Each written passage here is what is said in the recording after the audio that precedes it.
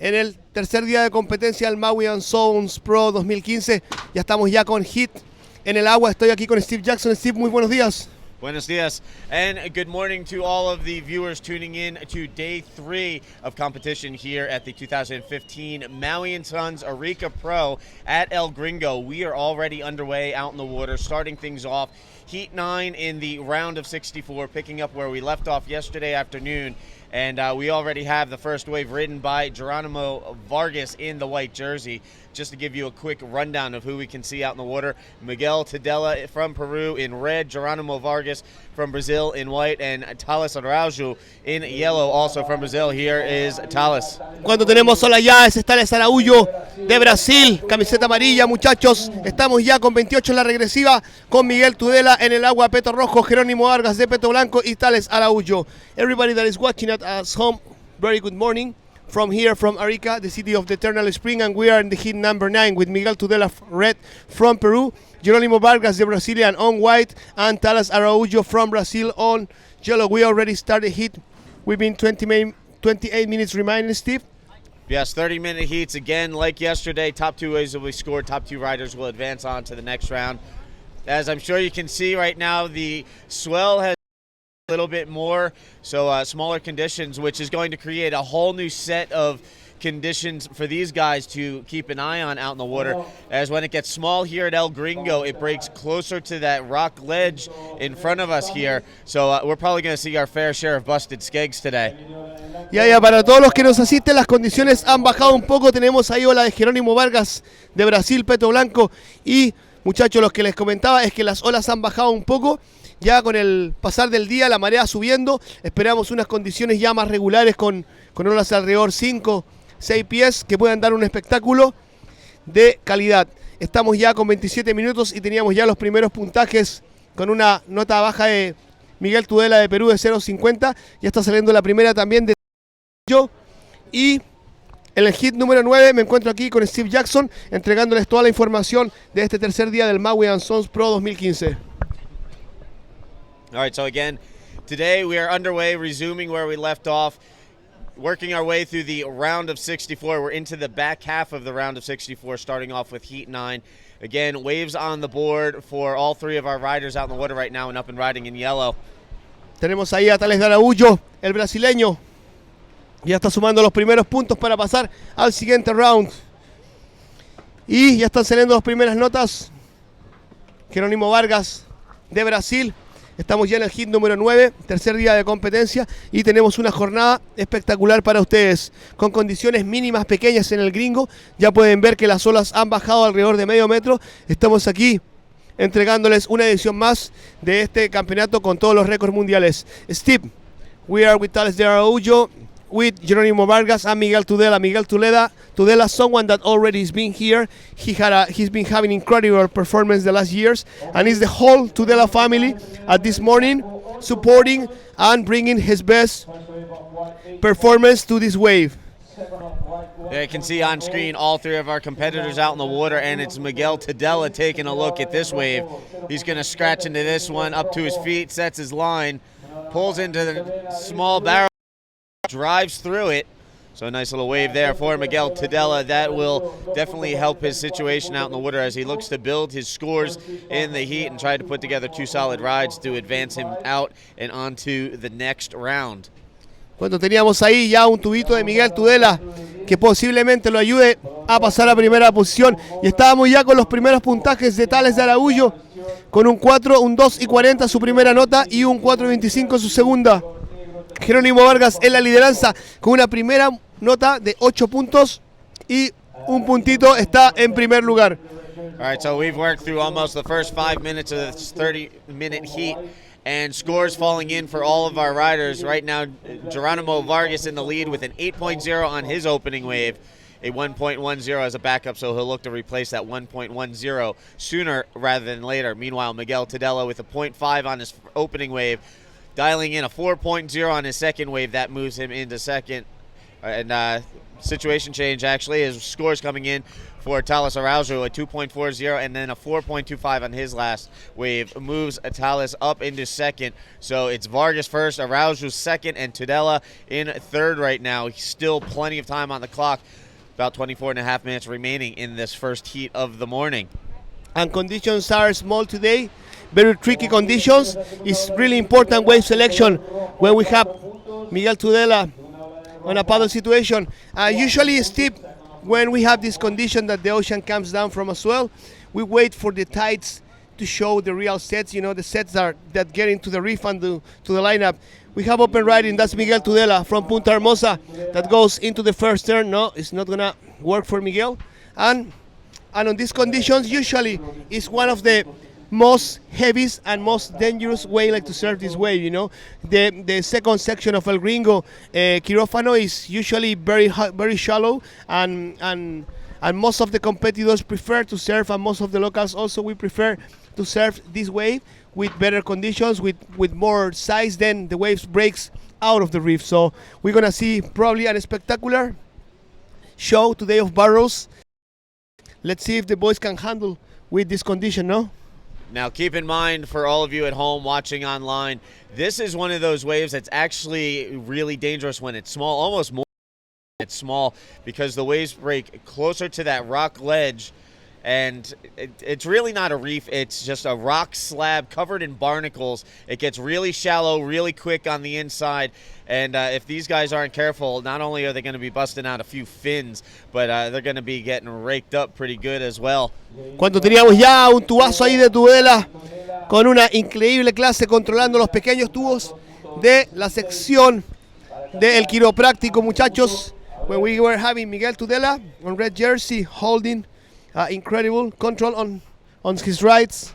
This Miguel Tudela from Punta Hermosa. This Miguel Tudela is a boy that I am not sure if more than 3-4 seasons, so he's pretty fun. You have the answer. It's the white jersey. It's Jerónimo Vargas that is leading the heats. Wow, this is what I'm talking about, Steve. You know, like in this section is very special, and competitors needs to be very careful with when they're coming out from the barrels, because this part gets very shallow, no? Yeah, you could see the rocks starting to show themselves on the inside. Meanwhile, Thales Araujo up and riding, pulls into the barrel, comes out clean. Nice wave there for Thales. Yeah, he's looking to score and strengthen his combined heat total.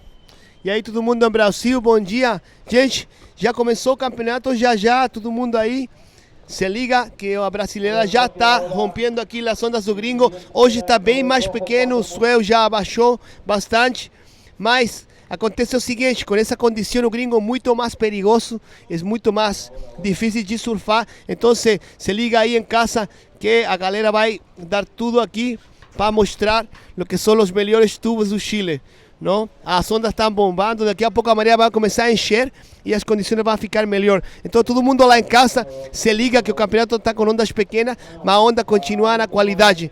Então um abraço grande para todo mundo lá e se liga que já está o Jerónimo Vargas na liderança. Steve, we are talking with the Brazilian crew and me informan que vamos a un replay, chicos, así que todos atentos. And here we have a look at the Arica replay. We're going to take Araujo one more time. There you can see, pops up, sets his line real quick, and then it's off to the races through that nice little left-hander getting shacked, and he will be enjoying the benefits of that score once it falls in from the judges. Meanwhile, back to live action. It looks like Thales Araujo up and riding on the set. Y tenemos ahí Thales Araujo de amarillo, ¿no? El que está consiguiendo sus primeros drops aquí en la izquierda del gringo. So just about 20 minutes remaining on the clock right now. Jerónimo Vargas maintains the lead with an 8.0, looking to replace a 2.10 as his backup score. Miguel Tudela currently in second with a 4.0 and a 4.5, looking to fend off Thales Araujo. Thales with a 2.40 and a 4.25, but still awaiting that last score. Cuando teníamos ahí la ola de Tudela, la última ola de Peto Rojo, que no consigue pasar, podemos ver ahí, muchachos, que las condiciones están pequeñas. en esa sección pueden estar de pie, así que es bien complicado, es bien peligroso, como nosotros los locales le decimos sobre esta ola, de que con estas condiciones es mucho más peligroso quizá que surfear esta ola grande, así que vamos a ver un espectáculo de mucho riesgo y con muchos buenos performances, muchas buenas presentaciones de parte de todos que quieren llegar al siguiente round. Estábamos ya con los puntajes, estaban saliendo con los últimos puntajes, teníamos a Jerónimo Vargas liderando, Tales de Araújo necesita un 4.81 para pasar a primero y Miguel Tudela necesita un 5.6 para tomar la lideranza. Jerónimo Vargas en primer lugar con una combinación de 10 y 10, Steve. All right, so scores coming in. Tales de Araújo with a 5.30 on his previous wave. That's enough to move him up into the second spot. Meanwhile, Geronimo Vargas maintains the lead. And Miguel Tudela sitting in the third spot right now. He's chasing after a 5.06. Here we have Geronimo. Cuando teníamos ahí un drop de Jerónimo Vargas, esa ola cerró, no lo consigue abrir. Y tenemos a Jerónimo Vargas, al brasileño, liderando la batería. So we have slightly diminished conditions out in the water this morning, but these guys still staying super busy out in the lineup, dropping in some scores and jockeying for position, trying to grab those top two advancing spots. And real quick, while we have an in-between with the waves out, a quick thank you to all of our sponsors for this event. Maui and Sons, Municipalidad de Arica, Corona, Dragon Optics, Globe. Also our media partners, Surfline, Chili Surf, Via Descapi, Latin Wave, Surf Photos, Arica Surf Blog, and Radio ADN. Sí, muchachos, si es así, ya estamos ya con 18 minutos en la regresiva. Teníamos ahí un drop de Jerónimo Vargas con mano en el riel. Él es el líder de la manga y es bien importante la situación acá de escoger olas porque las olas están muy apretadas en el riff. Teníamos a Jerónimo Vargas en la lideranza y a Tales de Araújo que necesita un 4.81 para pasar a primero y a Miguel Tudela necesita un 4.50 para tomar la lideranza. All right, so 17:45 left on the clock. Geronimo Vargas in the lead, waiting for his last wave to register. Again, he's sitting on an 8.0 as his high score, looking to firm up his backup score and replace a 2.10 currently. He maintains the lead. Meanwhile, Tales de Araújo currently in second. He has a 4.25 and a 5.30 as his high scores. Meanwhile, Miguel Tudela currently in third, chasing a 5.06. He has a 4 and a 4.5. He's trying to chase down Tales de Araújo. Again, looking for a 5.06 with 17 minutes on the clock. Con 17 minutos ya la regresiva, tenemos todavía la situación en la misma. A Jerónimo Vargas en primer lugar y se pueden escuchar ya los silbidos de los muchachos avisando que la serie viene, porque a medida que transcurra esta mañana vamos a tener un cambio de condición con la marea llena subiendo. Tenemos ahí amarillo, el Tales de Araújo que está en segunda posición. No consigue entrar en el riel de la sección del quirófano. El Tales de Araújo de Brasil está necesitando un 6.21 para tomar la lideranza. All right, so situation remains the same out in the water right now. And just taking a look back at yesterday's competition, we ran through the first 8 heats of the round of 64. We saw guys like Kieran Jabor and Sebastian Correa, as well as Lucas Chianca and Manuel Solomon making it through the first couple of heats yesterday. Then in heats 3 and 4, we saw Nicolas Vargas, Joaquim Del Castillo, Robson Santos, and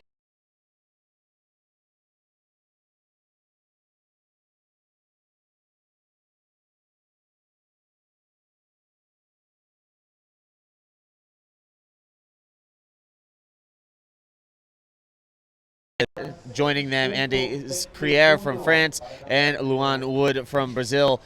And then rounding out the last 2 heats of the day, it was Johnny Nars and Wesley Leite, along with Kevin Sullivan and Christian Morello advancing on to the next round. And that brings us to our starting point today, Heat 9 out in the water, just about halfway through this first heat of the morning.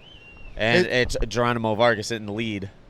Cuando muchachos ya se preparan el siguiente hit, Paulo Mora, Eala Stewart, Diego Medina y Jorge Soto. Ya viene la presentación de los chilenos, de Jorge Soto y del gran Diego Medina, uno de los grandes exponentes del surf nacional. También así viene uno de los participantes hawaianos que ya en esta edición del Maui and Sons tuvo la segunda posición, el hawaiano Eala Stewart y el brasileño, uno de los currículum en este campeonato, el señor Paulo Mora, está ya en el siguiente hit. So everybody that is watching us from home, we are the next hit with Mr. Paulo Mora from Brazil, one of the biggest name of this event. Also, it's going to be Eala Stewart. He's been already at the podium at this event. Mr. Diego Medina, that is one of the best riders of Chile. He's already been called for the Monster Wave, and he's been a world champion on Billabong Big Waves Award. And Mr. Jorge Soto, that is from Iquique. So everybody stay with us, that with 40 minutes remaining, with Jerónimo Vargas in first place, Tales de Araújo that needs 6:21, Miguel Tudela that needs a 5:06. We are giving the whole action as Steve Jackson. There we are with open riding. That's Miguel Tudela holding a really good barrel. All right, so there we saw Miguel Tudela taking off on that one. Behind him, Tales de Araújo. I'll be curious to see what the situation is with that out in the water. We'll wait for the judges upstairs to sort that out, but Miguel Tudela taking off in front of Tales de Araújo. Meanwhile, that leaves Geronimo Vargas out the back, up and riding, grabs the rail, sets up his line backside, and then he's going to kick out on that one. And it looks like we have some sets coming through. Ya muchachos, y cuando ya viene la mata pajaritos, está todo el mundo silbando acá en la isla, avisando que viene una serie. Estamos ya con 13 minutos y con Miguel Tudela, uno de los favoritos, el hombre con el mejor sitting de este campeonato, necesitando un 9.55. Vamos a ver si en cualquier minuto cambia la situación. Tenemos ahí, él es el chico de Punta Hermosa, vamos con los Tudela, toda la gente de Punta Hermosa atento, que está consiguiendo afirmar el tubo y no consigue salir. Él es Miguel Tudela, camiseta roja de la ciudad de Lima. All right, so that was Miguel Tudela up and riding on that wave. Unfortunately, getting caught up in the inside of the barrel. That's going to be a no-make for Tudela. He's currently in third, still chasing after a 5.06. We'll see what he can put together on his next wave riding opportunity. Yeah.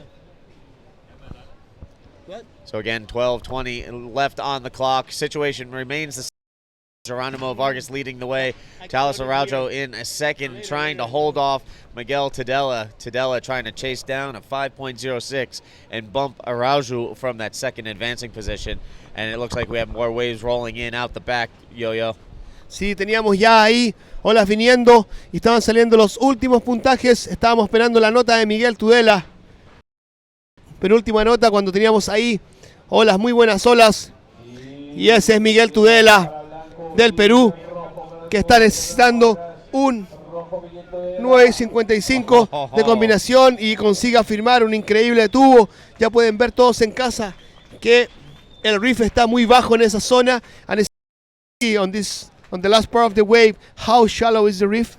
Yeah, it gets real shallow real quick out here, folks. And if you're not careful, you and or your board can get pretty banged up out here. So these guys are going to have to be careful how far they ride these waves in. But a solid wave there we just saw from Tudela. This should be a decent score for him as he stayed with that one for a while. Again, he's trying to chase down a 5.06 if he's going to bump Tales de Araújo, and there it is, a 6.0 falling onto his scorecard. Cuando nos vamos ya a la última ola, la repetición de Peto Blanco.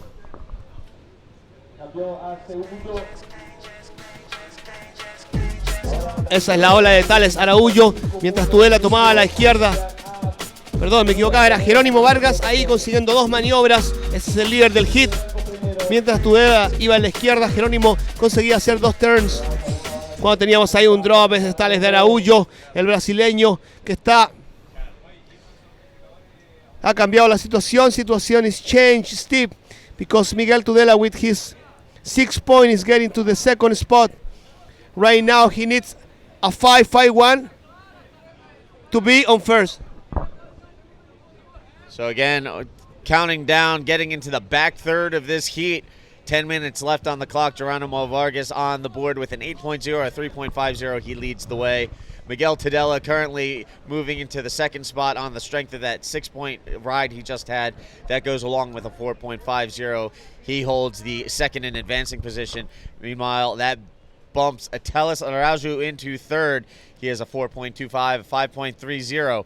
He's trying to track down a 5.21 right now to move back into that second advancing position. And Jeronimo Vargas on the lead. He is with a combination of 11.50. Mr. Tudela just passed to the second position and he needs a 5.51 to take the lead. Tales de Araujo on third place. He needs to change his second score of 4.25 and he needs a 5.21 to take the lead. So still 9 minutes remaining. The situation here is that with small conditions, El Gringo pumping on the reef, we are having the best barrels on the best riders of the competition. Tales de Araujo ahí, increíble tubo. Vamos a ver si ese 5 y 21 es posible para el señor Tales de Araujo de Brasil, Steve Jackson. Situation, como dicen los brasileños, how the Brazilian says, está prendiendo fuego. ¿No es así, Steve? 8:45 left on the clock again. Geronimo Vargas maintains the lead, so Brazilian in front. And Tales Araujo, situation change. I stand corrected.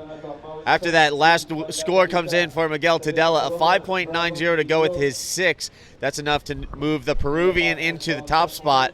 That bumps Geronimo Vargas into second position. Now Tales Araujo chasing a 6.21. So the deficit has been increased for Araujo, now trying to catch up with his fellow countrymen from Brazil. Y a todos los muchachos que nos están viendo en Suecia ya, a Álvaro un abrazo enorme porque ya la situación cambió y el chico Tudela de Punta Hermosa ha pasado a primer lugar con su última nota de 5.90, dejando a Jerónimo Vargas necesitando un 3.90 y a Tales de Araujo necesitando un 6.21, cuando todo el mundo en la isla grita porque atrás vienen olas. Y vienen olas buenas. Vamos a ver si esta de Tudela le ayuda a aumentar su diferencia cuando Tudela está asegurando el tubo en la sección. Muy difícil esa sección, muchachos. Vamos a ver si los brasileños quieren quitarle el sueño al chico de Punta Hermosa que quiere llevarse esta edición del Ripcool Pro Maui 2015. Hit número 9, Steve Jackson. Here we are with all the action. And this hit is pumping. And here we have Tales Araujo up and riding on a foamy left-hander. And he's going to chuck the tail off that end section, as there wasn't much else to do except, just take to the air on that little bowl section at the end on the left. Ya estamos ya con 7 minutos y la acción sigue porque los brasileños con aéreo quieren bajar a Tudela de primera posición. Vamos ahí porque ese es Jerónimo Vargas quien tenía la lideranza enrielando ahí. Vamos a ver si consigue asegurar ese tubo. Va a ser suficiente. Jerónimo Vargas necesita un 3.90 para pasar al primer lugar. Tales de Araujo necesitando un 6.21 para tomar el segunda posición. 6:35 left on the clock. Miguel Tudela leads the way. Geronimo Vargas in second. Tales Araujo currently in third, trying to track down a 6.21. And we've had some cleanup sets coming through, making life interesting out there. Every once in a while, a solid wave is popping up on the outside. The smaller inside waves, they're just breaking right on the rocks. Y ya, muchachos, estamos con el replay and we are with the replay of last wave of white.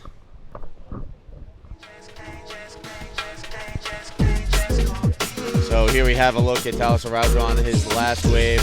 Sets up, drives through the barrel, comes out a little fist pump claim, and he was happy with that one. And then here's his most recent wave.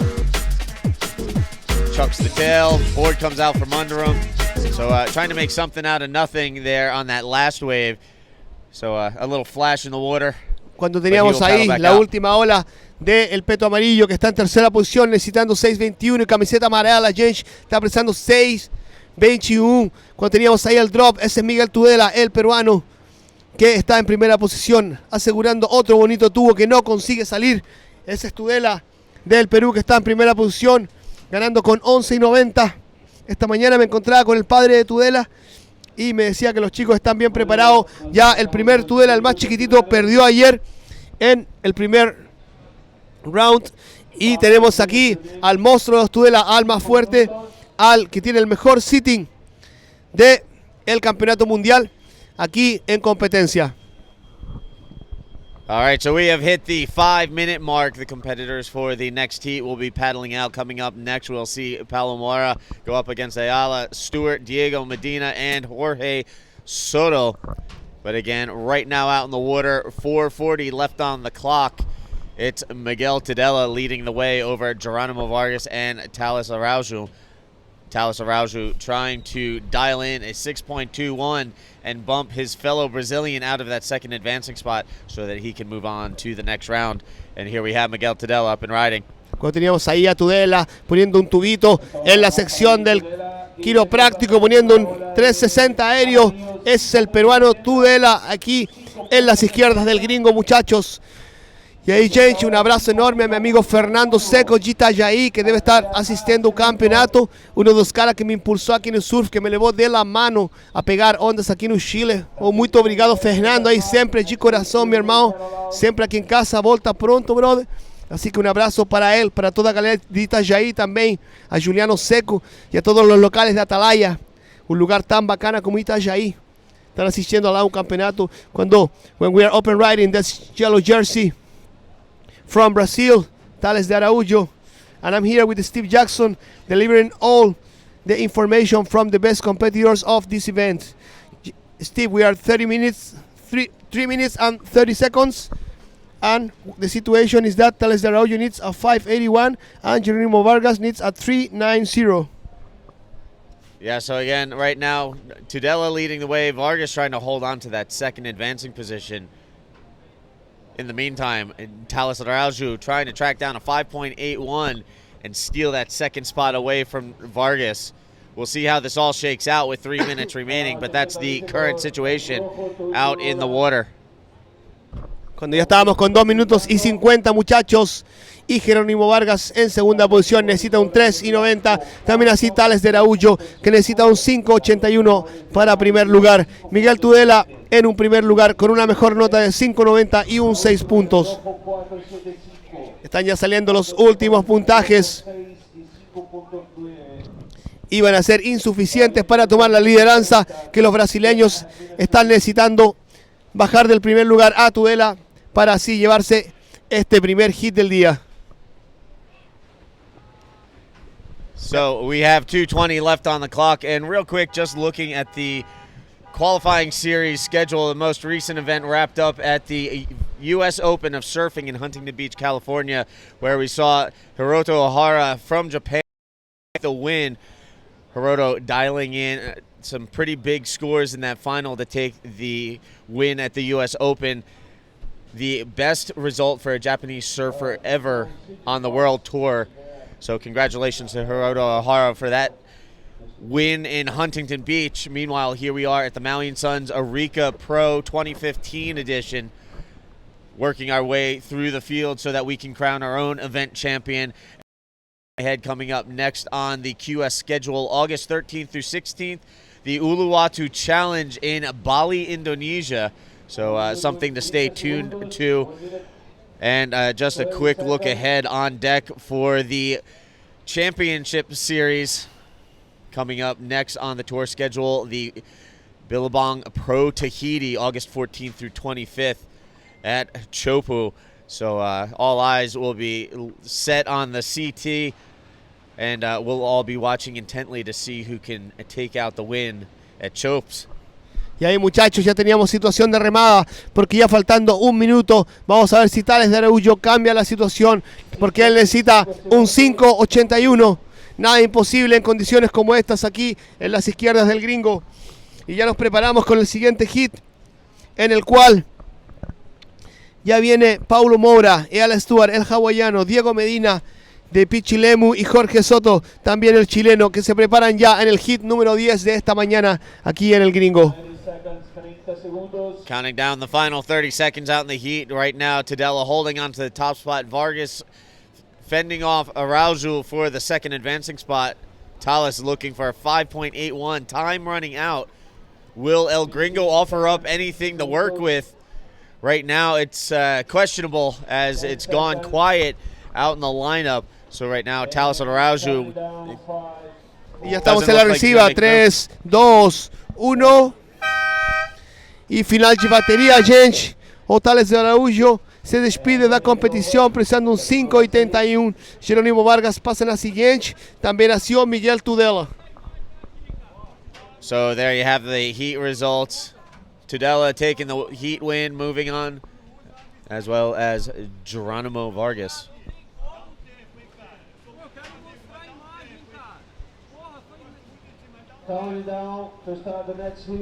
Y ahí tenemos ya la situación del último hit.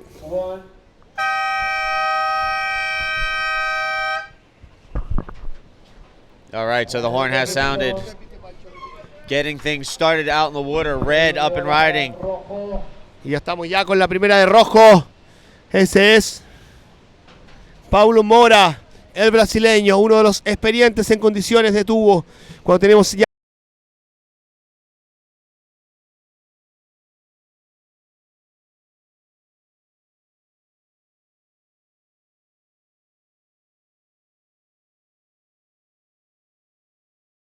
and in black, Jorge Soto, also from Chile. Yeah, and everybody that is watching us at home, we are with an incredible day again in this cold winter on the driest places in the earth. To let you know, everybody at home, in Chile at the moment, at the south of Chile, at the city of Santiago, Villa del Mar, the central area, it is a big storm. It is raining a lot.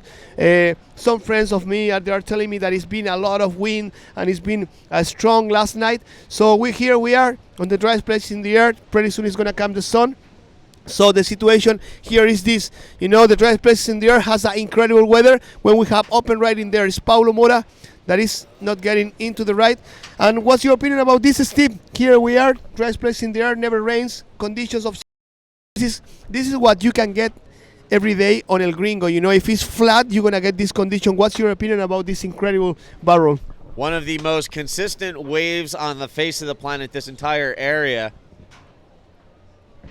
As, you know, there's waves almost every day. The weather is very predictable. It starts out in the morning, a little gray and overcast. Onshore winds going offshore, and then as we get towards the midday time frame, the sun will come out, the winds will go onshore, we'll see the birds fly across the horizon, and it's kind of Mother Nature's way of saying, all right, Gringo's done for the day, but you're going to have sunny skies for the remainder of the afternoon. Es así, muchachos, y mientras en el sur de Chile había una lluvia terrible con vientos huracanados, Arica, estábamos ya con una condición altiplánica, teníamos un día nublado de mañana, ya a mediodía eso es garantido que el sol sale y que el clima se pone ya más calentito con condiciones de primavera, como decimos acá, la ciudad de la eterna primavera, aquí en la primera región de Tarapacá. So again, we are underway with Heat 10, Round 2 men's competition here on Day 3 at El Gringo. 27 minutes left in this 30-minute heat, still in the early going. Palomara with two quick waves, minimal scores on his scorecard. Meanwhile, Ayala, Stewart, and Diego Medina, Jorge Soto as well, waiting to get on their first scoring opportunities. And it looks like we have some sets starting to roll in, maybe some waves for these guys to... Ya estamos ya con 26 minutos cuando los primeros puntajes de Paulo Mora lo ponía en primera posición, muy pequeños, y teníamos así ya el primer drop de Peto Negro, él es Jorge Soto, el chileno. Vamos a ver si Jorgito se consigue meter en el tubo. No es posible para él. El de Peto Negro, el chileno. Ya teníamos ya la primera ola de Peto Blanco. Él es Alex Tual, el hawaiano, que la conoce muy bien. Ya estuvo en un segundo lugar en el año 2012 acá, en las izquierdas del Gringo. Ese era Alex Stewart. All right, so a couple of quick waves there from Jorge Soto and Ayala Stewart. Jorge Soto trying to slide up into the pocket and get the barrel. Unfortunately, got lipped and knocked him off the board. Then on the follow-up wave, Ayala Stewart with the left-hander working his way around Soto. And Well, now we have Paulo Mora up and riding. Este es el ex WST Paulo Mora, que está consiguiendo dominar ya los primeros tubitos del Gringo. Uno de los hombres con más experiencia en esta ola, Paulo Mora, y que ya tiene alrededor de 3 a 4 temporadas aquí en el conocido ya en su hit con los tubos del Gringo. Now keep in mind, we may have smaller conditions today, but there are some sets still coming through, and with the smaller waves, it's actually more dangerous out there as it's breaking closer to that rock slab and up and riding Diego Medina. Cuando tenemos ahí el campeón mundial de olas grandes, Diego Medina, que la conoce muy bien, consigue poner un tubito y salir con los primeros puntos. Y está muy bajo la sección del quirófano aquí en las izquierdas del gringo, chicos. So there you can see Medina scoring some tube time on that smaller left-hander, kicking out right before he came up on the rocks, which started to expose themselves right in front of him. So Diego, with a solid wave, will get the scores updated and give you a situation update in just a moment. And it looks like Diego Medina is going to get the better of that last wave exchange as initial scores are starting to come in. Y ya, muchachos, me informan que nos vamos con Begoña y la entrevista del ganador del primer hit con Miguel Tudela. Vamos, Begoña, al aire. El color amarillo de Estados Unidos, Brad Etiquette, y el color negro de Brasil. Fue el ganador del primer hit del día. Miguel, hemos visto que las olas bajaron un poco y las condiciones estaban un poco complicadas. Cuéntanos un poco lo que pasó en tu hit y cómo está la ola. Sí, la verdad súper complicado, arrancaron recontra temprano y estaba difícil de ver, como se fue lo negro y de frente lo mandaron. Y nada, en verdad está súper seco, súper al riff y bien chico, pero es lo que hay que hacer lo que se pueda para avanzar los hits. Bueno, felicitaciones y este es un buen momento para que le mandes saludos a tus familiares o amigos y a tus sponsors que están sintonizando. Sí, quiero agradecerle a toda la gente de Perú, a toda la gente de Punta Hermosa que nos manda las vibras, a todo el equipo peruano, a mi mamá que está en la casa, a mi papá, a mi hermano que están por acá, a mi enamorada que también está en la casa y nada, a toda la familia, a toda la gente que nos manda las energías para buscar este título. Excelente, bueno, esperamos verte pronto y volvemos a los chicos en el booth. Y con las palabras de Miguel Tudela estábamos aquí de vuelta, muchachos, porque la situación es la misma. Teníamos a Jorge Soto, a Paulo Mora, ¿quién era el otro? Era Diego Medina y a la Stuart en hit. Teníamos Open Riding, ahí tenemos ahí al chileno, él es Jorge Soto, con mucho estilo, el muchacho de Iquique, consiguiendo sus primeros puntitos aquí en la derecha del gringo. We have just under 23 minutes on the clock. A quick update out in the water right now. Jorge Soto, the current heat leader. Paulo Mora in second, Earl Stewart and Diego Medina following suit. Still waiting for some scores to come in, and we'll give you a complete rundown of what we've seen so far in just a moment. Estamos ya con 22 en la regresiva y esperábamos los primeros puntajes de Al Stewart, también así los de Paulo Mora, para ver cuál era la situación, cuando también el Diego Medina de Pichilemu consiguió encajar un bonito tubo. Vamos a ver lo que los jueces ASP están dando por estas maniobras aquí en las pequeñas izquierdas del gringo esta mañana.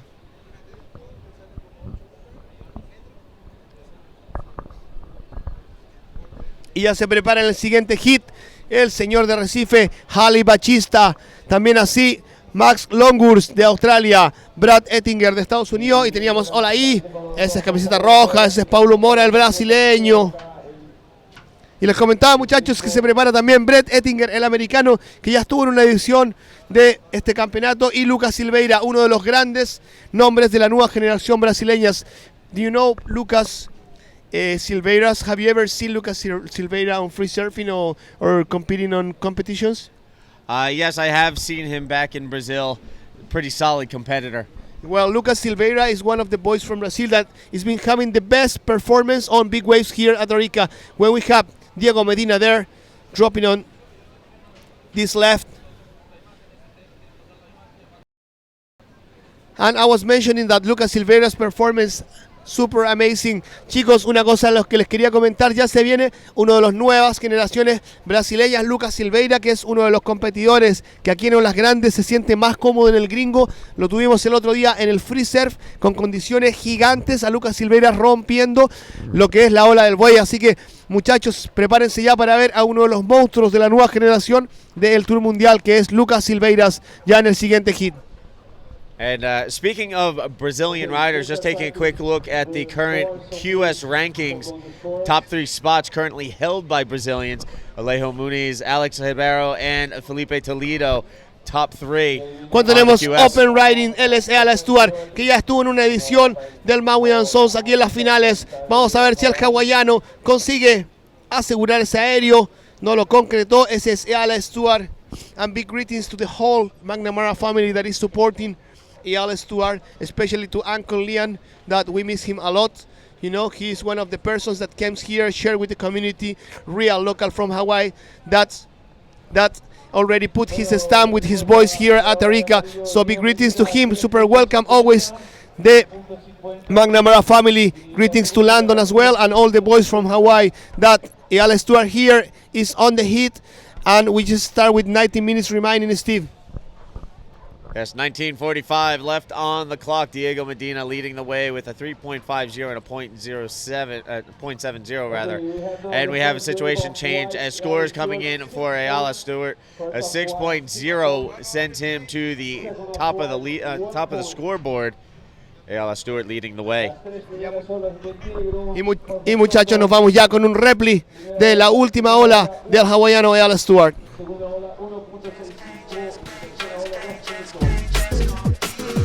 Here we have a look at Paulo Moura on this last wave, pulling into the barrel, comes through, not the cleanest of exits, but does find the way out. Meanwhile, here's a look at Eyal Stewart on his last wave, gets a little barrel, comes around and sees the little air bowl section, pops it out, throws it sideways. Cuando en la repetición estaba el líder del hit, Paulo Moura, también así, la última ola de el hawaiano Eyal Stewart, que está en segunda posición. Eyal Stewart needs a 6.65 to be on the lead. Diego Medina needs a 4.81 to be on second position, and Jorge Soto needs a 6.30 to get into the next round.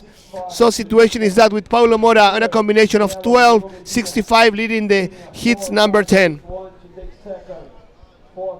In the meantime, the rest of the standing order out in the water with 18 and change on the clock.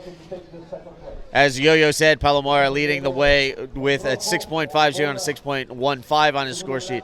Eyal Stewart currently with a 6.0 looking to replace a 2.30 as a backup score. Also, Diego Medina in third. He is chasing a 4.81, and Jorge Soto in fourth position needing a 6.30. So that's the on the water as we stand right now, just under 18 minutes remaining in this 30-minute heat. Ya muchachos, está Diego Medina, el chico de Orcón, residente en Pichilemu, necesitando un 4.81. Y un abrazo enorme a toda la gente que nos asiste en sus casas. Now, before I was touching on the QS standings as of right now coming into this event.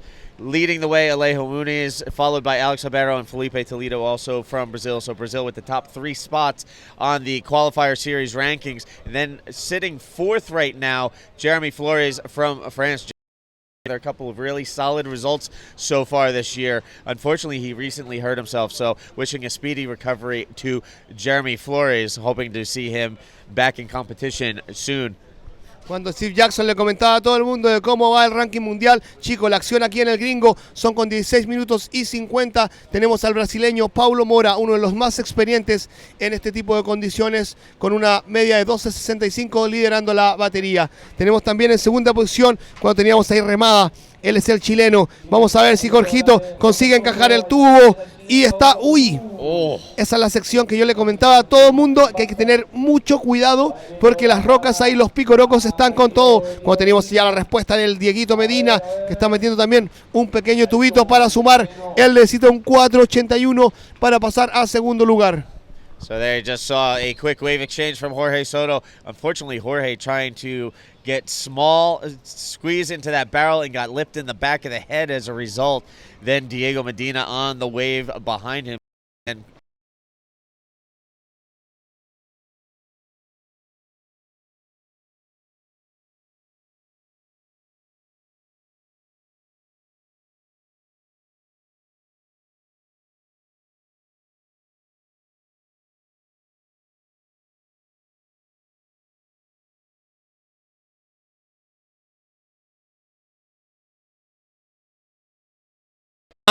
y él era el experiente Paulo Moura, que no consigue entrar. Y ya muchachos, en el siguiente hit se prepara uno de los grandes. Haley Bachista es uno de los competidores que ya ha puesto su nombre a nivel mundial en el Tour, en la modalidad de longboard, también así en la modalidad de tabla corta. El Jalai Batista, que ya ha tenido victorias internacionalmente en Japón, también así en China, está aquí en el campeonato del gringo. Lo acompañan también el hit Max Lungurst de Australia, Brad Ettinger y Lucas Silveira. Así que vamos a tener un hit increíble con una de las nuevas generaciones del sur brasileño. Él es Lucas Silveira. Cuando teníamos ola en remada ahí, el Eapeto blanco y no consigue encajar lo que es el drop en la primera sección del gringo. Steve Jackson with all the action here.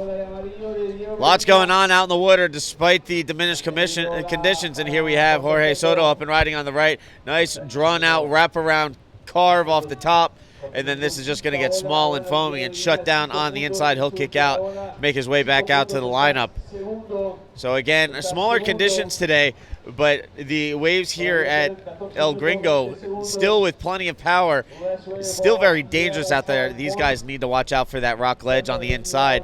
They don't want to get dragged across that and bust up their boards, or worse, bust up themselves. Ya las condiciones están difíciles y es lo que comentaba Steve Jackson, porque tenemos el riff muy bajo esta mañana. A medida que el día pase y a que las condiciones comiencen a cambiar con el cambio de marea, vamos a ver más ola entrando, pero también es más complicado, es mucho más peligroso. I was mentioning to everybody at Chile and around, like the Spanish speakers, that conditions are going to be a bit more critical, because as far as the day goes, you know, and the tide comes up, you know, the waves is going to come closer to the reef, so it's going to be a little bit tricky for the riders to find like the good barrels, the good sections, and be safe, you know, on these critical conditions here at one of the heaviest waves in the world, Steve.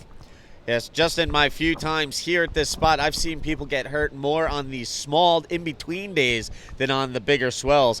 Cuando tenemos ya la ola, él es el chico de Orcones, es Diego Medina, que consigue asegurar un tubo y cayendo ahí en la sección baja de el quirófano. Ese es el señor Diego Medina de Orcón, residente en Pichilemu. Tenemos ahí uno de los exponentes que ha llegado también a las finales. Él es Eala Stewart. Eala Stewart is a guy, one of the guys from Hawaii that from the 2012 is been coming year by year to this edition, and on his first year he have an amazing performance, getting the second place at this event, Steve. Well, we'll see if Eala Stewart can work his way through the round of 64 and chase down an equal or better result this year. Right now, he's currently sitting in third, trying to track down a 2.50, and here he is up and riding. Porque la situación ha cambiado y Diego Medina se ha puesto en segundo lugar. Atención, Chile, que Eala Stewart ahora está necesitando un 2.50. And everybody back to Hawaii. Is Eala Stewart now in third position. He needs a 2.50 to be on the second place. At the same time, Jorge Soto, el chileno, needs a 6.30 to be on the second place. So there you have a quick look at where the situation stands as we count down to the 12 here in this Heat 10, Round 2, Day 3 of competition here at the Maui and Sons Arica Pro at El Gringo. Ya, muchachos, estamos ya con 11 minutos y 50 segundos. Es así que Diego Medina estaría pasando ya al siguiente round en esta situación, pero el hit aún tiene 11 minutos y Eala Stewart está necesitando nada menos que un 2.50. También así Jorge Soto, que necesita un 6.30 para pasar al siguiente round, y ya se prepara uno de los grandes del circuito, Jalai Batista, también Max Longurs de Australia, Brad Ettinger, y una de las nuevas promesas del Tour Mundial en este tipo de condiciones, él es Lucas Silveira, el brasileño de Florianópolis. So they can in the competitors area. Some of the boys watching the action out in the water. Yeah, the Hawaiians having some interesting conversations with them the last couple of days as they've been contending with El Gringo here at Ex Isla Alacan. Ahí estaba Travis Beckerman con Ollie Olson, los muchachos de Hawái que están acá dando un espectáculo. Cuando teníamos ahí un drop del espeto amarillo, él es el Diego. Vamos a ver si el Diego consigue pasar, hacer su paso al segundo round, al siguiente round de este campeonato. And here we can see riders battling for position out in the water. And it looks like it's going to be rider in black, Jorge Soto, up and riding backhand, grabs the rail, sets his line, driving, and he's going to kick out. So there you have it, Jorge Soto with his most recent ride. Meanwhile, more action out the back. Cuando teníamos ahí a Jorge Soto, más conocido como el Cocho, muchachos, que lo estaba dando todo en las izquierdas del gringo. Vamos a ver si consigue pasar al siguiente round, porque está necesitando un 6:30, nada imposible en condiciones de este tipo y en este tipo de olas aquí en el gringo, porque ustedes ya saben, muchachos, porque tenemos el campeonato con más récords en el Tour Mundial, récord en casi todos los tipos de criterio, los cuales implanta ASP, muchachos. While we have the opportunity, I'd like to remind everybody, be sure to hit up Instagram with all of your photos. Use the hashtag MauiQS2015, and you can enter yourself into the running to win a Dragon gift pack. I was taking a look at it yesterday after we finished competition.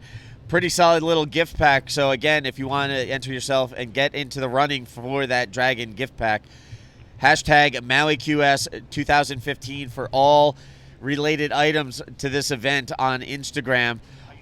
Also, while you are hitting up the social media, be sure to go online to worldsurfleague.com for all the latest information regarding events, rankings, fantasy league, the men's, women's, big wave, and pro junior world tour events.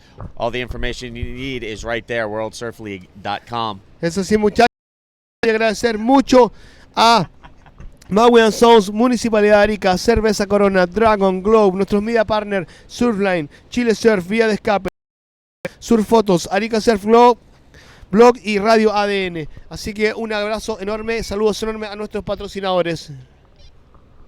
También así a los muchachos de Factor 15 que hacen posible esta transmisión aquí en vivo desde la ciudad de la eterna primavera, cuando ya estamos ya con 8 minutos y 30 segundos. Teníamos ahí situación, teníamos ahí al Cochito que decidió salir de la sección tubular del gringo.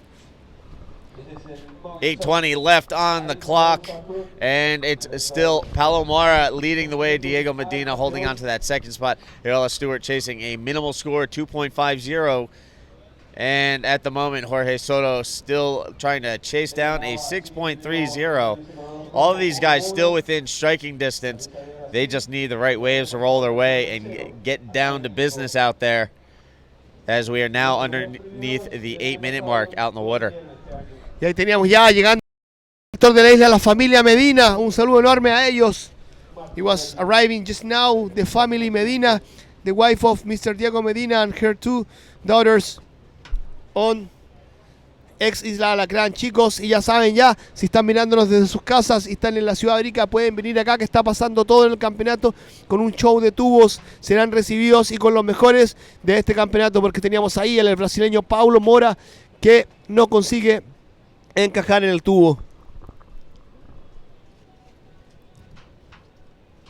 So again, real quick, Yo-Yo gave you the rundown a little bit ago. Just to run through it real quick, thank you to Maui and Sons, Municipalidad de Arica, Corona Extra, Dragon Optics, Globe Footwear, and our media partners, Surfline, Chile Surf, Via Descape, Latin Wave, Surf Photos, Arica Surf Blog, and Radio ADN.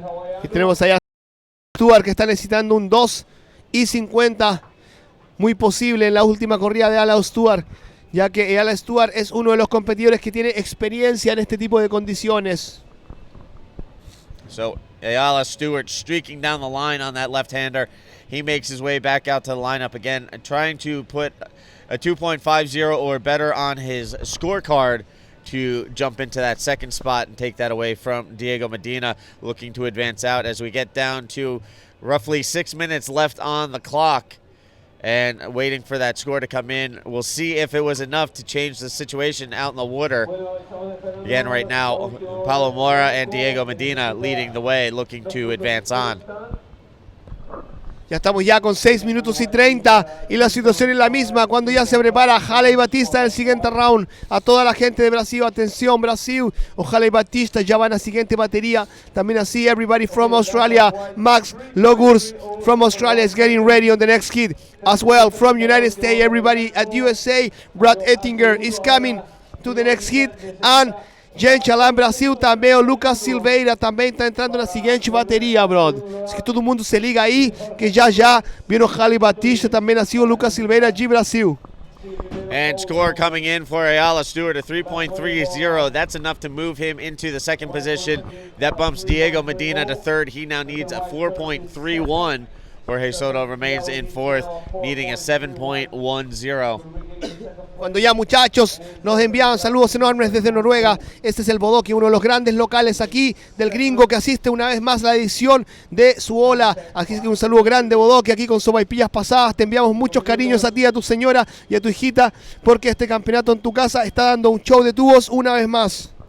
5 minutes left in the heat, and again, it's Mora leading the way. Stewart moving into the second spot. Medina in third, chasing a 4.31. And Soto in the fourth spot, trying to track down a 7.10 as time counting down and time running out for the riders in third and fourth position right now. Ya, chicos, y la situación cambió. Diego Medina está en tercero necesitando un 4.31. Jorge Soto necesita un 7.10 para pasar a segundo. Y ya pueden ver que las series comienzan a tomar tamaño porque la marea está subiendo aquí en la izquierda del gringo. Chicos, and everybody that is watching us from all over around the world, especially my friend Bodoque in Norway, big greetings to you, brother. Here we are running once again this incredible event on the world famous El Gringo when we have open riding. That's the Hawaiian Ayala Stewart into the right, and he's on second position. This is Ayala Stewart from Hawaii, Mr. Jackson. So there you have it. Ayala Stewart looking to strengthen his score. Currently has a 6.0 and a 3.30 to sit in the second spot, trying to create a little more distance between himself and Diego Medina as we get to 3:45 left on the clock. And just a recap of the scores real quick. Mora leads the way on the strength of a 6.50 and a 6.15. Meanwhile, Ayala Stewart with a 6.0 looking to strengthen a 3.30 and firm up his hold on that second spot. In the meantime, Diego Medina sitting in third on a 3.50, 5.0, needs a 4.31. And in the fourth spot right now, Jorge Soto with a 2.0 and a 2.2. He needs a 7.10. Jorge Soto seems to have had a little difficulty tapping into the conditions out in the water in this heat. He resides in that fourth spot, looking to climb out of the basement and get back into the mix of things. Ya cuando Jorge Soto con poquitas dificultades, como decía Steve Jackson, de encajarse los tuvo, necesitando un 7.10, está en cuarta posición. También así, uno de los grandes de Chile es el Diego Medina, el chico de Orcones, residente en Pichilemu, está necesitando un 4.31. Nada imposible para un rider como este, porque Ayala Stewart, uno de los grandes de este campeonato, está con un 6.65 en segunda posición, necesitando para llegar a primero. So counting down again, we've got 2:30 left on the clock. Waves rolling through. We'll see if we have any situation changes out in the water in the time remaining. But as is, it's Mora leading the way. Stewart in second, looking to advance out. Medina and Soto on the outside looking in. And here we have up and riding in yellow, Diego Medina on the left, trying to work his way out of third spot, pulls into the barrel, and he's just going to get clipped there. You saw his board pop out from under the whitewater explosion. So unfortunately, a no-make for Diego Medina as he's staying busy trying to fight back into that second spot with less than 2 minutes left on the clock. Y la última situación de Medina, la última ola, no fue suficiente, no consiguió asegurar el tubo y está necesitando un 4.30. Ya con 1.40 en la regresiva, él es Diego Medina, el chico de Orcones. Again, time counting down, 1:40 remaining time-wise, as the minutes and seconds have just flown by in this heat as we work through only the second heat of the morning. And we're working our way through the remainder of the round of 64. Steve Action Jackson and Yo-Yo here in the booth as we count down the final minute and change of this heat. And again, as Yo-Yo said, coming up next, we're going to see Holly Batista from Brazil, Max Longhurst from Australia, Brad Ettinger from the United States, and Lucas Silveira from Brazil as well coming up. So we're going to see an Australian and American bookended by a pair of Brazilians in the next heat. As we get down to 50 seconds remaining in this heat, again, it's Mora and Stewart leading the way out. Ya, muchachos, ya estamos con 45 en la regresiva y vamos a ver si Neptuno nos envía una última ola para que Medina llegue a segunda posición. 35 seconds left on the clock, counting down. Palomora holding the lead. Ayala Stewart in second. And here we see Mora up and riding. Wave. We have another wave coming through. Will it be enough for Diego or Jorge Soto? And no takers on this one as we get down to 10 seconds left in the heat. So time running out for Medina and Soto. And now it doesn't look like anything else is going to roll their way. So unfortunately, their campaign is done here at El Gringo.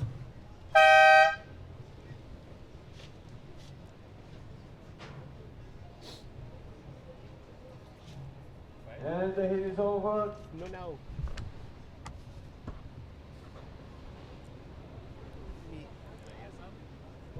Please. Anything. Y ya, muchachos, porque la ilusión de Medina se ha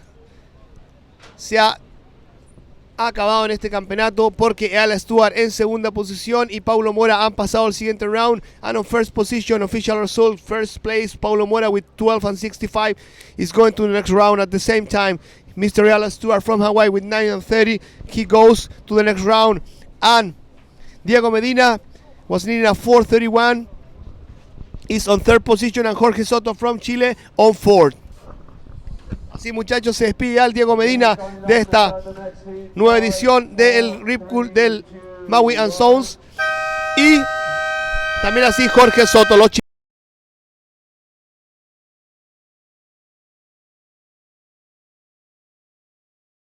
On day 3 of competition here at the Maui and Son Arica Pro 2015 here at El Gringo on Ex Isla Alarcon in northern Chile.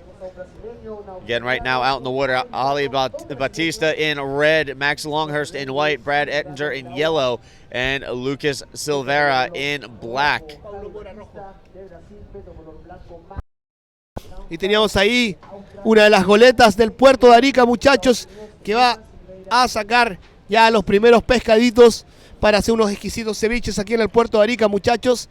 Ya saben que Arica es una ciudad costera, tenemos un increíble marisco, un increíble pescado. Acá los pulpos son muy ricos, así que ya saben, si vienen acá, no se pierdan de probar las empanadas del negro Eddie Ramírez. Una exquisitez, un manjar, una delicia de delicias. Estas son acá servidas en la isla Alacrán por nada menos que él, uno de los riders con más tradición en lo que es esta ola.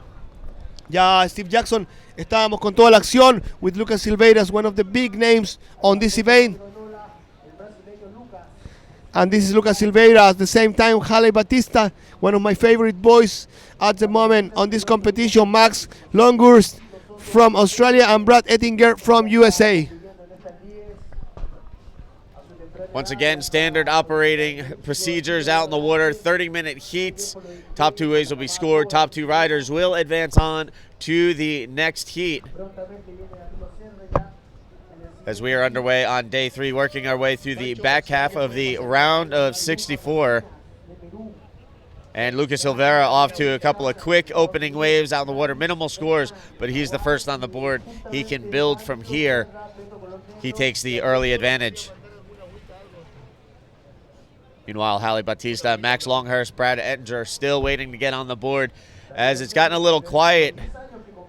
Silveira got those quick opening waves, and now not a whole lot rolling through here at El Gringo as they wait for the next round of sets to roll through. Ya estamos ya con 27 minutos.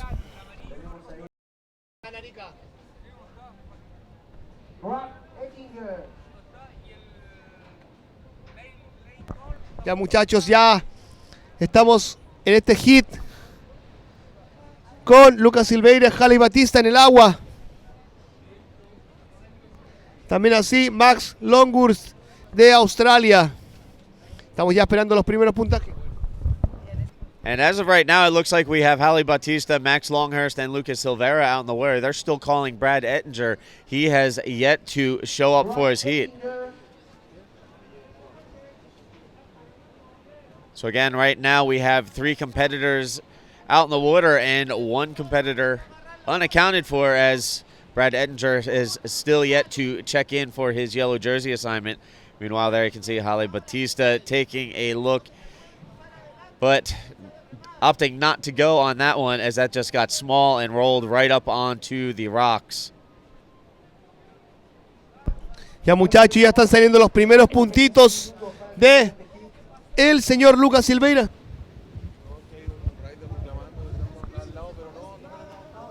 26 minutes left on the clock in this 30-minute heat. Still early going here in heat 11. Lucas Silveira with a couple of quick waves to get on the board and take the lead, but not a whole lot rolling through elsewise. Ya muchachos, estábamos ya con Ola ahí de pelo blanco cuando me informan los chicos de Factor 15 que tenemos una entrevista con el ganador del hit anterior. Eso es Paulo Mora. We go with Paulo Mora's interview, winner of last hit. Aquí estamos en la playa con Paulo Mora de Brasil. Él es el ganador del segundo hit del día, es el hit número 10. Paulo, nosotros sabemos que tú estás acostumbrado a correr olas grandes, pero hoy está un poco más pequeño. Cuéntanos un poco qué pasó en tu hit y cómo estuvieron las olas.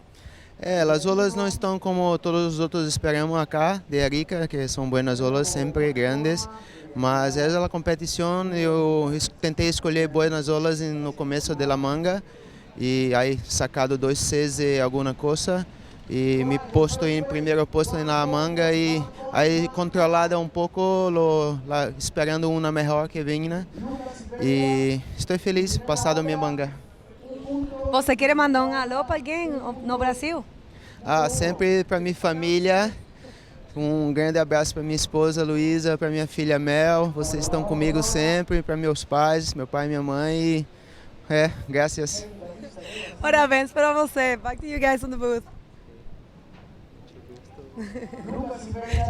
All right, so back to live action. We saw Halle Batista on that last wave pulling in and getting shut down, but that was a pretty hefty wave. A solid set wave rolling through on that one. We'll wait for scores to come through. Meanwhile, Max Longhurst getting on the board with a 1.15 there, 1.65 for Halle Batista on his effort. Ya muchachos, y mientras estábamos en la entrevista de Paulo Mora, les vamos a traer un replay de la acción en el agua. And here we are. This is Lucas Silveira from Brazil that he was holding this small barrel. It was not enough barrel to keep the ride, and it was the red jersey Halle Batista that couldn't make through this barrel. Esa era la situación en el agua. Teníamos olas de Lucas Silveira y Halle Batista. So 23:40 left on the clock. Lucas Silveira leading the way. A pair of minimal high scores, enough to hold the advantage. Meanwhile, Max Longhurst on his second wave. He's going to get shut down on that one. But again, all of our riders out in the water just getting on the board early in this heat, trying to build their scores as we work our way through heat 11, round 2 here on day 3. Again, working our way through the round of 64. As we narrow the field and get deeper into the competition here at El Gringo. And Max Longhurst will register his second ride. That'll be enough to move him into second. So now Halle Batista looking for his secondary score, trying to work his way back into advancement position. Cuando teníamos en primera posición ya a Lucas Silveira con una pequeña combinación de 3:50. En segundo a Max Longhurst de Australia, 2:50. Necesita un 2:1 para pasar a primero. Y Halle Batista en tercer lugar con 1:61. Necesita un 0:85 para tomar la lideranza. Rojo está en tercer lugar, necesita .85 para quedar segundo. Cuarto lugar, amarillo, necesita 2.5. All right, so again, right now, with a little bit of a lull in the action, a quick reminder to everybody, be sure to stay tuned to worldsurfleague.com for all of the latest information regarding events, rankings, fantasy league, and all of the World Tour events. Meanwhile, back here out in the water, up and riding, Lucas Silveira carving this one up, a nice little hack off the top, and he's going to rebound off of the oncoming closeout section before promptly bailing his board as he came up on the rocks. So Lucas Silveira staying busy, maintains the early advantage out in the water, looking to build on his scores. Cuando teníamos ahí a Lucas Silveira construyendo puntajes en esta derecha del gringo con un par de increíbles maniobras. Él es uno de los que surfea más fuertes en condiciones grandes. Hace 2 días atrás tuvimos a Lucas Silveira dando un espectáculo en el buey. Y ese es el australiano, ese es Max Longhurst, que quiere poner su nombre ya entre los del round curiosos esta mañana, así que muchachos, él es el australiano que con 2 maniobras está sumando ya sus primeros puntitos aquí en la izquierda del gringo.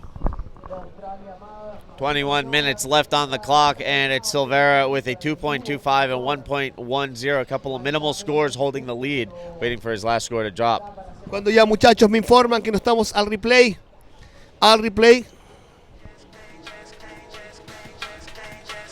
Cuando teníamos ahí a Lucas Silveira poniendo un bottom turn hacia arriba de la ola con una primera maniobra. Vamos con la segunda. Off the lip, ese es Lucas Silveira, el brasileño, ahí concretando la junción junto a la piedra llamada Colo Colo, muchachos. Ese era el gran Lucas Silveira.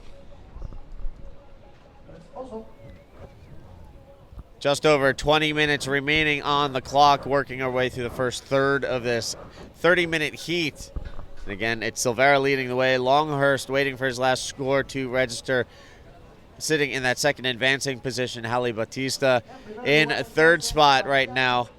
And Brad Ettinger has yet to show up and check in for his jersey assignment, let alone make his entrance to the water for this heat. Cuando teníamos ahí a los chicos de la fisioterapia, muchachos, un saludo enorme a ellos que hacen que nuestros competidores estén con toda la condición física de punta para afrontar estas condiciones muy complicadas aquí en el gringo.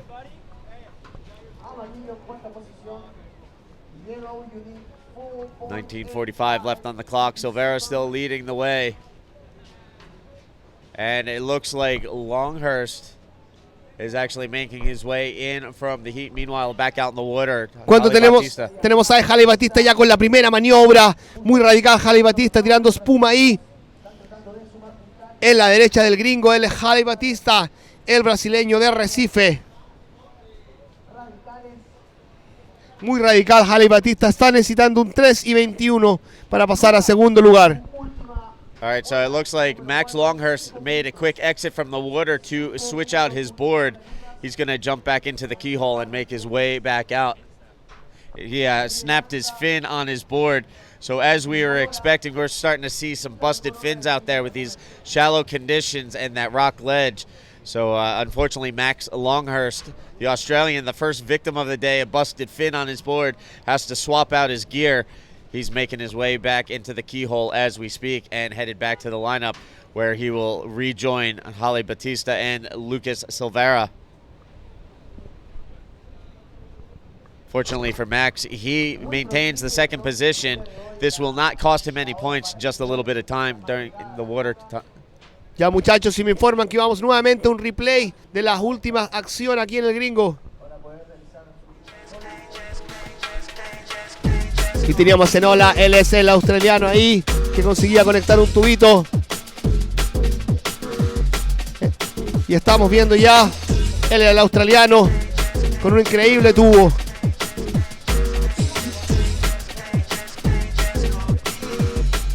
So there you can see Max Longhurst on that last wave, taking it all the way to the inside, trying to get that last extra hit off the end, and unfortunately paid the price by way of a busted fin.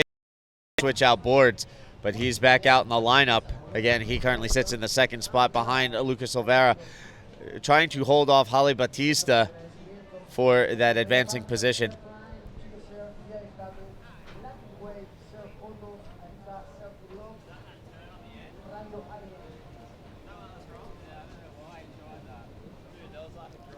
Again, 17:20 remaining on the clock. Silvera leads the way, and Batista on his last wave. That's enough to move him ahead of Max Longhurst. So situation change out in the water.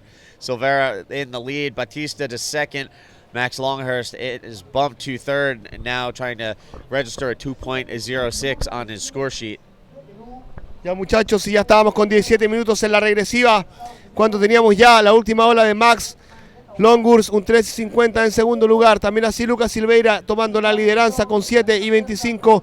Halle Batista con su última nota de 3:90 pasaba ya a segunda posición. Y el australiano necesita un 2:06 para pasar a segundo. Lucas Silveira en la lideranza en este hit cuando teníamos ya Open Riding. Él es Lucas Silveira, el brasileño que consigue encajar un tubito acá en el gringo.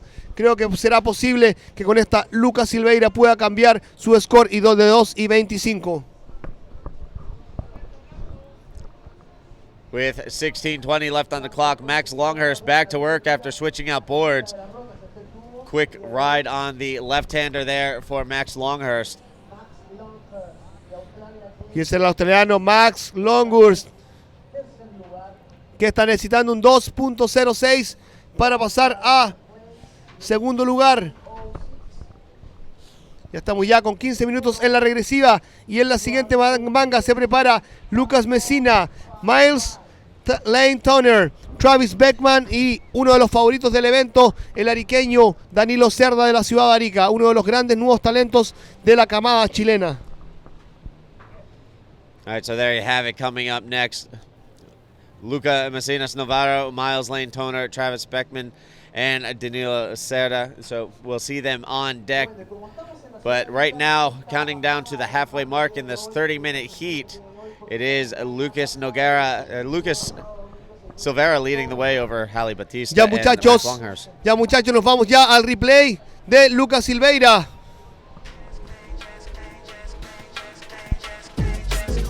And here we have a look at Halle Batista on the replay.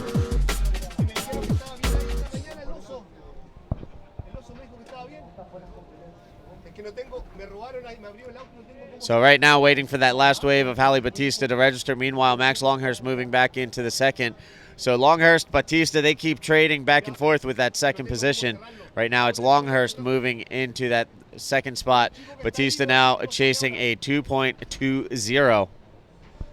So that's the situation with 14:35 remaining on the clock.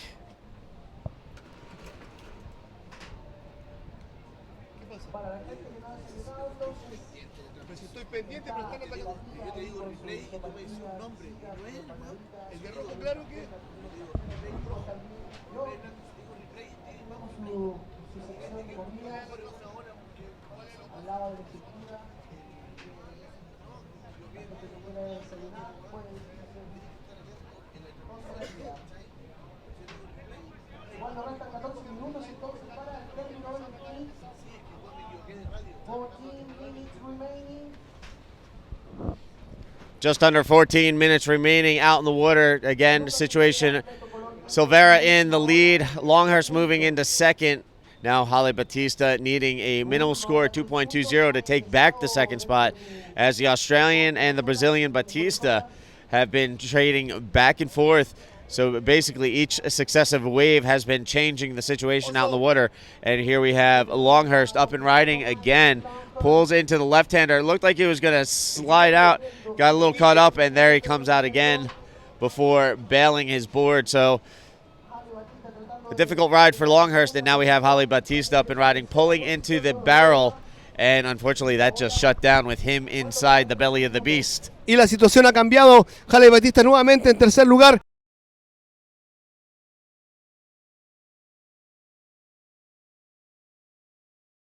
Did not arrive for his heat, so we're not quite sure where Brad Ettinger is at the moment, but he did not check in for his jersey and is not in the water as a result.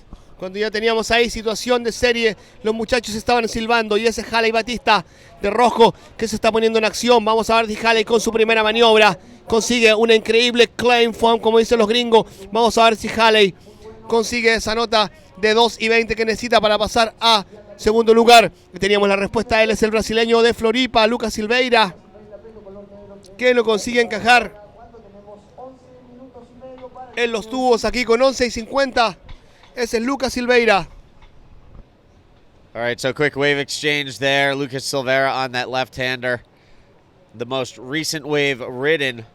And as we can see with these smaller conditions, it's still very difficult out there, but in a completely different way than yesterday. Yesterday it was big, it was heavy, and these guys were dealing with some waves just running down the line, shutting down, but still offering up the occasional gem of a barrel. Today there's still the occasional barrel, but the waves are smaller, they're breaking closer to the rock ledge, and definitely making life interesting for the riders out there. Cuando me informan del set que ya nos vamos al replay.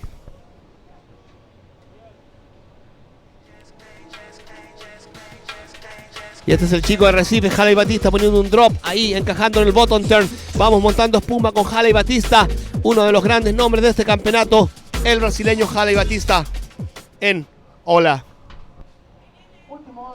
So just under 11 minutes remaining. Silveira holds the lead. Max Longhurst in second. Haley Batista trying to track down a minimal score, and there it is. 3.55 drops onto his sheet. Another situation change out in the water. Batista to second, bumping Longhurst to third. Longhurst now needs a 3.95 as these guys continue to build their scores and trade back and forth that second advancing spot. Meanwhile, Lucas Silveira has led from the beginning. He made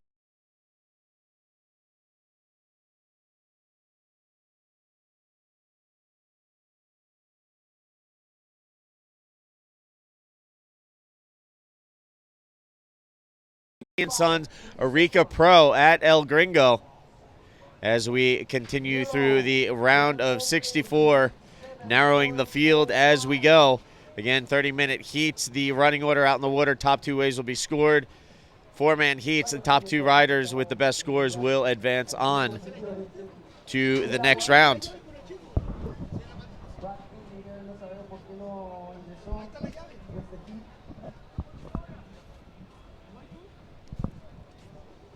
And again, just a quick reminder to everybody at home, be sure to use the hashtag Maui QS 2015 for all your photo posts on Instagram to enter yourself into the running to win a Dragon Optics gift pack. Y así, muchachos, ya estamos con 9 minutos. Cuando tenemos a Max Longhurst necesitando un 13.95 and the Australian Max Longhurst it needs a 3.95. With situation is the same. Lucas Silveira in first position. He's winning by 8 points. Then we have on second position Haley Batista that needs a 4.11 to take the lead. And Max Longhurst needs a 3.95. Situation is that. And the condition are getting better because the tide is filling up. And El Gringo is going to pump little by little to deliver some good waves on this morning here at the ex-Isla Alacran. And with 8:30, we have Max Longhurst up and riding, pulls into the barrel, manages to squeeze through, gets another quick little head dip there. So a nice wave for Max Longhurst. We'll see if this is enough to move him back into second. Y teníamos, and Haley Batista to third. Teníamos ya un largo tubo del australiano Max Longhurst. Vamos a ver si la situación para Haley Batista cambia, porque el brasileño estaba en segunda posición con 6 y 10. Estaba necesitando un 3 y para pasar a primero. Vamos a ver si la situación cambia. Esperamos ya la última nota de Max Longhurst, el australiano. Y ya en la segunda, muchachos, atento a todo Chile, que se viene con Danilo Cerda, uno de los grandes nuevas promesas del sur chileno. También así Travis Beckman, el hawaiano, Miles Lightoner y Lucas Messina, el peruano. So 7:30 left on the clock.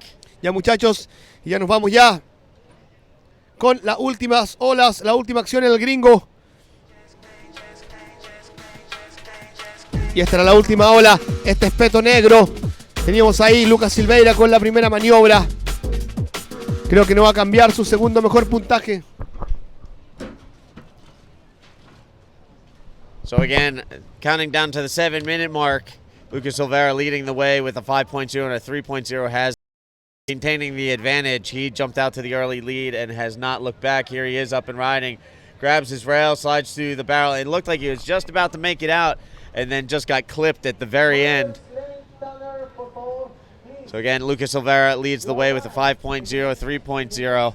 Y con 6 minutos y 48 segundos estábamos con ya los últimos resultados. Vamos a ver qué nos dan nuestros jueces por la última ola de Max Longhurst, que se veía muy buena. Ahí estamos ya con el último replay de blanco, muchachos. Él es el australiano. So as I was leading the way, Haley Batista currently in second. Max Longhurst in the third spot. The Aussie looking for a 3.95. And here's a look at his last wave. This score is definitely going to change the situation out in the water as we look at preliminary scores starting to come in. And there it is, a 6.50. Longhurst takes the lead. Y ya nos vamos con la última ola de rojo.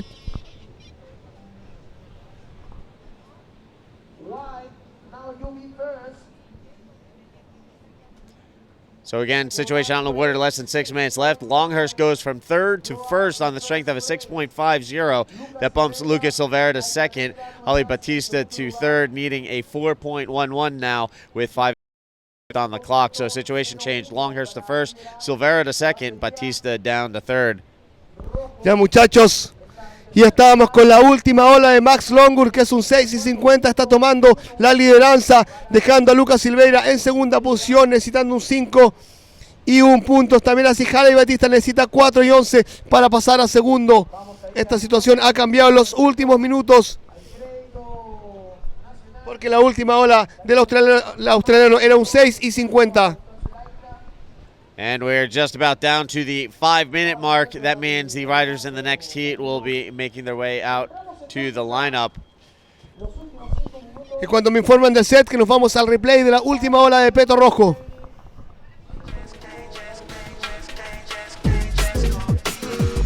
Here we have red. Holly Batista up and riding, grabs the rail, drops down, pulls into the barrel. Looked like he was about to make it out, and then he just got caught in that bend on the left-hander, clipped him, and unfortunately make on that one for Holly Batista. He's trying to register a 4.11 to move back into advancing position, now trying to overtake Lucas Silveira, who was bumped to second by Max Longhurst. Cuando ya se prepara ahí una de las grandes promesas, él es el gran Danilo Cerda, el chico de la Juan Noé, que viene a darlo todo a esta etapa del circuito mundial, muchachos. Así que todos atentos, de Arica a Punta Arenas, que ya viene uno de los grandes, el campeón chileno junior, el gran Danilo Cerda, ya va a entrar aquí a las izquierdas del gringo.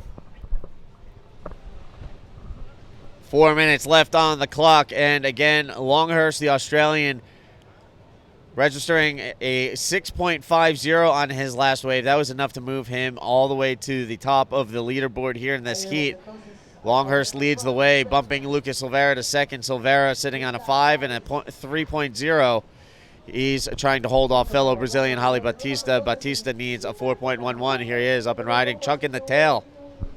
Cuando teníamos ahí un 360 aéreo increíble de Holly Batista, vamos a ver si consigue cambiar estas notas el brasileño Holly, porque lo terminó el Holly Batista, un increíble aéreo. Vamos a ver si es suficiente. Él necesita cambiar su nota de 55 y el 390 para tomar un 4 y 11 y pasar a segundo lugar. As the clock continues to count down, we are reaching the 3-minute mark left in this heat. Longhurst leads the way. Silveira, who led almost the entire heat, bumped to second. Batista trying to play Cuando catch ya up. estamos, muchachos, con la repetición, la última ola de Holly Batista. Nos vamos a acción ya. Muchachos, él es el líder del hit. Tenemos a Peto Blanco en acción. Él es el australiano que no consigue esa sección del quirófano. Y teníamos ya la respuesta del brasileño Lucas Silveira, uno de los que da show en tubos. Él es Lucas Silveira, el brasileño que está en segunda posición, necesitando un 5.01 para tomar la lideranza. Vamos ya con el replay del Peto Rojo, el Holly Batista. Cuando teníamos ahí a Holly buscando ya nota, buscaba ya el aéreo 360 que consigue concretar Holly Batista, uno de los grandes de Brasil. 2 minutes left. Again, it's Longhurst in the lead, Silveira in second. Cuando tenemos ahí a Holly Batista que está encajando un tubo. Este es Holly que estaba necesitando un 4 y 11. No consigue salir Holly Batista. El brasileño que está con 1 minuto y 42 segundos. Su última nota, un 2 y 55, no fue suficiente para tomar el segundo lugar. With 1:30 left on the clock, Holly Batista still trying to chase down a 4.11. Unfortunately, wave not in favor. He dug a rail, lost the board, ended up body surfing half that wave. He will make his way back out to the lineup and see if he gets one opportunity with the time remaining. Again, Holly Batista trying to chase down a 4.11 and bump Lucas Silveira from advancing. Y tenemos ya la repetición de Holly Batista, el último replay.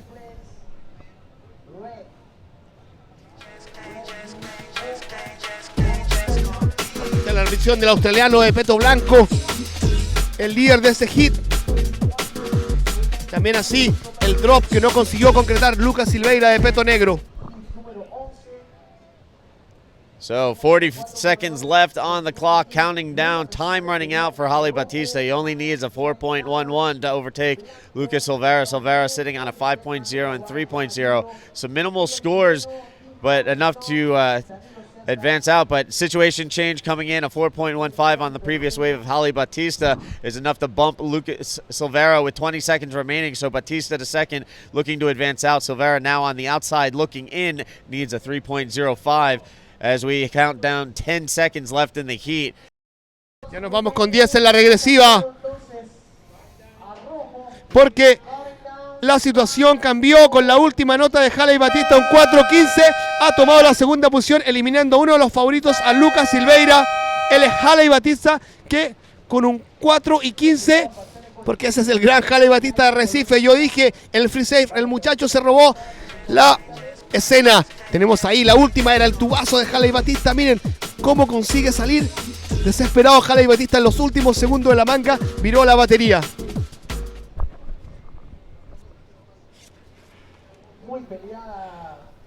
Una manga muy peleada. It was a very, very tight hit, ¿no, Steve? Yeah, we're still waiting for that last score of Lucas Silveira to come in. He was chasing down a 3.05. We'll see if it was enough. Right now, from early indications, it looks like he's going to come up just a little bit short. But Lucas Silveira not going down without a fight, taking it to the last seconds of that heat, trying to chase down Holly Batista at the last second. Again, just waiting for finalization of that score from the judges. But as of right now, it looks like Max Longhurst and Holly Batista are going to be the two riders advancing out of Heat 11 and moving on to the next round. Ya, muchachos, y ya estábamos ya en la última manga. Como dicen los sudamericanos, ya se cocinó. Teníamos a Max Longhurst, el australiano, uno de los nuevos nombres de este evento, y el señor Holly Batista de Brasil pasando al siguiente round. So there you can see the standings in that heat. As you see it on the scoreboard. Meanwhile, coming up on screen, you can see the riders out in the water getting ready to go. Luca Messinas Navarra in red, Miles Lane Toner in white, Travis Beckman in yellow, and Danilo Cerda in the black jersey. They will be getting underway in just a moment. And there it is, score coming in, a 3.65 for Lucas Silveira at the last second. That's enough to bump Holly Batista from the competition. It's going to be Max Longhurst taking the win. Lucas Silveira advancing out on the strength of a 5.0, and that last second 3.65 was enough to bump Holly Batista. Tough break for Batista. Ya teníamos la situación en el último segundo. El señor Lucas Silveira dio vuelta a la manga al señor Holly Batista. Fue una manga apretadísima aquí en el gringo. Ya comenzó ya, muchachos. Ya estábamos con 30 en la regresiva. Y tenemos a nuestro Danilo Cerda en el agua, muchachos. Así que todo Chile atento, porque Danilito está en el agua, uno de los favoritos de nuestro evento. We are underway in Heat 12 here in round 2 on day 3 of competition at the Maui and Sons Arica Pro 2015.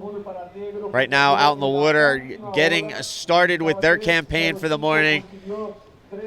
In red, Luca Messinas Navarra from Peru, Miles Lane Toner from the United States in white, Travis Beckman from Hawaii in the yellow jersey, and in black, Danilo Cerda from Chile.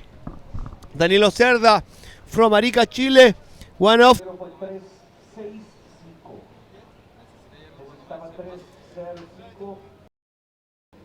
Again, with all the heats, 30 minutes out in the water for our riders to put together their two best scores. Top two riders will be advancing on to the next round. And a quick reminder to everybody, stay tuned to worldsurfleague.com for continuing live webcast coverage of this event, as well as all other upcoming WSL competitions. Also, all of the information you need for events, rankings, fantasy league, etc., all available online at league.com. Ya, muchachos, ya estamos con 28 y tenemos ahí a Danilo Cerda, uno de los grandes exponentes del surf nacional. Cuando ya estamos ya con 28 minutos y tenemos ya a Danilo Cerda aquí en el agua con 28 minutos en la regresiva.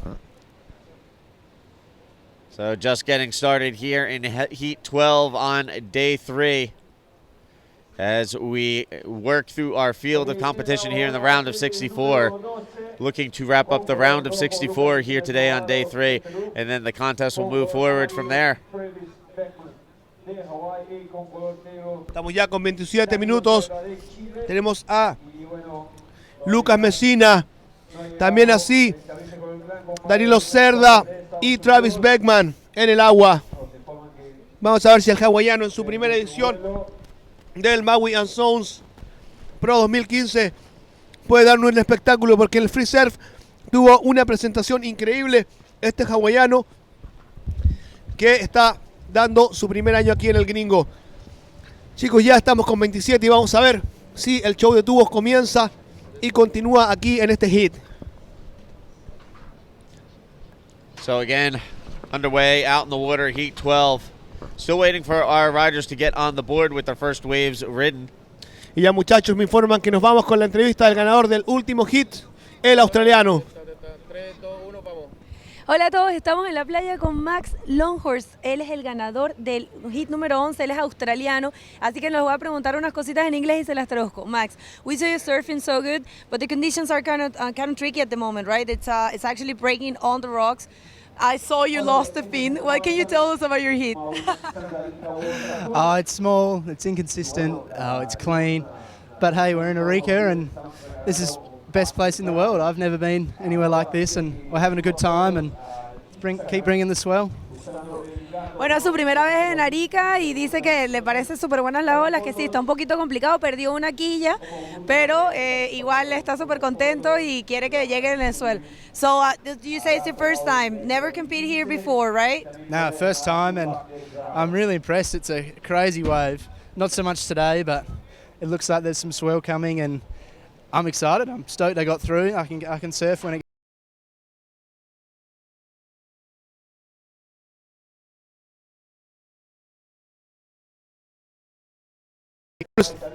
Cuando ya tenemos ya Open Riding, that's Yellow Jersey, this Travis Beckman, the Hawaiian.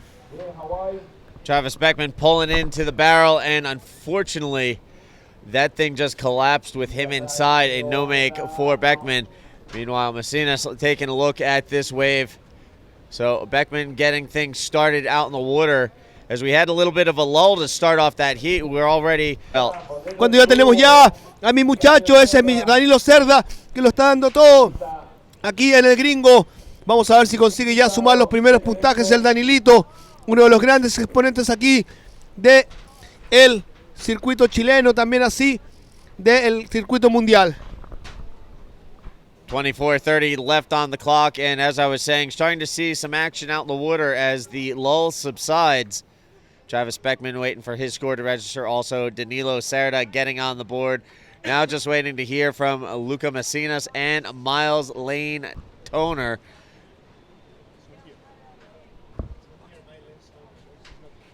Okay, and I've just been given the heads up, Miles Lane Toner not in attendance, so he's on your board, but he's not out in the water. So it's another three-man heat here in the round of 64, and up and riding, Messinas. Cuando ya tenemos ya al peruano ahí, muchachos, al chico Messinas. Vamos a ver, Lucas Messinas ya sumando sus primeros puntos aquí en el gringo. Cuando estábamos ya esperando los primeros scores de Travis Beckman, también así de Danilo Cerda, uno de los grandes exponentes, muchachos, del surf, porque el chico de la Juan Noé está aquí nuevamente dando cara aquí, en donde dice que es su casa en la ola más pesada del mundo. Este es el World Famous, el gringo con Danilo Cerda, Steve. All right, so again, initial scores to drop, but we now have all our riders out in the water on the scoreboard, looking to work their way through this heat. And again, top two competitors will advance on to the next round. Cuando ya nos vamos al replay, muchachos, está la acción aquí.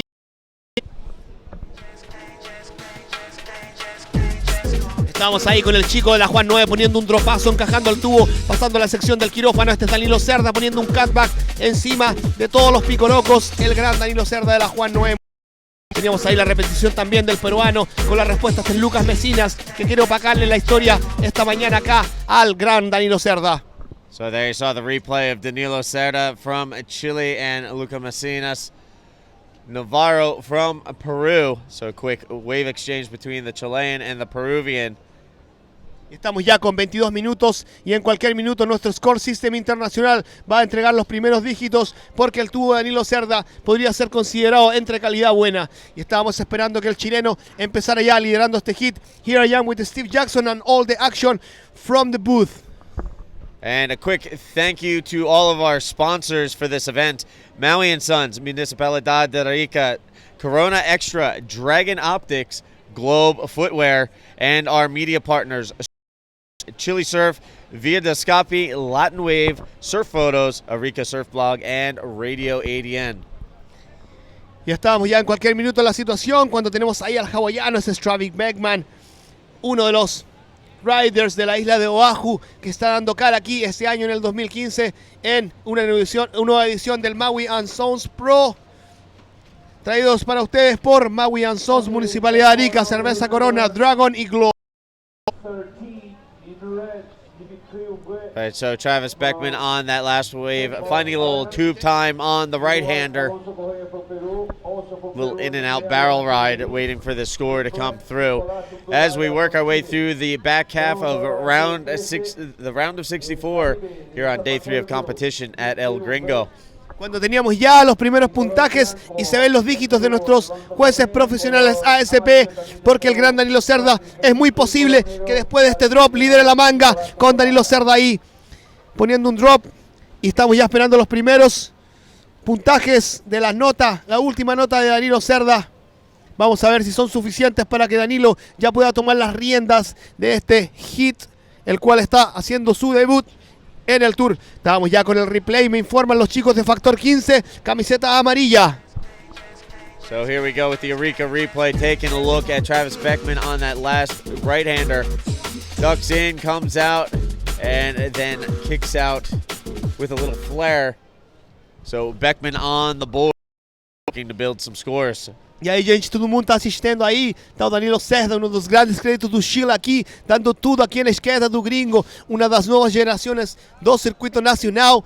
Tá já na água, gente. Também o hawaiano Travis Beckman e Lucas Messinas de Peru. So counting down to the 20-minute mark, just looking to finalize some scores from the judges. We'll give you a situation update, but right now it looks like Danilo Cerda is going to lead the way on the strength of his opening wave. He will be followed by Lucas Messina. And Travis Beckman trying to keep himself in the mix. He'll look to improve his situation with his next wave riding opportunity. Cuando ya en cualquier instante ya nos van a dar los puntajes. Danilo Cerda, también así del hawaiano Travis Beckman, con su primera temporada aquí en el muy conocido por los gringos como Hawái de los pobres, dando con mucha actitud un show de tubos.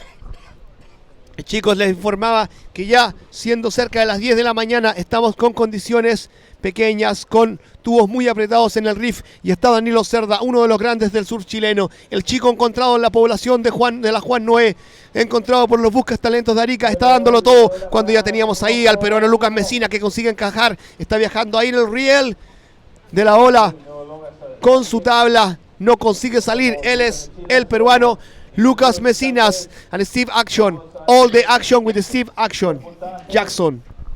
Just under 19 minutes remaining in this 30-minute heat. Still plenty of time to get going. It's been a little bit of a low-scoring affair with a bit of the beginning of the heat, but all of our riders with at least a couple of scores on their board, looking to build from here and work their way through this heat, advance on to the next round. And while we wait for those next waves to be ridden, just a quick reminder, hashtag MauiQS2015 for all your Instagram posts related to this event. Post your photos on Instagram. Use hashtag MauiQS2015 and enter yourself into the running to win a Dragon gift pack. Estamos así, muchachos, y tenemos un concurso todos los días, así que pueden enviarnos sus mejores fotos a MauiQS 2015 vía Instagram. Todas las fotos ahí, y la se va a llevar un increíble par de lentes Dragon. Así que ya, muchachos, ya lo saben, MauiQS 2015 para así poder concursar por este increíble par de lentes Drago. Y nos gustaría mandar un saludo enorme a toda la gente de Maui and Sons que nos debe estar viendo, especialmente al Seba y a todo el equipo que hace posible con su apoyo que este campeonato salga a todo el mundo con los mejores tubos de Sudamérica.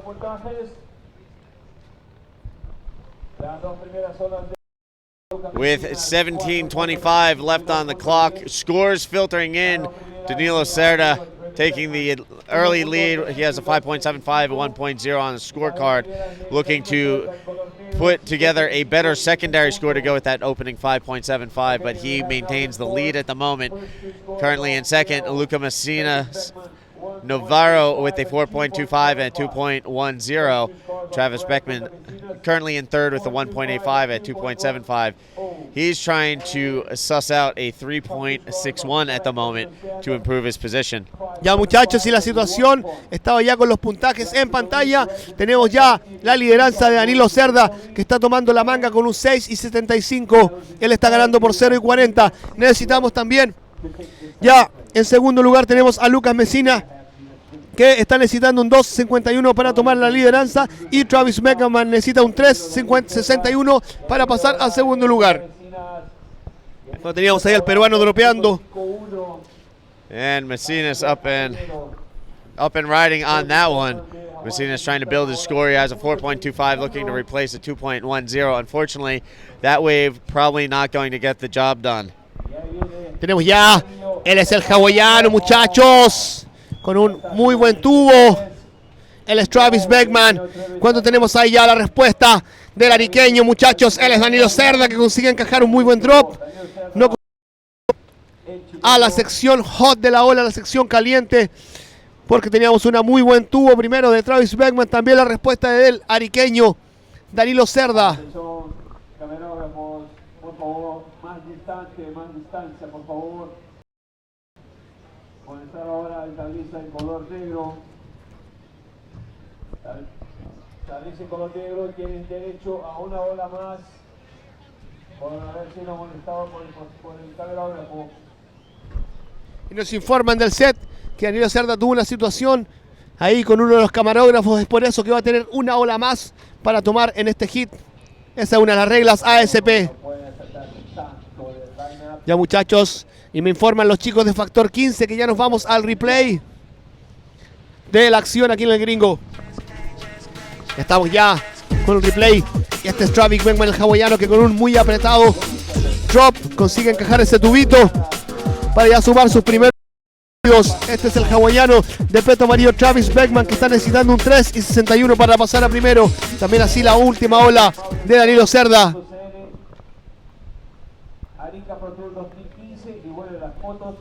Y estamos ya con 14 minutos en la regresiva. We are 40 minutes remaining and we are still waiting for the score of Travis Beckman last wave, at the same time from Mr. Danilo Cerda last wave, to see the situation on this hit.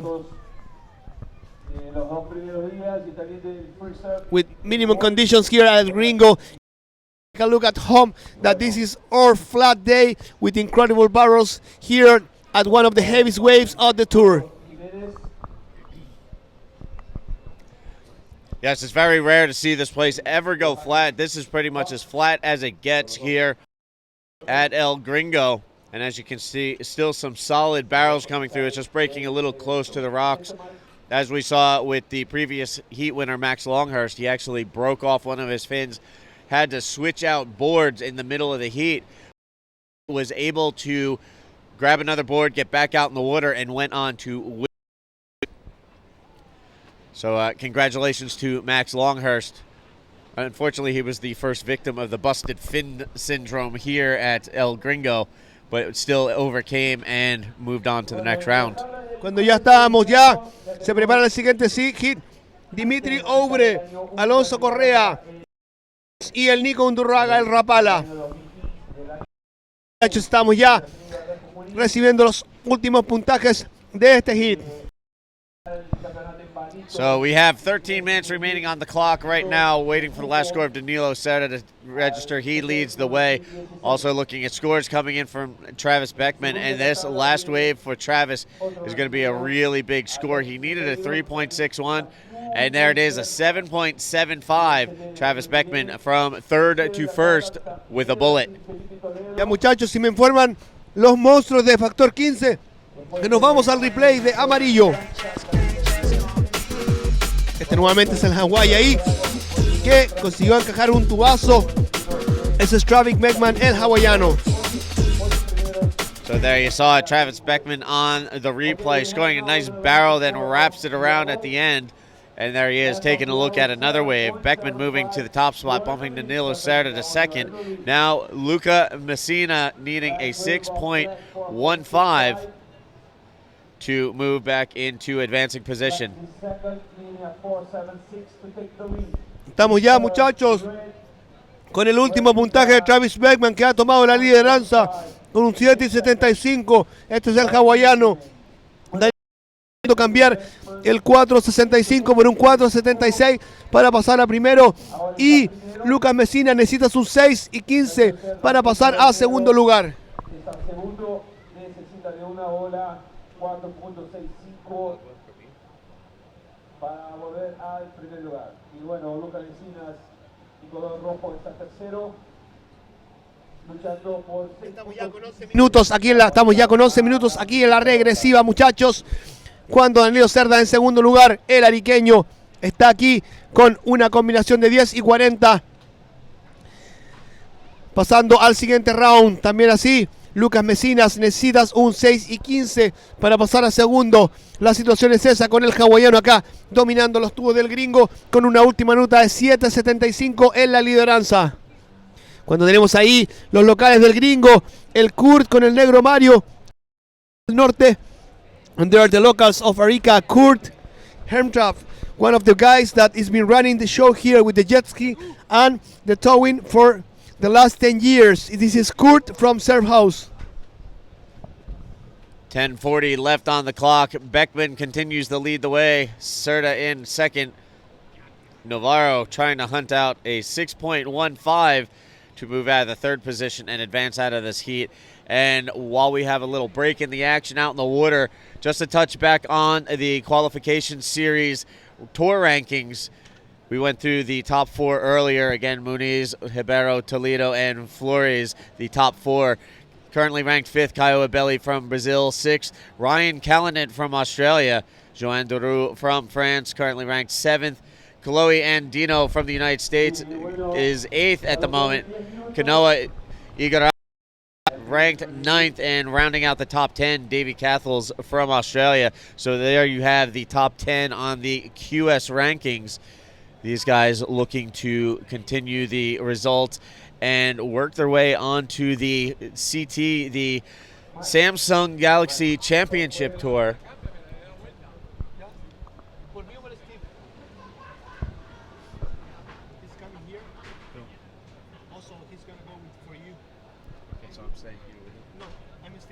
Estamos con 9.24 aquí en la regresiva y tenemos a Travis Beckman, el hawaiano, en primer lugar. También a Danilo Cerda en segundo, está necesitando un 4.76, y Lucas Messina en tercer lugar. 9 la regresiva. So counting down to the 9-minute mark, Travis Beckman leads the way. Y ya, muchachos, con 8 minutos y 50 segundos, la situación es esa. Tenemos al chico de la Juan Noé, muchachos, que está buscando un 4.76 para tomar la lideranza.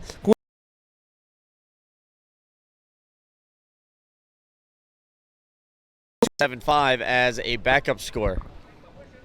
Meanwhile, back out in the water, Serda up and riding. Here we are with Danilo Cerda. That's the boy from Arica that is looking to get into the next round. Danilo Cerda, one of the youngest kids from Arica that has been surfing at El Gringo. To let you know, Mr. Steve Jackson, Danilo Cerda gets to surf into this surf spot with the age of 9 years old. So he's been the youngest kid on the history of this wave to surf El Gringo.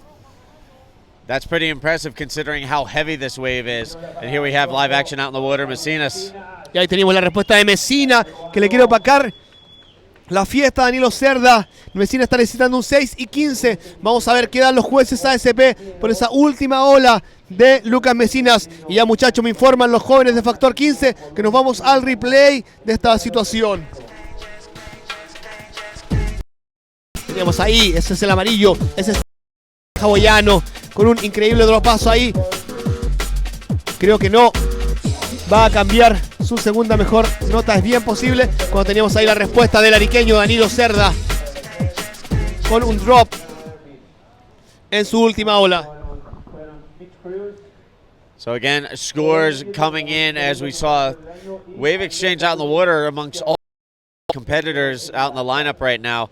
So again, waiting for scores from Danilo Cerda, Travis Beckman, and Luca Messinas. 3.15 for Beckman on his last wave.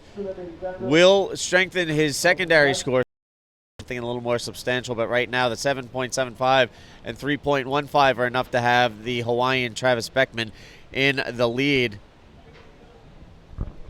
Estamos ya, muchachos.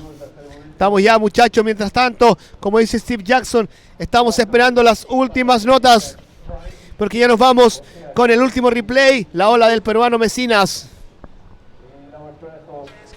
So here we can see coming up on the Arica replay, the last wave of Luca.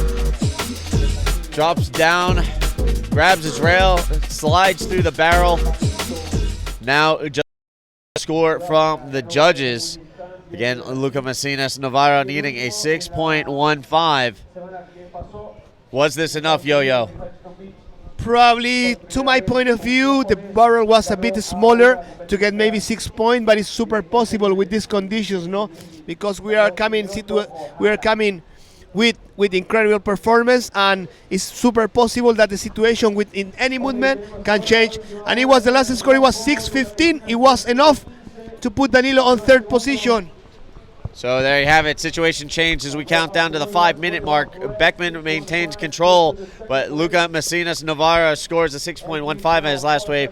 That's enough to move to second spot, bumping Danilo Cerda to third. Danilo needs a 4.66 or better to reclaim that second advancing position out in the water.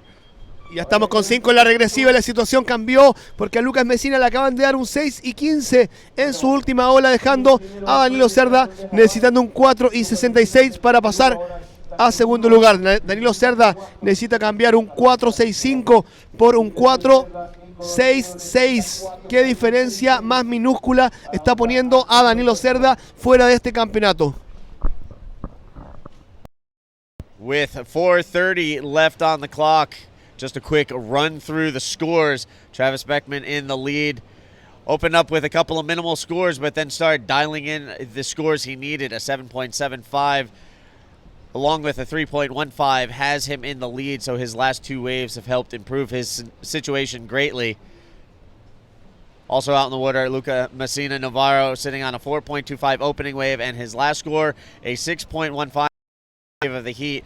That was enough to move him into the second spot. In the meantime, Danilo Cerda, he opened things up with a 5.75, backed it up with a 4.65. He currently sits in the third position, trying to chase down a 4.66 if he's going to move back into the second spot and advance out with 3:40 remaining in the heat.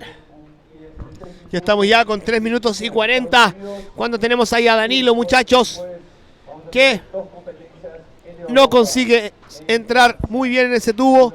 Él está necesitando un 4.66, ya está faltando 3 minutos y 20 segundos. Vamos a ver si Danilo consigue la nota que necesita, que es un 4.66 para tomar la lideranza. So getting down to the tail end of things here in Heat 12. 3 minutes and change left on the clock. It's Beckman, Navarro, and Cerda. That's your running order out in the heat right now. Meanwhile, coming up on deck, we're going to see Dimitri Ovre, Alonso Correa, Martin Degeri, and Nicholas Undaraga. They are on deck. They'll be hitting the water next. Y ya estamos ya, muchachos, con la última situación. Danilo está necesitando un 4:66 para pasar a segundo lugar.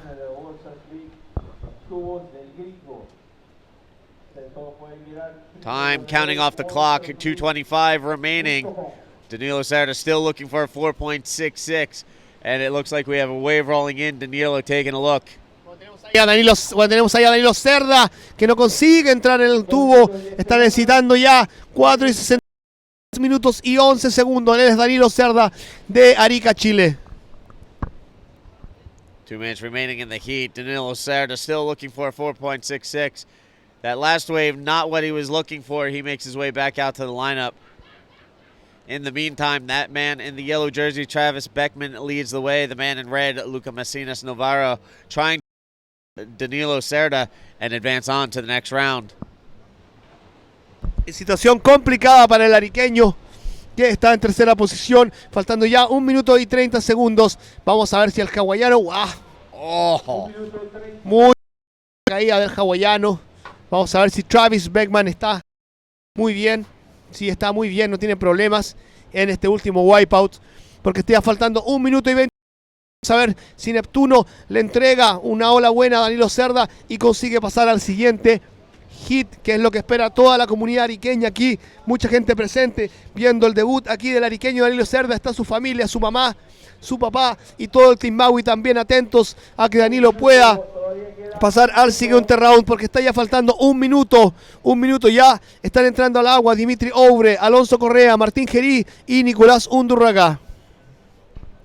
So, unfortunately, Travis Beckman diving for lobsters on that last wave. He makes his way back out to the lineup for the last 45 seconds.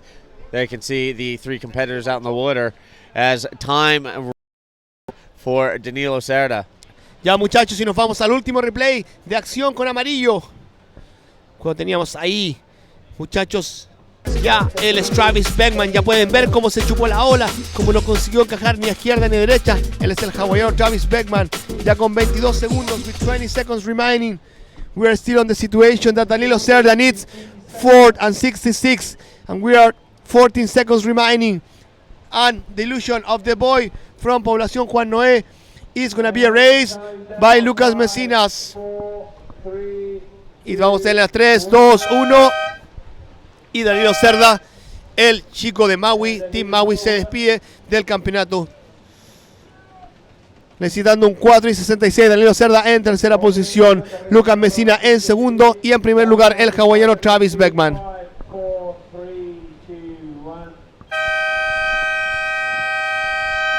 Y ya nos fuimos ya con el siguiente hit.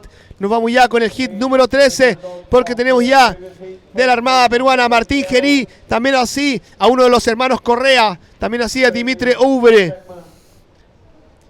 en el agua.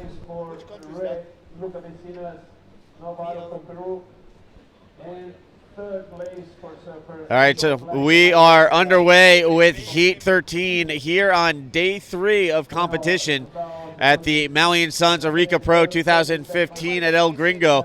There you can see out in the water right now, Dimitri Ovre in red, Alonso Correa in white, Martin Geri in yellow, and Nicolas Unduraga in black. So we are underway with this 30-minute heat. Again, as always, top 2 waves will be scored. Top 2 riders will advance on to the next heat, on to the next round, rather.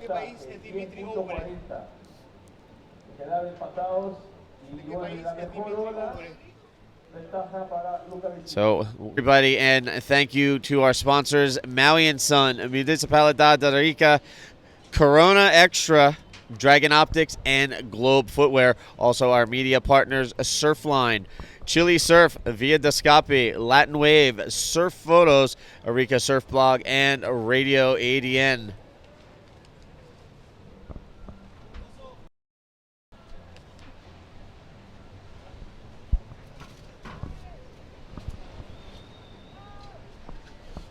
And it looks like small wave rolling through yellow. Martin Geri from Peru taking a look. Ya con ola. Hay situación de remada. Nadie todavía en ola. Está Martín Gerí, Alonso Correa, Dimitri Obre y Nicolás Unduraga en el agua. Hit de 4 competidores. And real quick, just a reminder, be sure to stay tuned to WorldSurfLeague.com for all the latest news regarding the World Tour and all its happenings, events, rankings, fantasy league, all the information you need to know. Meanwhile, out in the water, Martin Jerry taking off on that one. Got up to his feet, but then purled. So he will head back out to the lineup, getting his first wave. Ya estamos ya esperando situación de la primera notita de Martín Gerí. And just to finish my thoughts before that wave, also be sure to tag everything on Instagram, hashtag MauiQS 2015, all your photos, hashtagged with MauiQS 2015 will enter you into the running for a Dragon Optics gift pack. Y ahí teníamos la situación final con primer lugar de Beckman, segundo el peruano y en tercera posición Danilo Cerda de Chile. And there you saw Nicholas Undaraga on his opening wave on the left-hander. That'll get him on the scoreboard. So a couple of quick waves for Martin Jerry. Minimal scores, though. And now Nicholas Undaraga getting on the scoreboard. There it is, a 1.45, a minimal score, but something to get things started for. He will look to register a better secondary score. Y ya nos vamos nuevamente al replay de Peto Negro en acción. Here we are the open riding, hold the rail. That's the boy from Maitencillo, Nicolás Undaraga, that going into the floater, holding down the maneuver, and it was not complete. So again, a 1.45 opening wave for Nicholas Undaraga. He currently sitting in the second spot, waiting for a secondary score. While Martin Jerry, with a few waves under his belt, holds the early lead with minimal scores. Still waiting to hear from Dimitri Ovre and Alonso Correa. Ya nos vamos ya con el peruano. Él es uno de la familia Correa. Vamos con la segunda maniobra, Alonso Correa. Y me informan del set, muchachos, que ya nos vamos con la entrevista de Travis Beckman, el ganador.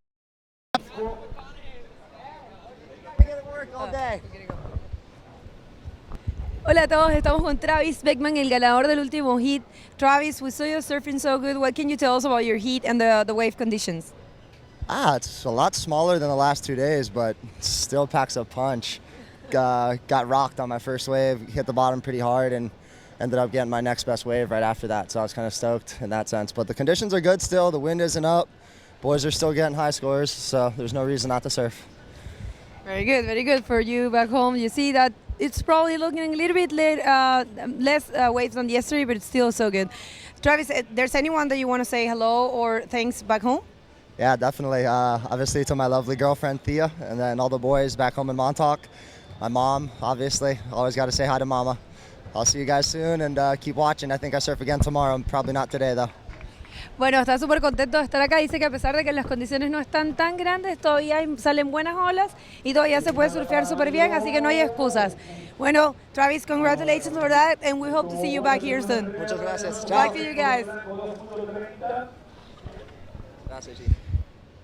All right, and back to live action out in the water. We saw a couple of quick wave exchanges out there. Alonso Correa getting on the scoreboard, mixing things up with Martin Jerry and Nicholas Undaraga. So Correa and Jerry trading off waves out in the lineup while we're away at the interview. Ya, muchachos, si me informan del set, los chicos de Factor 15, nos vamos al replay de la última ola de negro.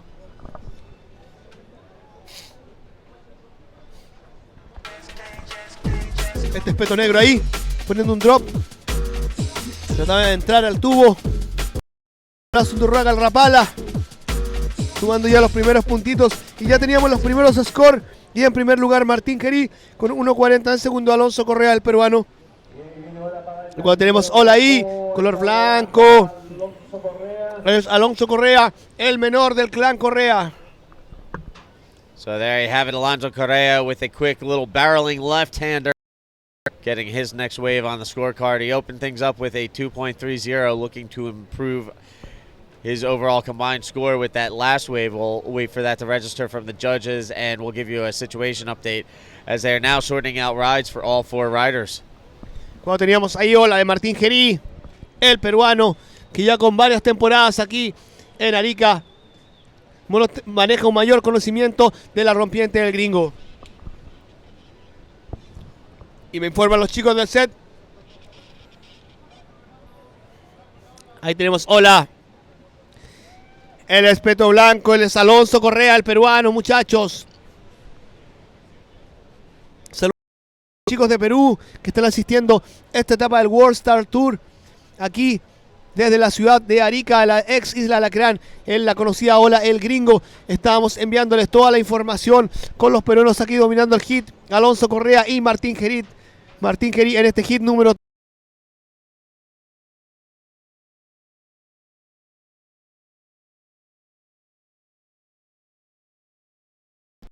Él era Martín Gerí, uno de los conocedores ya del gringo.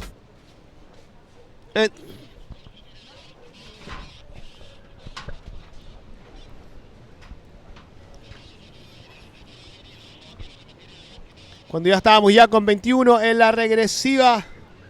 Y es Alonso Correa en primer lugar.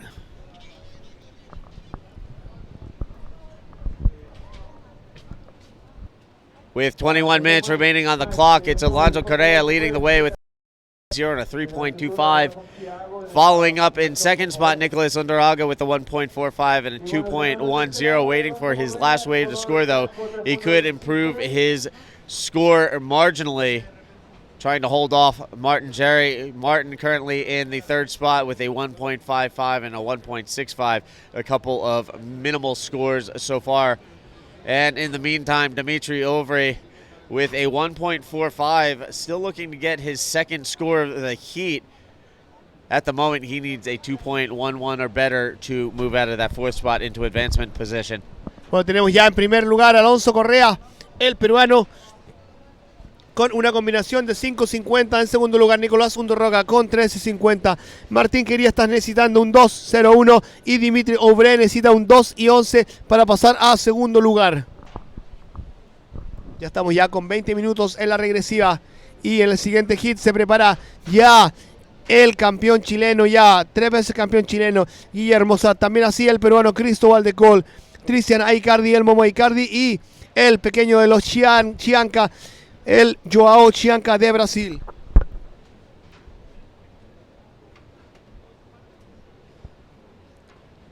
So again, quick rundown out in the water right now. Correa holds the lead. Ovre moving to second with a 3.75 on his last wave. Undaraga in third. Martin Jerry bumped to fourth. Nicholas looking for a 3.11. Martin looking for a 3.66. Y muchachos que me informan que viene la acción con Peto Negro. Con Peto Negro. La acción con Peto Negro.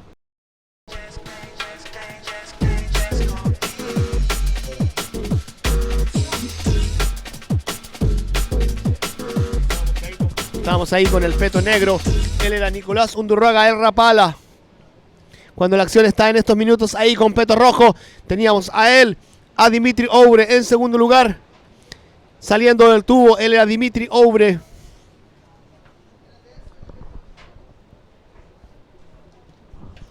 Y ya estamos ya con 18:50. And we are with 80 minutes remaining.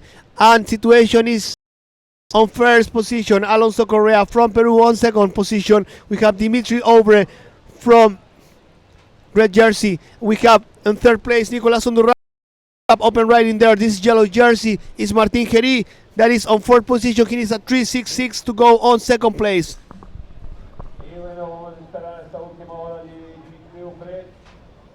Meanwhile, back out in the water, Nicholas Undaraga taking a look, but opts to let that roll on by unridden.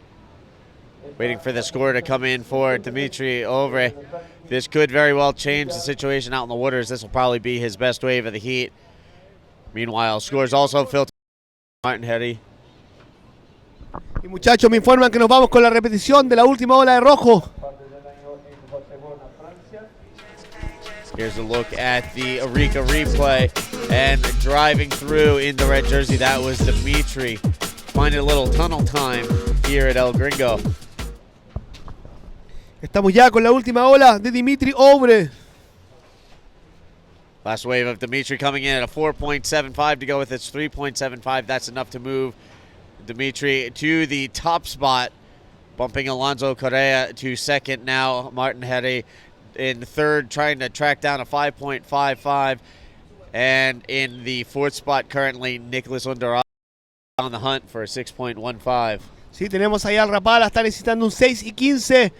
Y a Martín Heri que necesita un 5.55 para pasar al segundo lugar. Estamos con 17 minutos y es bien posible porque las condiciones están muy complicadas acá en los bajos riff de la ola del gringo, muchachos. So jumping, and again, situation change. Dimitri Obre to the top spot. Correa to second, Heri in third, and Undaraga currently fourth. As we get down to about the halfway point here in Heat 13, working through the back half of the round of 64 here on day 3 at El Gringo, the 2015 Maui and Sons Arica Pro. Sí, muchachos, estamos ya con 16 minutos y con Martín Heri 5.55 y Nicolás Undurraga un 6 y 15 al siguiente round. Lo teníamos ahí, situación de remada. Vamos a ver si le sirve a Peto Negro. No le sirve a Peto Negro. Él es el Nico Undurraga que está en cuarta posición. And just taking a quick look ahead, coming up on deck, we're going to see Guillermo Sat, Cristobal Decol, Tristan Icardi, and from Brazil. So they are on deck coming up next. Estamos ya con uno de los competidores en el siguiente manga más jóvenes del evento. Él es Joao Gianca de Saquarema. Un abrazo enorme a toda la gente de Saquarema, especialmente al maestro Marcos Monteros, que con estos chicos llegó de la mano aquí y ahora están dando el espectáculo del 2015, porque el señor Marcos Montero fue que de la manito trajo a los hermanos Chianca acá a la pesada ola del gringo, y ahora estos muchachos están haciendo acá su nombre a nivel internacional, así que esperamos que Joao Chianca tenga también una increíble performance como lo hizo su piño. Now, talking about Saquarema, an amazing wave. Home of the Saquarema Pro. It was a prime last year. This year was a QS 10,000 event. A great little surf town and a legendary beach in Praia de Itaúna. Y ya, muchachos, me informan aquí con Steve Jackson que nos vamos a la repetición de la acción en este hit número 13. And out in the water here we can see riders taking a look. It looks like Red up and riding. Cuando ya tenemos acción aquí con Peto Rojo, él es el líder del hit, Dimitri Obre, que está dando una increíble performance de Peto Rojo o en primer lugar. Estamos ya. So just waiting for that last score to come in from Dimitri Obre. A nice wave for the Frenchman. Estamos ya con 14 minutos en la regresiva, cuando la acción está en el agua y tenemos ahí a Peto Negro. Él es el Rapala, que le botaron al Rapala. No consiguió salir. And here we have up and riding Alonso Correa. Él es Alonso Correa, que está en segunda posición, necesitando un 3 y 55 para tomar la lideranza. So quick wave exchange there. Alonso Correa on that last wave. A nice barrel on the left hand. So we'll wait for the scores to drop on that last wave exchange. We'll see if it changes the situation out in the water any. 13 and a half minutes remaining. We're just past the halfway mark here in Heat 13. Round 2, Day 3 here at El Gringo. Estamos ya en el día 3, en el round número 2 con el hit número 2, porque ya en la siguiente se prepara, que no necesita presentación. Él es Guillermo Sad. Muchachos, me informan que nos vamos al replay de la situación aquí en El Gringo.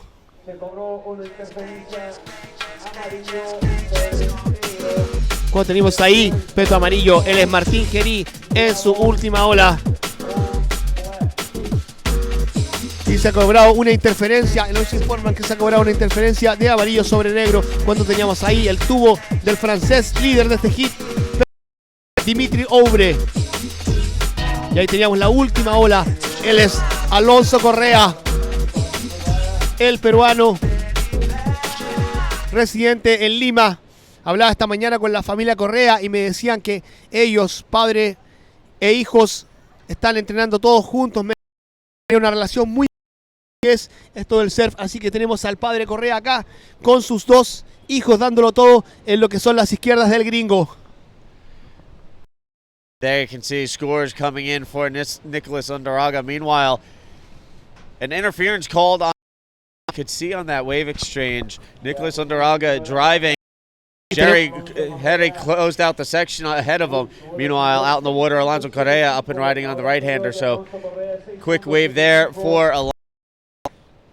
Cuando ya teníamos ahí la última ola, los últimos puntajes, y teníamos a Alonso Correa con 6.75 afirmando su segundo lugar, y la última nota de Dimitri Oure, 9 puntos, el francés de peto rojo. So just to clarify what I was talking about with the interference, Martin Herre from Peru was hit with the interference. He collapsed the section ahead of the rider on the wave, which was ruled an interference. So that will take his second score in half. So now he is sitting on a 2.70 as a high score. And he's he's going to have his work here on out dealing with that interference if he's going to try and advance. Yeah, difficult situation for Mr. Harry that he was looking for a short score. Right now he's in a combination. He needs to change his two score and to get up to 1041. So it's a difficult situation. Place and Nicolas Undaraga to be on second needs a 965. Nothing impossible. 10 minutes remaining. So 10:35 left on the clock. Dimitri Ovre leading the way with a 4.75. He scored a 9.0 for his last wave. That 9.0 and the 4.75 has him solidly in the lead right now. Currently in second, Alonso Correa with high scores of 5.0 and 6.75 holds the advantage on advancing out of this heat. In the meantime, Martin Herre again hit with the interference, and Nicholas Undaraga trying to suss out a massive 9.65 ride. Here he is. Cuando tenemos ahí al Rapala ya entrando, conectando un pequeño techito. No va a ser suficiente con una primera buena maniobra. El Rapala está buscando cambiar sus notas de 1.65 y 2.10 para conseguir un 9.65 y pasar. Currently perilously close to combination situation, needing a 9.65. That last wave will improve his overall combined heat total, but it's still not going to dig him out of the fourth place hole he's in right now. He's going to need a bigger shovel if he's going to get that 9.65. Y muchachos, me informan que ya nos vamos al último replay de la acción en el agua aquí en el Maui Pro 2015. Estamos ya, esa es la última hora del Rapala, consiguió un bottom turn ahí entrando, estando espuma, poniendo una primera maniobra. Esa era la nota del Rapala, la última nota que los jueces están dando por ella, un 2.80 en su última corrida. 8:50 left on the clock, time counting down as we're into the back third of Heat 13. Plugging right along, working our way through day 3 of competition, trying to wrap up the round of 64. As we narrow the field and get deeper into the event. And right now out in the water, Dimitri Ovre leads the way. Alonso Correa currently in second. And on the other side of things, on the outside looking in, Nicholas Undaraga in third. Needs an 8.95 after his last 8.0 helped improve his overall combined heat total. And currently in fourth place, Martin Herre from Peru, dealing with an interference call that has pretty much handicapped his out in the water. When he's getting ready on the next hit, someone that known his presentation on this event, one of the champions of years before, Mr. Guillermo Saab, the top Chilean surfer at this moment on the World Star Tour, and at the same time, someone else that also known its presentation, and Mr. Cristobal de Col from Peru, when we're in action with Dimitri Oure, holding and getting another good score. That's the boy from France that is still in the show on this morning, Peruvian.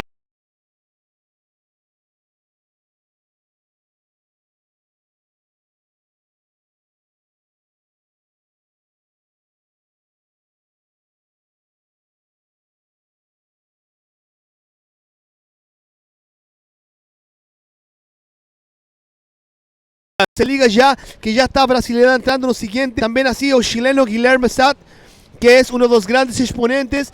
For his previous wave to score, now adding a second one on the board for the board out. And his previous wave is going to be another really big score. And this is definitely going to solidify his hold on the lead as we get down to the 6-minute mark. Just waiting for these last two scores to register. And there it is, a 7.50 to go with his 9. Me informan ya que nos vamos al replay de la situación acá en la ex Isla La Gran. Here we have a look at the Arica replay one more time. A look at Dimitri Ovray. This is the 7.50 barrel ride he just had.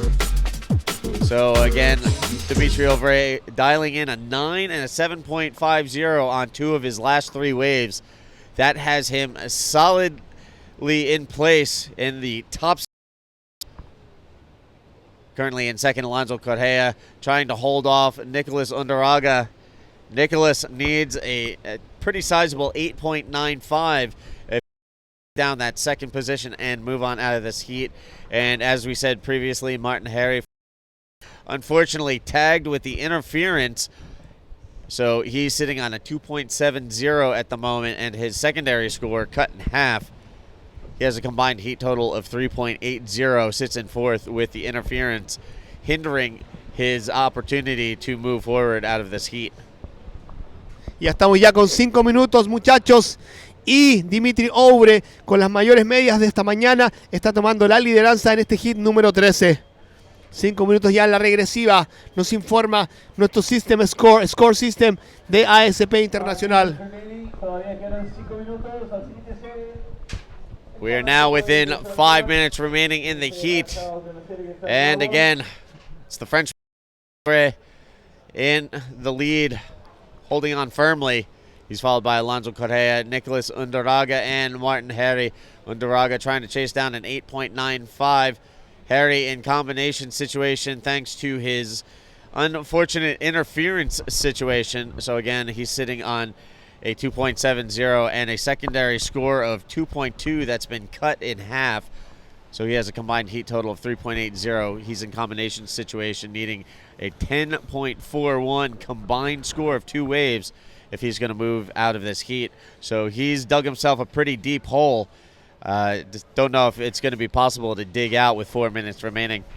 Cuando, como dicen los gringos, está en combo land el señor Undaraga, también así el señor Geri para tomar la primera posición, y Alonso Correa está necesitando un 9.75 para pasar a primer lugar. Todavía quedan 3 minutos. And one more time, just taking a look ahead at the riders coming up. In Heat 14, we're going to see Guillermo Sat, Cristobal Dacal, Trishan Icardi, and Joan Chianca. So they are on deck. They're actually making their way into the keyhole as we speak. And they will make their way out to the lineup and get ready to go into action. Y a todos los que nos están mirando en casa, al Kaitek, que se porte bien con la Juani, allá en Estados Unidos, en Virginia, que está mirando el campeonato mundial. Un enorme abrazo a él para el Kaitek. Pórtate bien con la Juani, porque estás mirando el campeonato aquí en vivo desde Arica con los mejores tubos del mundo. Muchachos, ya estamos ya con 2 minutos y 50. La situación es esa. El francés Dimitri Ovray de primer lugar con camiseta roja. En segundo lugar tenemos al peruano Alonso Correa, que necesita un 9.75 para pasar a primer. En tercer lugar tenemos a Nicolás Undaraga, que necesita un 8.95 para entrar nuevamente a segunda posición, y Martín Geriz, que está en una combinación de 10 y 41 para pasar a segundo lugar. 2:25 left on the clock, time counting down. And right now it seems like Dimitri Ovray pretty much has this heat locked up. Alonso Correa in that second spot. And he's got a pretty sizable distance between himself and Nicolas Undaraga, counting down to the 2-minute mark.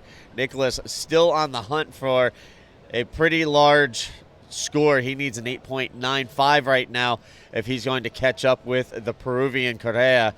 So some tough out there. Meanwhile, the current heat leader keeping busy up and riding. Cuando teníamos ahí ya un tubazo nuevamente, Dimitri Ouvre con los rojos de Francia. El francés acá que está robando el show en este hit número 13, el francés Dimitri Ouvre. So there you have it, Dimitri Ouvre on that last wave. He already has a 9.0, a 7.5 on his score sheet. We'll see if this factors in at all. It replaces that 7.5 backup score. But Dimitri Ouvre having a very impressive heat, one of the most solid combined heat scores of the event so far. Y ya nos vamos, muchachos, nuevamente al replay de quién está robando el show esta mañana en el hit número 13, Dimitri Ouvre. Ahí tenemos al francés encajando un muy buen, enrelando ahí con un pequeño tubito. Ese es Dimitri Ouvre, el francés, siguiendo con un muy buen cutback, con increíble estilo, el francés. Estamos ya con 50 segundos en la regresiva, cuando Gerí en Comboland con 10 y 41 y Nicolás Undurraga se estarían despidiendo de este evento 2015. So counting down the last 35 seconds on the clock here in Heat 13, just waiting for that last score of Dimitri Ouvre to come in. He's already sitting on 9.0 and a 7.0. A strong command of the lead right now. Also in second place, looking to advance on Alonso Correa. Currently the man in third, Nicolas Undurraga, still on the hunt for an 8.95. 15 seconds left on the clock. Not much rolling through. And there it is, a 7.90 for Dimitri Ouvre. Improves his overall combined score.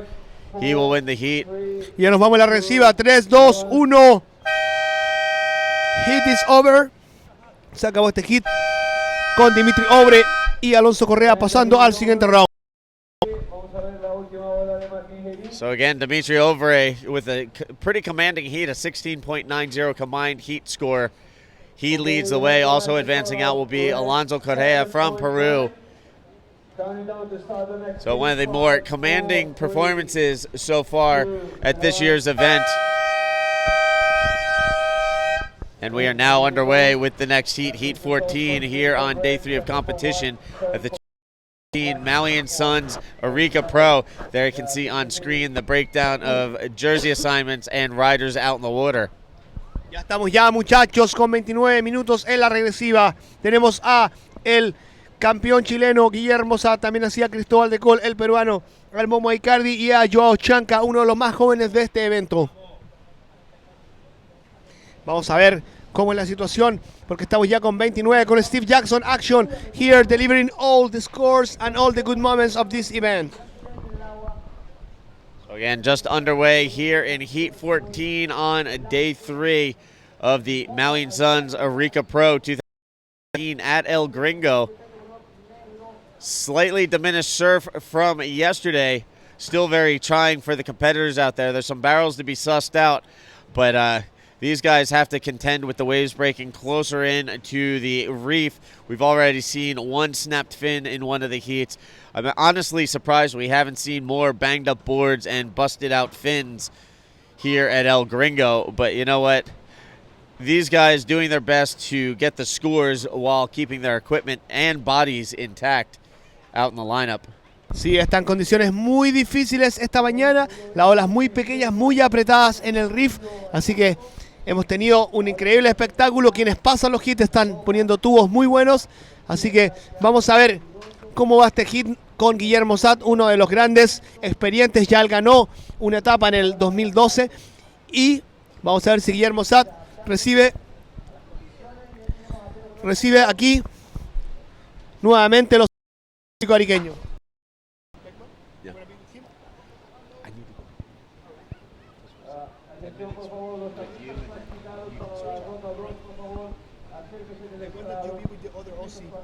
Yeah. Maybe 5 minutes with Travis and then bring me the other Aussie.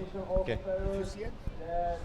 All right, so 27:45 left on the clock in this 30-minute heat. Still really early here in Heat 14. Joao Chianca getting on the board first with a minimal score, but that will give him the early advantage. Now he can work on building his scores and putting together some solid rides out in the lineup.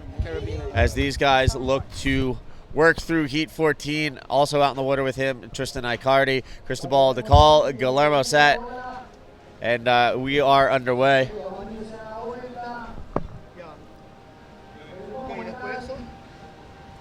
And there we can see out in the water, that was rider in yellow, Tristan Icardi from Chile, with his first score. That'll get him on the board, get his account started here in Heat 14. Ya muchachos, ya estamos ya con 26 y 50 en la regresiva ya, cuando Joao Chianca ya puso su primer puntito y 25 en acción.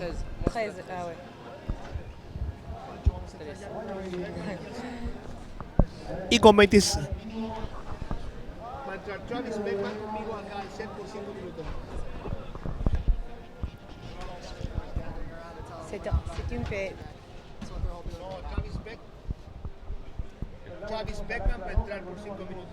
Estamos ya con 26 minutos y 17 en la regresiva.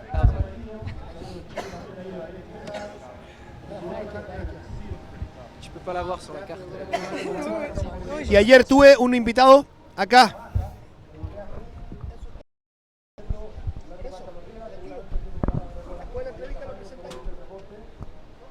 Rojo y amarillo. Y muchachos, ya teníamos situación ahí con un increíble tubazo. Él es Peto Rojo, él es Guillermo Sat con un increíble tubo acá. En la izquierda del gringo negro, él es Joao Chianca, el brasileño con menos edad en este campeonato. Guillermo Sat opening up. And Travis, good morning here. How you doing, Yo-Yo? Yeah, you had an incredible hit this morning, passing first and winning your first, stamping your name into the history of this event. How do you feel it? Pretty good. Psyching right now, actually. I was a little bit nervous at first, but then the butterflies left right away and got a good set and kind of just let the surfing kind of do its job, you know? Just put your butt down and go. Yeah, how do you find the conditions compared to the other days that you were surfing before? Right now, the waves are very tight on the reef. It's super shallow. How do you find this yourself on this morning at El Gringo? It's definitely a lot different. I mean, it's still got power to it. It's still dangerous. It's not as big, but it is definitely a sketchy little spot right now. A lot of reef. When we go now for the last repli of yellow jersey, tenemos ya la repetición de amarillo. Muchachos, estoy aquí con Travis Beckman y los chicos de Factor 15 dándome el repli de amarillo. Ya muchachos, estamos ya con toda la acción. Mientras tanto, en la derecha teníamos amarillo con un bonito tubo, conectando ya una segunda maniobra, un pequeño corte ahí. Él es el Momo Icardi, Travis, and right now we have the presentation of the Chileans top surfers. Él es Guillermo Sat, this is Guillermo Sat. So Guillermo opened up with a big, his first left was ridiculously good. The replay is going to be amazing. Estoy aquí con Travis Beckman y bueno, Travis Beckman es uno de los ganadores de esta mañana aquí de los hits contra Danilo Cerda, uno de los favoritos aquí de los chilenos. Así que 9-5 first judge. Ok, we are receiving the first score. Y tengo una información, nos vamos ya al replay de la última ola. We're gonna go the last wave of Guillermo Sat. Guillermo, first wave.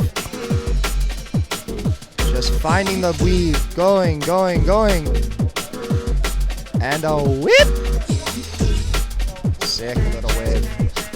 Guillermo Sat is one of the top Chilean surfers, you know, 3 times champion. And we go with the interview of for the winner of the last hit. Teníamos acción ahí, la última acción en vivo, el espeto negro, él es el Joao Chianca, uno de los más chicos del campeonato. Cuando me informaban los chicos de Factor 15, vamos a la entrevista del ganador del último hit. Hola a todos, estamos acá con Dimitri Ubre. Él es de una pequeñita isla del Caribe que se llama San Barts, es una isla francesa y bueno, lo voy a comentar en inglés y luego les traduzco. Dimitri, we saw your heat. The conditions are quite glassy, quite nice, but it's small. So what can you tell us about your heat and about the wave? I guess I was lucky to get, I think, the best wave of the heat. Had a 9-point kind of in the beginning of the heat, so yeah, it felt comfortable, and then you can pretty much choose your wave and get the advantage on the other surfer. So yeah, just lucky. It's pretty slow and hard to get the right one, but sometimes there is good waves, so it's cool. It's nice. Dice que bueno, que tuvo suerte de tener a marcar el hit desde el principio para poder haber conseguido una buena ola y que de todas formas las olas se tardan un poco pero siguen saliendo buenas. Dimitri, what type of board are you using now? Just to step up a 6.0. It's a Bradley from France, Euroglass. So I work a lot with them, and yeah, it's just a normal board. A little bit of a step up, but not that much. Normally, I usually use 5.11 or 5.10. So yeah, just kind of a normal board too. How are the waves back in Sandbar? In Sandbars, now it's pretty flat. So yeah, we need to wait for the winter, and it's in the north hemisphere, so yeah, it's different. So December there is some good waves, and it's warm. Well, congratulations for you. Si tu veux, tu peux dire quelque chose en français pour les gens dans la... Salut maman, Juju, Keke, la famille, je vous aime. Yo. Felicitations, back to you guys on the booth. Felicitaciones. Ya muchachos, estamos con toda la acción ahí, con peto amarillo. Él es el Momo Icardi, que ya está conectando su primera maniobra. No consigue asegurar. And with Mr. Travis Beckman. Travis, how is the situation up to the water? You can tell us, everybody at home, what's going on right now with the action. And before that, we're going to go with the last wave that we missed during the interview. Right now we go with the replay. Here we go. What do we got? Guillermo. Kid's got some style right here. Little cut back. Just trying to find some scores. Just trying to keep his feet in the wax. Trying to stay active. Oh, amarillo. Same thing. Just trying to stay active. Couldn't find it.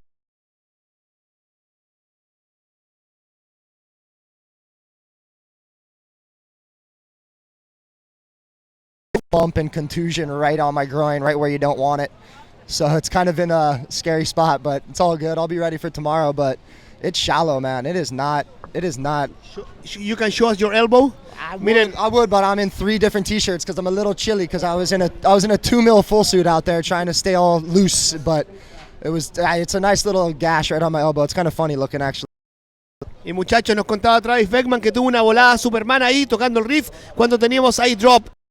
El chileno Momo Icardi, que está encajándose ahí en la izquierda del gringo, no consigue nada serio cuando teníamos ya remada ahí, teníamos en peto rojo porque él la conoce muy bien. Guillermo Sat encajando un tubo, vamos a ver si consigue salir y no consigue.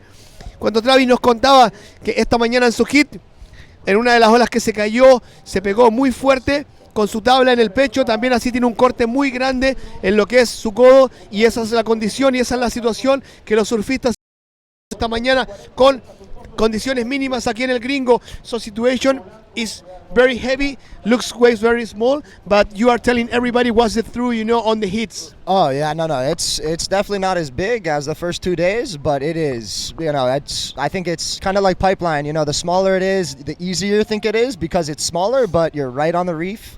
You're literally, it's maybe knee high by the time you get hit by the actual, lip on the inside, and you're kind of sketching out the whole time. Gracias. Well, Travis, and the situation is this: Guillermo Sart on first position with 12.50 is taking the lead. On second position, Joao Chiara with 680 on the second. He needs a 871 to take. On third position, the Chilean Momo Icardi. He needs a 280 to get on second. And Cristobal de Col is still without waves. He needs a 680 to go into the race.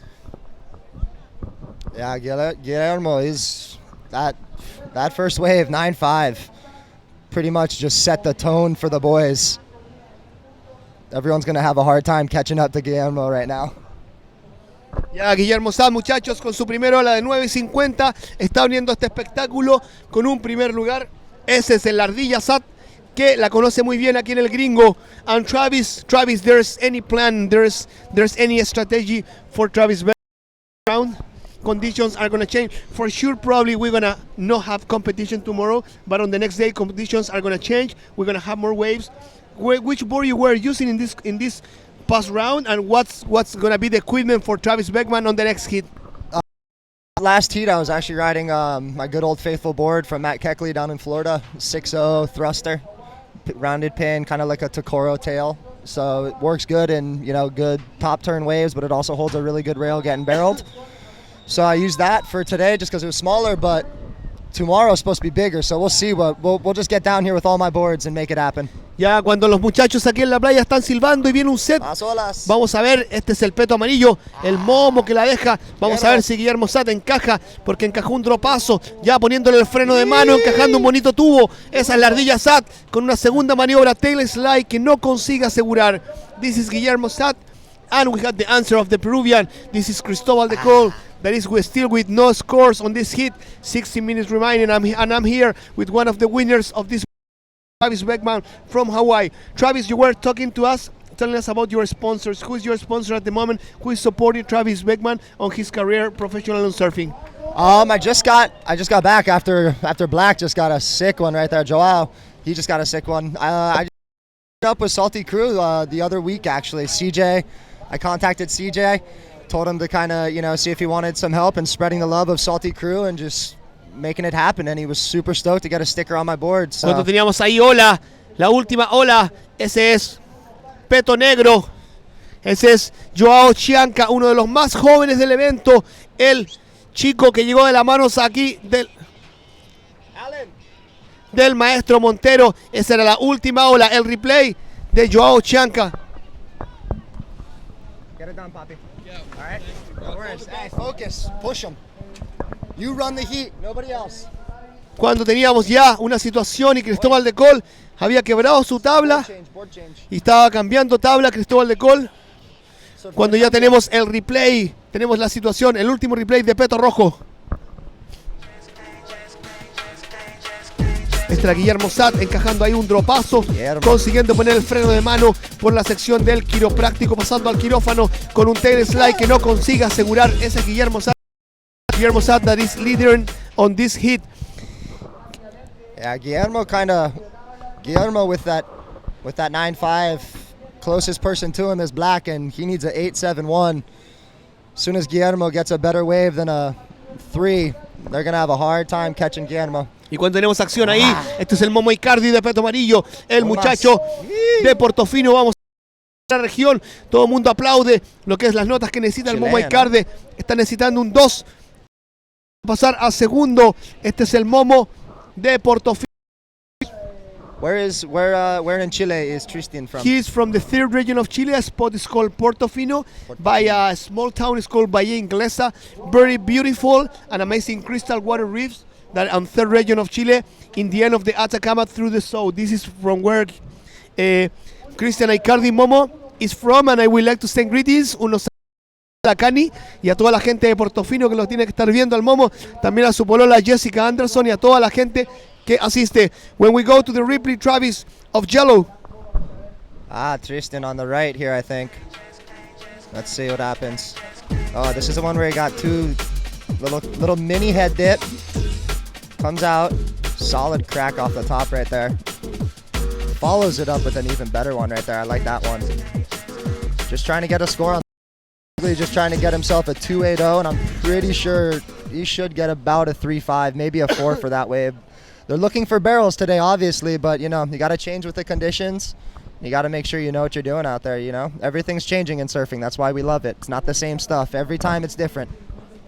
Y ya estamos ya, muchachos, con 13 y 16 en la regresiva. Cuando tenemos a Joao Chianca, Joao Chianca, Rio de Janeiro, está presando G 5.0.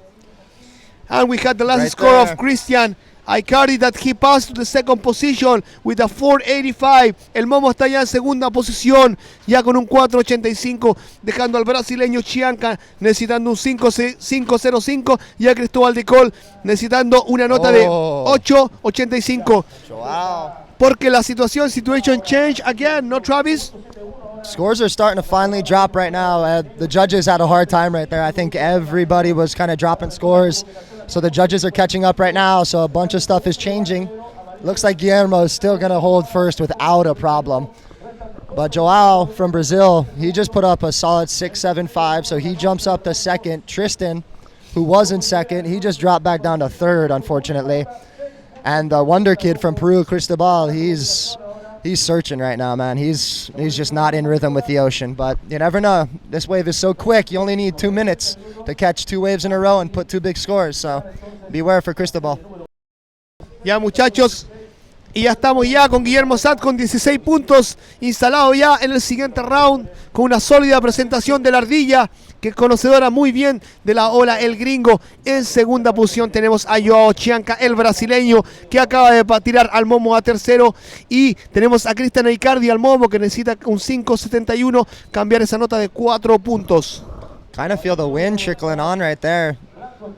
We're sitting in the booth. You can kind of feel that onshore gust starting to kind of show its face right now. There's still good waves, but it's definitely starting to show a little bit of wind. In Chile, that sun comes out. Yeah, but you know what happened right now, Travis? You are not gonna believe, but in the south of Chile, just next to Santiago, it is one of the biggest storms of the year. It's been raining Right now. for 2 days. Yeah, it's on Chile that happened, and we have open riding. That's the ardilla. So I was saying that it is a critical condition in the south. Raining. It's been 2 days raining. You know, surfing is being impossible on the south. So you can imagine what happened. People talk about Chile and they say, oh, Chile is a cold place. For sure, Chile is a cold place, but in the south of Chile, 2,000 kilometers up north, we live the cold winter of Arica, and it is this right now.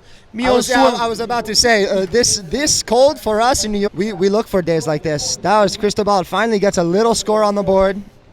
Y cuando teníamos ya la primera ola del peruano Cristóbal de Col, un muy buen tubo de peto blanco. Vamos a ver qué dan los jueces, porque el Cristóbal está necesitando un 9.30 para entrar de nuevamente acá en este hit, a pasar posiblemente al siguiente round.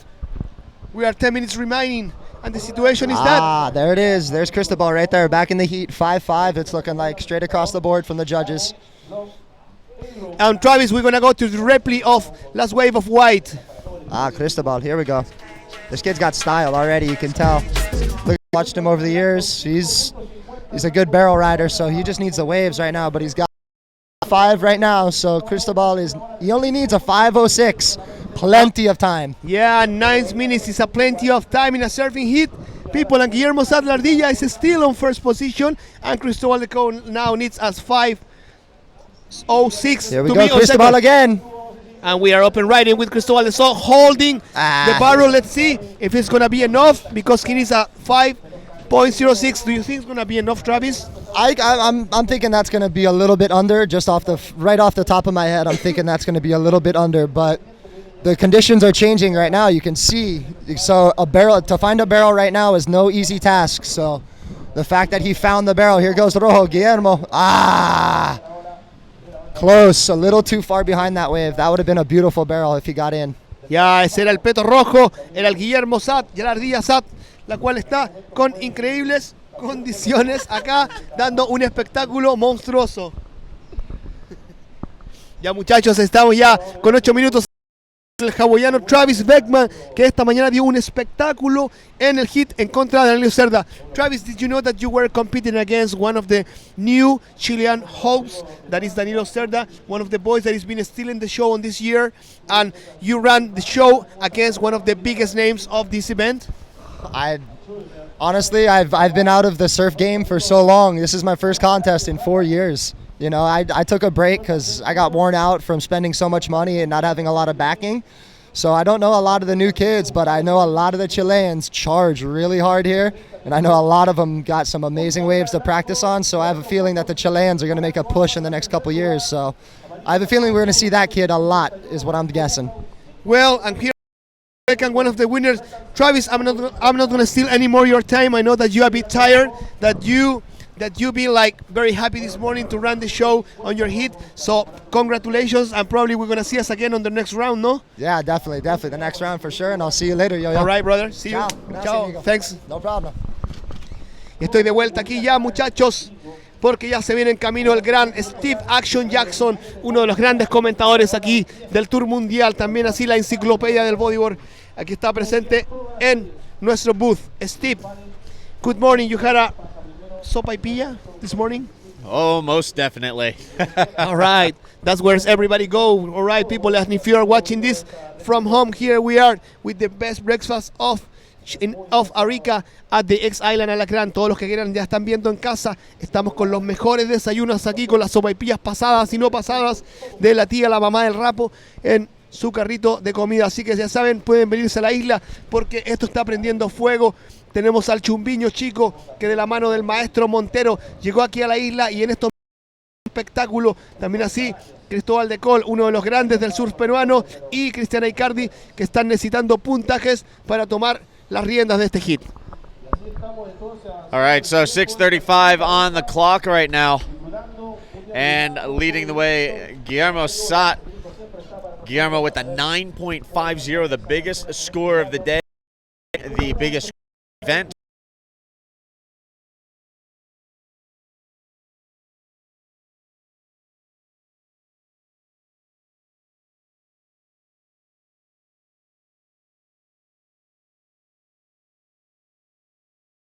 Spot. He's on the hunt for a 5.71. Aquí cuando Chumbiño estaba ahí con un Cristobal de Col. ese era Cristóbal de Col, que está necesitando un 5.06, muchachos, con Steve Jackson dando toda la acción en estos restantes del hit número 14. That's coming down to the 5-minute mark, and that was Cristobal de Col on that last wave. Unfortunately, getting into the pocket and having to hit the eject button on that one.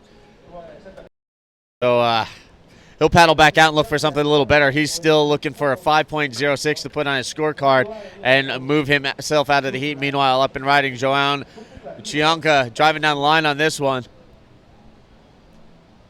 Y estamos ya, muchachos, con 5 minutos en la regresiva. 5 minutos ya en la regresiva. Vamos a ver si el más pequeño del evento consigue pasar al siguiente round. El João Chianca de Brasil. Y no quería dejar este minuto. Y ya cuando faltan ya 4 minutos, y me gustaría renombrar aquí al gran João Chianca, que es el menor competidor del evento, y no dejar de destacar que llegó de la mano acá del maestro Montero, los hermanos Chianca, traído por uno de los mayores exponentes del surf en estas condiciones. Él es Marcos Montero, el gran marquiño, que este año está ausente de esta gran fiesta, muchachos. All right, 4:20 left on the clock. Guillermo Sat and João Chianca leading the way. Cristobal de Col, Tristan Icardi on the outside looking in. And while they look for their next wave riding possibilities, here we have Cristobal up and riding, taking a look. And really not working out in his favor on that one. Ya, muchachos, estamos ya con 3 minutos y 50 segundos, y la situación es esa, cuando la ardilla Sat se está robando el espectáculo en este hit número 14. João Chianca en segundo lugar, el más joven del evento. En tercer lugar, Cristóbal de Col, necesitando un 5.06 para pasar a segundo, y Cristian Icardi, el Momo, necesita 5.70 para volver al juego y pasar al siguiente round. Steve Jackson hits very tight on this morning, and conditions are super heavy on the small waves of El Gringo. Yes, they definitely are. As we've mentioned previously, the smaller days are actually the more dangerous days here at Arica. As they move in, they start breaking right on that rock ledge out in front of us. And that's where you're going to see a lot of guys getting banged up, a lot of boards getting chunks of foam torn out, and some fins getting busted off in the process. Yeah, situation is being very, very heavy. We were talking with Travis Beckman, and he told me that on the waves that he got the wipeout, he got a big cut on his elbow. At the same time, he got a big cut on his wetsuit. So everybody can take a look at home that the waves are small, but these conditions are way more heavy than when we have waves. When we have big waves here at El Gringo, and you can notice, everybody, that is super shallow, that most of the time when the competitors are finishing the ride, they are getting into a spot that is no water to keep surfing, no? No, the rock bottom, it's basically a rock slab here covered in barnacles, and it's always just looming right beneath the surface, waiting to take a bite out of somebody. Muchachos, si me informan ya que nos vamos al replay de la última ola de blanco. Este es Cristóbal de Col del Perú.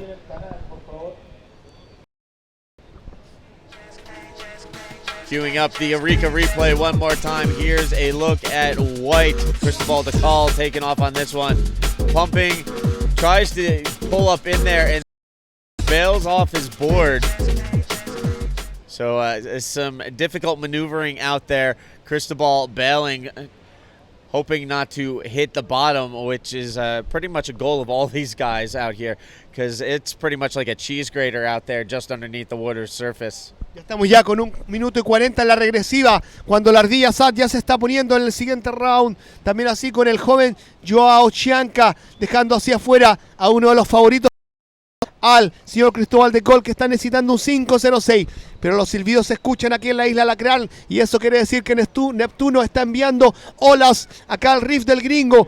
Vamos a ver, porque esto se está poniendo muy entretenido, como dicen todos afuera. Tenemos ahí remada.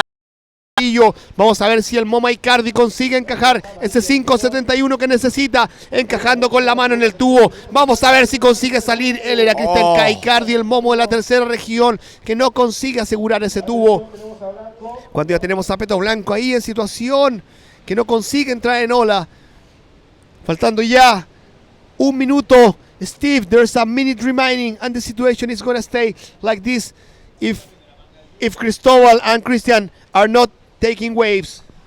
Yeah, that last wave from Tristan driving through the left-hand barrel. It looked like he might find daylight and pull off a pretty deep barrel ride, but unfortunately just getting hung up on the inside there. No exit for Tristan. 25 seconds left. Ya, muchachos, y nos vamos ya con las últimas repeticiones de este hit. Pero estamos con acción en el agua. Esta puede ser la última jugada del peruano, que no entrar en el riel de la ola. Ya con 15 segundos me informan que nos vamos en la repetición, muchachos, y esta es la última ola del Moma Icardi, que podría haber sido muy buena. Cambio de situación para él, no consiguió entrar en el tubo, no consiguió asegurar en la trayectoria y fue puntaje no completado. Así que final de batería, como dicen los brasileños, dando una victoria a Guillermo Sad y en segundo lugar a Lucas Chianca. All right, so the horn has sounded the end of Heat 14. It's going to be Guillermo Sat and João Chianca advancing out. Cristobal de Col and Tristan Icardi gave it a good go at the end there, trying to scrap their way back, but just came up a little bit short.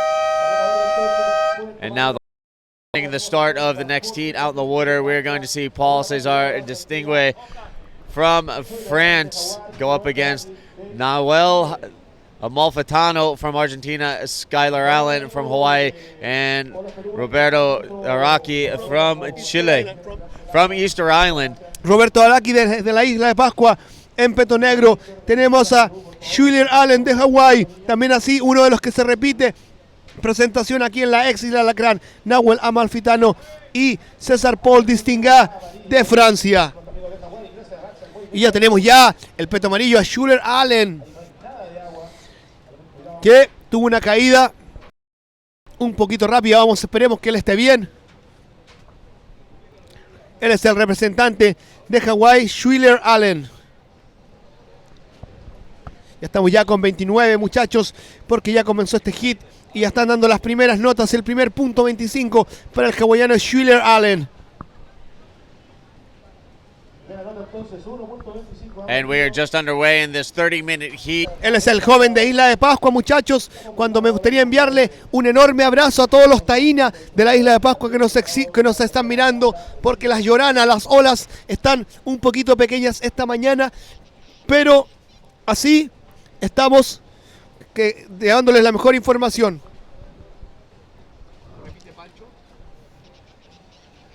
Ya, muchachos, y ya teníamos ahí de peto rojo a César Paul Distinga de peto rojo, a Nahuel Amalfitano, el argentino. También tenemos de peto blanco Roberto Araki de peto negro de la isla de Pascua, y a Allen Skylar de Hawái de peto rojo. Vamos a la serie número 15, ya solamente una serie de día nublado, All right, so again, just getting going in this 30-minute heat, Heat 15, round 2 of men's here on day 3 at the 2015 Maui and Sons Arica Pro here at El Gringo in northern Chile.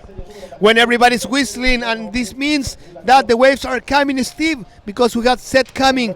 And let's see if Nahuel Amalfitano de peto rojo consigue entrar, porque teníamos remada también de amarillo que no consigue tomar ola. Teníamos ya a los muchachos de este hit. Cuando tenemos ahí a peto rojo bajando muy crítico poniendo una primera maniobra. El espeto rojo, César Paul Distingat de Francia. And the French boys here running the show.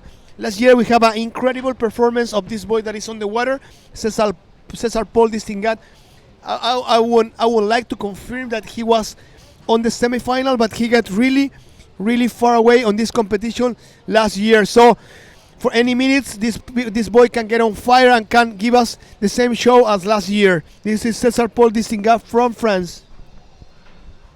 All right, and so again, quick rundown out in the water. Paul César from France, as Yo-Yo was talking about, joined by Skylar Allen from Hawaii, Nahuel Amalfitano from Argentina, and Roberto Araque from Chile. We are underway with Heat 15 here on day 3 of competition at El Gringo. The carnage continues. We've seen busted fins. Just saw a snapped board make its way out of the water. And, we've seen a few human casualties, some nicks, cuts, and a little blood left in the water here at El Gringo. So even though the conditions are smaller than yesterday, you still have to watch your back out there, as El Gringo has a way of making people pay the price. Yeah, conditions are being very difficult, very hard. Las condiciones muy complicadas esta mañana. Ya nos contaba el hawaiano Beckham que en una de sus pagadas se enterró la tabla en el pecho, también se rompió un poco el codo. Y es porque el gringo con estas condiciones pequeñas es muy complicado. Así que en cualquier muchacho puede haber una situación dramática con estas condiciones, pero como les digo y como les comentaba, tenemos a los mejores del mundo en la especialidad y es por eso que los chicos están dominando estos tubos aquí en Arica. So real quick, just a reminder to all of you following along, be sure to post your photos from this event on Instagram with the hashtag MauiQS 2015 for your opportunity to win a Dragon Optics gift pack. Again, hashtag MauiQS 2015. Y ya, muchachos, les informo que tenemos un concurso increíble esta mañana. De eso tenemos acción, tenemos amarillo en ola. Él es Julian Allen de Hawái, que no consigue entrar en la pared de la ola. Cuando tenemos ya remada, vamos a ver si el joven de Isla de Pascua consigue entrar en su primera ola. El Araki, que no consigue dropear en esta ola. Uno de los jóvenes promesas del sur chileno, el campeón chileno junior Roberto Araki de la Isla de Pascua, aquí dando su presentación en el Gringo.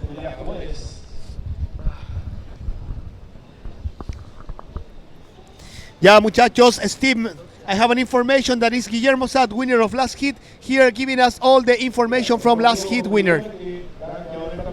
Hola a todos, estamos acá con Guillermo Sad. Él es chileno y no solo chileno, es ariqueño y acaba de ganar el hit número 14. Guillermo, cuéntanos un poco a todos tus fans, a toda la gente que nos está mirando, ¿qué se siente ganar en tu playa, en tu ciudad? ¿Cómo estuvo tu hit y bueno, todo lo que nos puedas contar? Bueno, hoy día la ola amaneció más pequeño, o sea, mucho más pequeño que ayer. Las condiciones estaban súper difíciles. No es lo mejor correr así, es muy peligroso.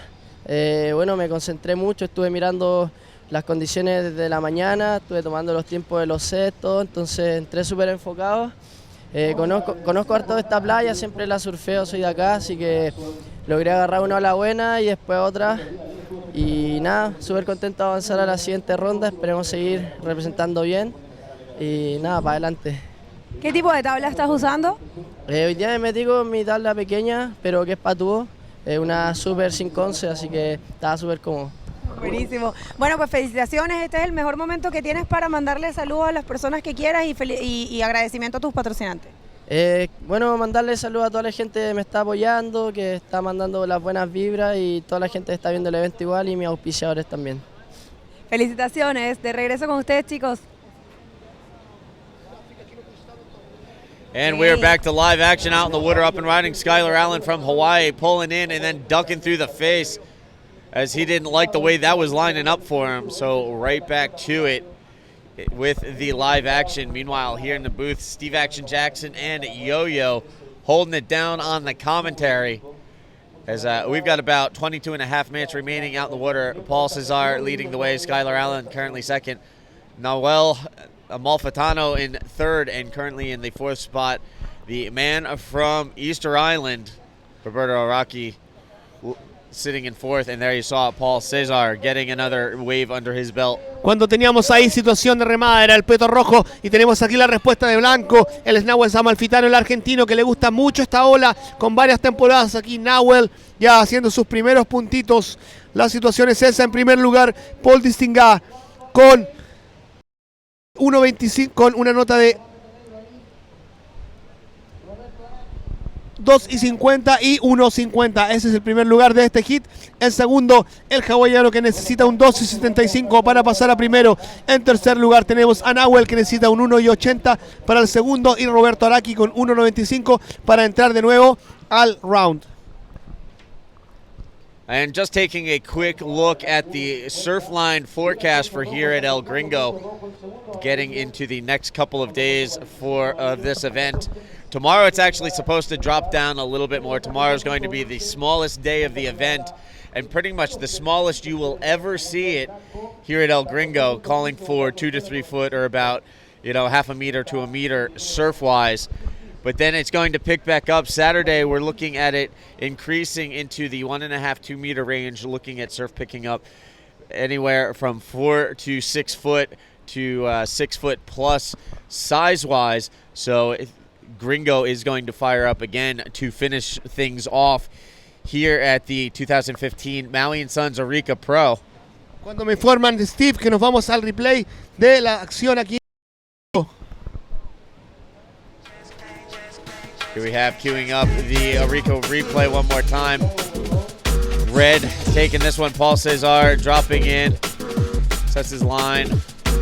And a quick in and out barrel before kicking out. That one got fat on him really fast. Again, Paul Cesar currently leading the heat. Skylar Allen currently in second. Roberto Araki from Easter Island moving up into the third spot. He's looking for a minimal score to change his position. And Nahuel, he's currently in the fourth spot. This is a pretty close heat right now, as all of these guys, so far some minimal scores, some smaller scores, looking to build upon those and work their way towards advancing out to the next round. Yeah, when it's been a very small tie hit of small scores, Roberto Araki needs a 0.75 to be on the lead, on the second place.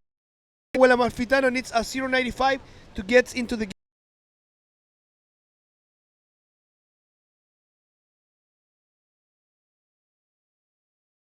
De Isla de Pascua, un saludo enorme, a big greetings to the Tahinas from Easter Islands. No many Yoranas, no many waves. Yorana means waves in Rapa Nui, so greetings to them, to the boys from Easter Island that are here supporting Roberto. And it's good to see the Rapa Nui represented here in this event. Recently, there's been a lot of discussion about making sure that the Rapa Nui and the riders from Easter Island have their own autonomous designation in the world of wave riding, like we see with the Hawaiians, the Canary Islanders, riders from Reunion Island, as well as riders from Basque. We'll talk about that more in a minute. Situación de tubazo, porque yo les decía que él, Paul César Distingá, es uno de los que el año pasado dio un show de tubos y esta mañana está haciendo lo mismo aquí en el Gringo, cuando tenemos un anillo que no consigue asegurar. Cuando mi amigo Steve Jackson nos comentaba la situación de la Isla de Pascua, que es la misma situación que viven los hawaianos, ¿no? Que son bandera independiente, también así los pascuenses estaban ahí con su equipo, queriendo tener su team, representar a su isla. Así que muchos saludos a ellos por traer sus exponentes aquí al Tour Mundial y a la etapa del World Circuit League. Así, muchachos, con Roberto Araki de la Isla de Pascua, con Steve Jackson entregándonos la mayor información internacional, y nos vamos con el repli de la situación de la manga. And here we have a quick look at the replay. Pulling in, rider in red, Paul Cesar, the current heat leader. Threading the needle, comes out through that one. And then a nice little wrapping turn off the top there to finish it off. Paul Cesar continuing to be busy, but we have a situation change out in the water. Look at this.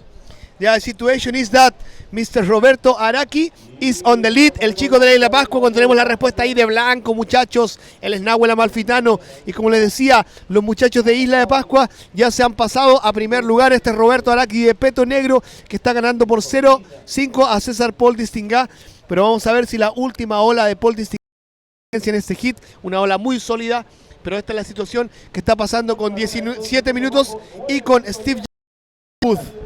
This has been a very busy heat out in the water. We're already down to 17 minutes, almost halfway through this heat, and all of these guys have just been rapid fire, fast and furious wave exchanges out there. Right now, Paul Cesar retaking the lead.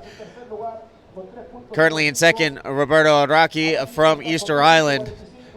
And in third spot right now, Nahuel Amalfitano from Argentina trying to track down a 2.50. And in fourth, Skylar Allen needs a 2.80. So all of these guys within striking distance of one another. They've been trading positions out in the water, and we've seen a lot of shuffling within the standings out in the water in this heat as we work our way down towards the 16-minute mark here in Heat 15. Working our way through the round of 64, looking to wrap things up in the round of 64 and then set things up for tomorrow. Again, looking at the forecast on Surfline, we're going to see further diminished conditions tomorrow, but then Saturday it's going to fire back up, and we're going to in the 2-meter range or 4 to 6 foot.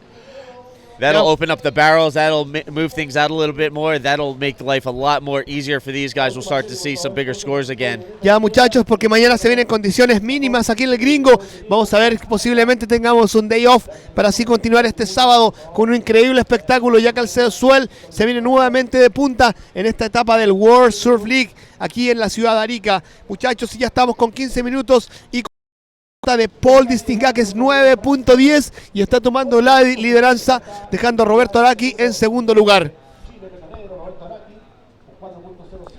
Peto Blanco, Nahuel Amalfitano, ahí a la gente de Mar del Plata está necesitando 4.50 y el hawaiano Allen Schuller necesita 2.80.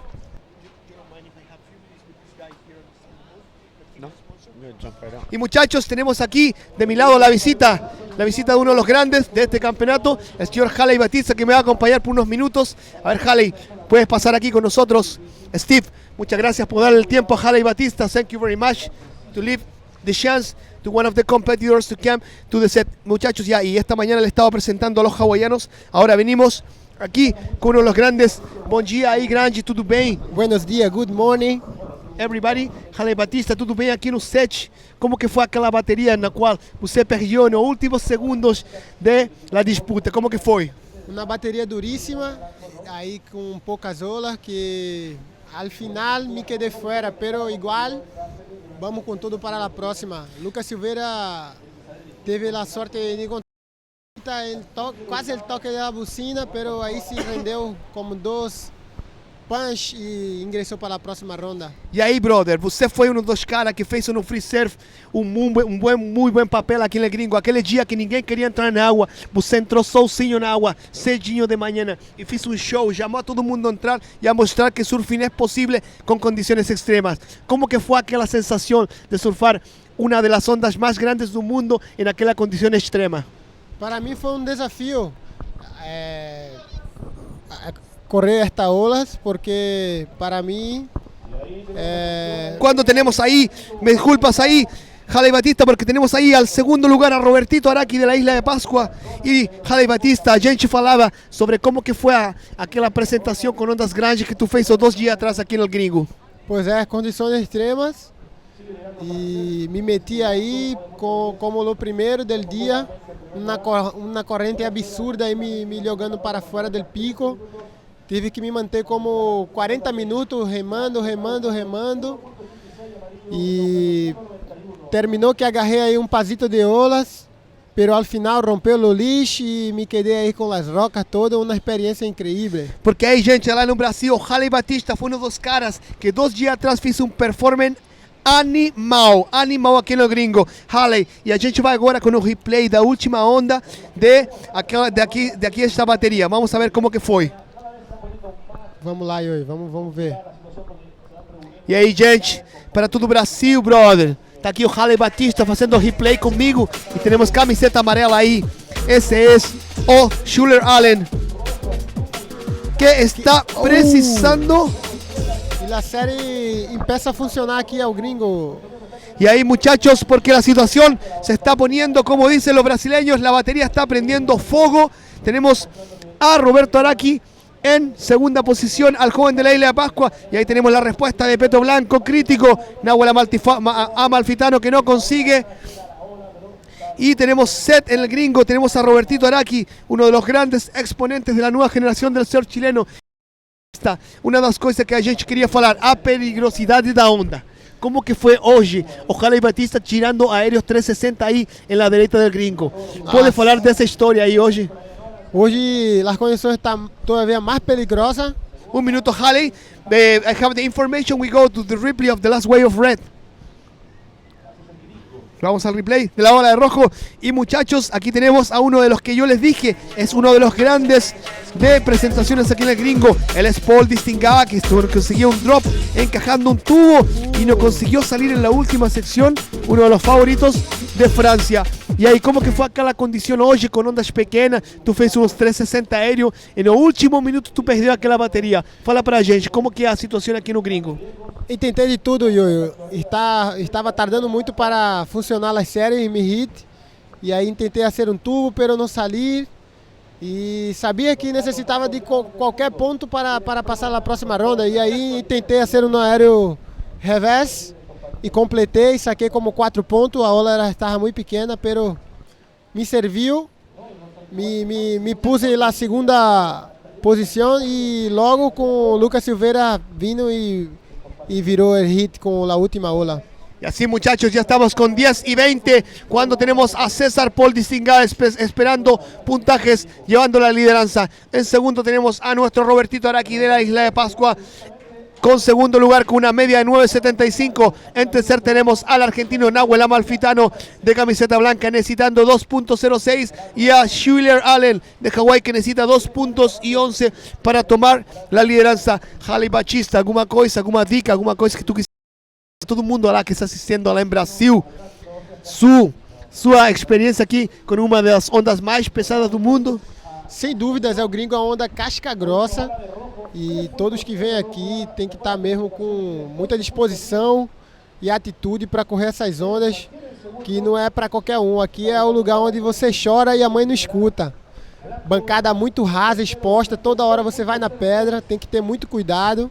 E com as condições pequenas assim ainda se torna mais ainda perigoso.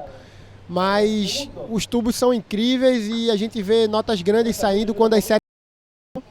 E o show de surf é garantido, a onda quebra bem perto aqui das pedras. Quem está aqui na plateia aqui assistindo é um espetáculo. É uma onda que não pode estar fora do calendário. Esperamos que para os próximos anos essa etapa só venha crescer nos pontos e premiação para ser uma das etapas mais preciosas do mundo. E aí vem o amarelo. Ya, muchachos, quando temos aí o chico de Florida, ele é Schuler Allen. Vamos, que não consigue salir. Pon o nome de Halley Batista e puedes poner gran performance en el freezer. Ahí cuando estamos ya Halley con 8 minutos y 40 en la regresiva, que ha de esa batería. ¿Cómo que está la situación ahora? Vemos que o francés ahí está en una posición cuando mejor. Tenemos ahí el pascuense Halley, te interrupto, porque él es Roberto Araki, que está consiguiendo un techito. Él es el chico de La Pascua que está en segundo lugar. Él es el pascuense. ¿Cómo que es la situación ahora, Halley? A situação está bem apertada nessa bateria. Temos aí o francês com uma onda 9.10, a melhor ola de Rio. E o Nahuel Amalfitano está aí em segundo posto aí também, tem um 2,20 e 1,5. Uma bateria que não está decidida ainda, até que toque a buzina a gente pode ver tudo acontecer nesse hit. Tem o Roberto Araki também ali que está em quarto, é local, é chileno, tem o havaiano também, que pode a qualquer momento aí mudar toda a situação da bateria. Y cuando todo el mundo aquí en Chile me escucha, él es uno de los grandes nombres de la escena mundial. Él es Halley Batista. Ahí vamos, grandísimo. Ya, muchachos, nos vamos ya con el replay de la última ola de blanco. Él es Nahuel Amalfitano, muchachos. Vamos a ver si todo Mar del Plata consigue ver cuando teníamos la ola del Che Amalfitano. poniendo una primera turn ahí, como dicen los gringos, y no va a ser nada serio para cambiar la situación. E aí, Halley, como que foi a parada aqui no gringo hoje? Putz, infelizmente hoje poucas ondas, agora a gente vai vendo a maré enchendo e as ondas funcionando mais. As baterias foram disputadas ali no detalhe, ali, às vezes nos finais. Qualquer onda que tivesse um potencial melhor ia favorecer o atleta que encontrasse dentro da bateria. Mas foi bom, mais uma vez uma experiência aqui, agora com a condição menor. Esperamos voltar para o próximo ano para fazer um show. Ya muchachos, ya nos vamos con el replay de Peto Negro en su última ola.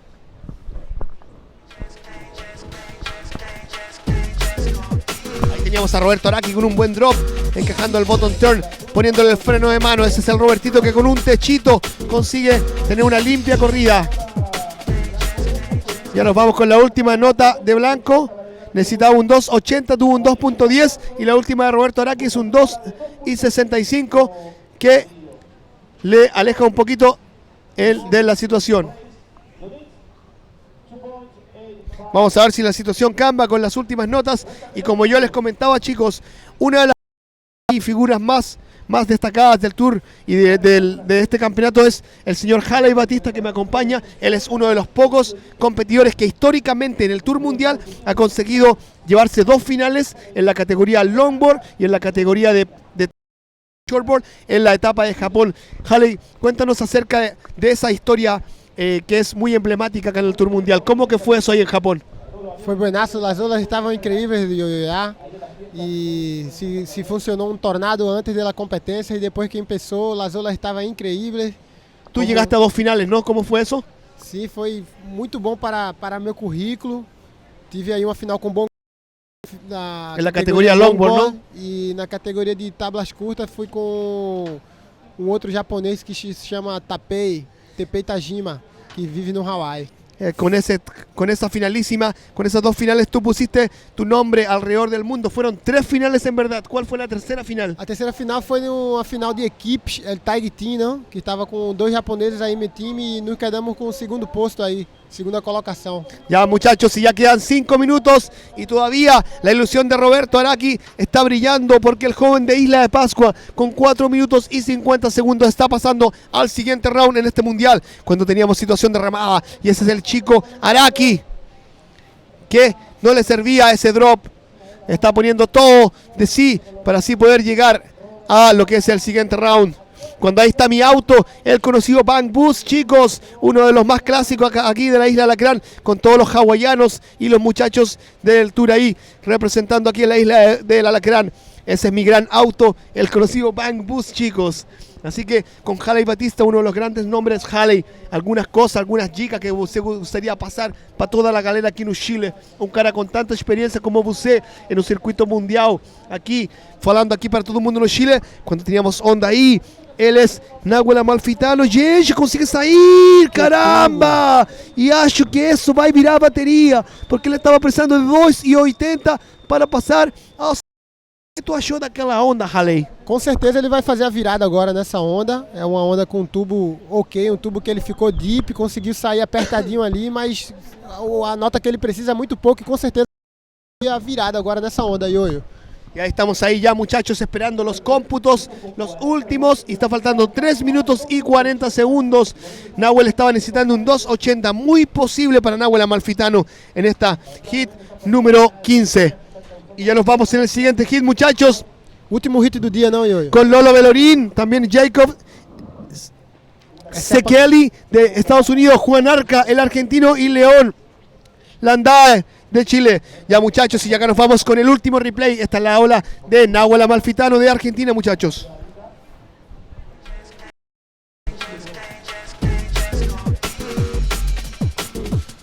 Cuando a gente tenía un dropazo, ese es Nahuel Amalfitano, el Che de Mar del Plata, muchachos, que con varias temporadas ya posiblemente un paso al siguiente round, un increíble.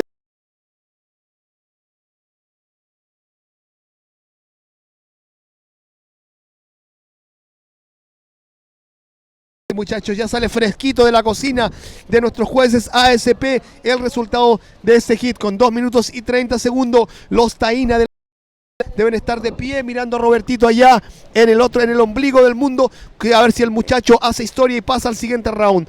Haley Batista, uno de los grandes de este evento. Haley, ¿cómo se siente acá en Chile? ¿Cómo está la condición acá en Chile, la situación? ¿Cómo te trata la gente? Chile está, para mim agora, dos melhores países do Mercosul, muito organizado, todas as vias aí bem feitas, o pessoal muito hospitaleiro, boas ondas. Eu vejo o Chile hoje como o lugar mais constante do mundo de onda. Todos os dias você pode surfar, tem várias opções, bancadas de pedra, ondas de tubo, ondas longas, curtas, direitas, Ontem surfamos esquerda. onde, Haley? Puedes contar para a gente onde a gente surfou ontem, de tarde? Ontem à tarde surfamos aqui uma onda aqui ao lado de Flopos de El Gringo, uma onda que tá aqui encostada de La Isla, uma esquerdinha aí, buenaça, que se pode matar aí, fazer vários cortes, e foi muito bom. Hola, Haley Batista. Ahí tenemos a Peto Amarillo que está necesitando un 8. Está asegurando el tubo. No consigue entrar. Él es Schuyler Allen, el hawaiano, que está aquí dándolo todo en las izquierdas del gringo. E aí vem sério, Ioio. Viene serie, muchachos. Vamos a ver si Peto Rojo por César Distingá. Que está faltando un minuto, muchachos. Un minuto. No consigue asegurar la ola. Y la última ola de Nahuel Amalfitano, un high score, Haley. Un high score. ¿Cuánto que é a última nota de Branco? 8,40. Uma excelente onda aí para o Nahuel Amalfitano. Ya, muchachos, estamos ya con 45 segundos. Y estoy aquí con uno de los grandes, con Haley Batista, llevando toda la información de este World Star Tour 2015. O Nahuel agora está na situação mais cômoda, deixando agora o Roberto Arica precisando de 7,96. O havaiano Allen Schuller vai aí precisando de 8,45. Vai ficando bem complicado agora os 20 segundos finais. E não parece que vai vir mais ondas. E a Haley Batista, hoje foi prazer te ter aqui no booth. Prazer, cara, um dos caras que fez um performance. E aí, gente, tudo bem? Aqui o Haley Batista, quando teníamos a última ola da Amalfitano, que va a valer. E Haley Batista, muito obrigado hoje por sua presença aqui no booth. Tu fuiste um cara que fez um performance animal no free surf, com ondas gigantes aqui no gringo. Não muita gente vem do Brasil, do Oceano Atlântico, e bota o sello aqui no Pacífico. Assim que muito obrigado por essa experiência de alucinar com teu surf. Esperamos te ter aqui de novo o próximo ano, não é assim, Haley? Ojalá, que Deus queira, meu irmão. Muitas graças pela oportunidade. Obrigado a todos que estão acompanhando aí a transmissão aqui ao vivo. E vamos para a próxima. Me despedindo por aqui. E vou chamando o nosso amigo Steve Jackson para seguir aqui na transmissão. Obrigado, abraço, Haley. Bom dia a todos. Obrigado, Haley. Animal. Y así estábamos ya, muchachos, con el hit número 16 y teníamos toda esa bandada de pájaros atrás del nombre de Peto Rojo, Lolo Velorín. Cuando ya empezamos ya con los primeros tubos, ese es Peto Blanco, muchachos. Ese es Jacob Sakeli de USA. También así está el Lolo Velorín de Peto Rojo, Juan Arca de amarillo y tenemos de Peto Negro a León. León, si no me equivoco, León Vicuña. Vamos a ver. Un increíble hit porque León es uno de los expertos en este tipo de condiciones, muchachos. What's up, Steve Action Jackson back in the booth here for Heat 16, the last heat of the round of 64. And out in the water right now, Francisco Bellarin from Venezuela in the water in red. He's joined by Jacob Zekli from the United States, Juan Arca from Argentina, and Leon Landia from Chile. And we are underway here in Heat 16, the last heat of round of 64 competition. 30-minute heat, top two waves will be scored, top two riders will advance on. And again, getting deeper through the day, we already have first from Juan and Leon.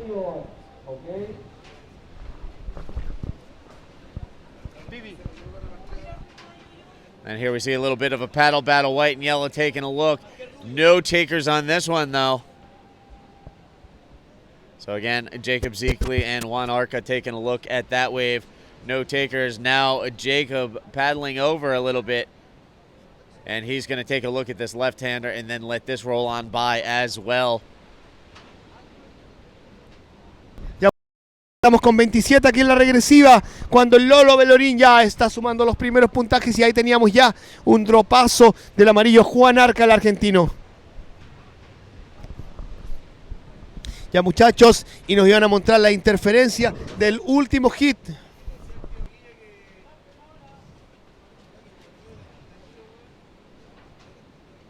En cualquier muchachos de factor 15 que nos traen toda la acción aquí de punta, porque ya están saliendo los primeros puntajes de este último hit del día con condiciones mínimas y con tubos muy apretados en el riff. Estamos llevando a ustedes, para ustedes, el Maui and Sons Pro 2015 junto a Steve Action Jackson, uno de los grandes del comentario internacional. Steve.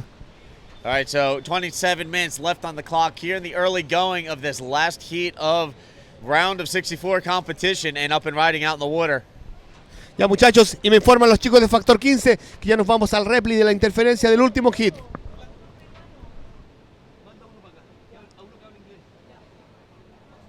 Ya estamos ahí muchachos, porque esa era la situación de remada. Pueden ver que Peto Negro le botó un poco la ola a Peto Blanco. Ahí podemos ver que Peto Blanco no consiguió salir del tubo, no consiguió tener una presentación limpia en esta ola, y eso sí, un llamado de interferencia en este último hit.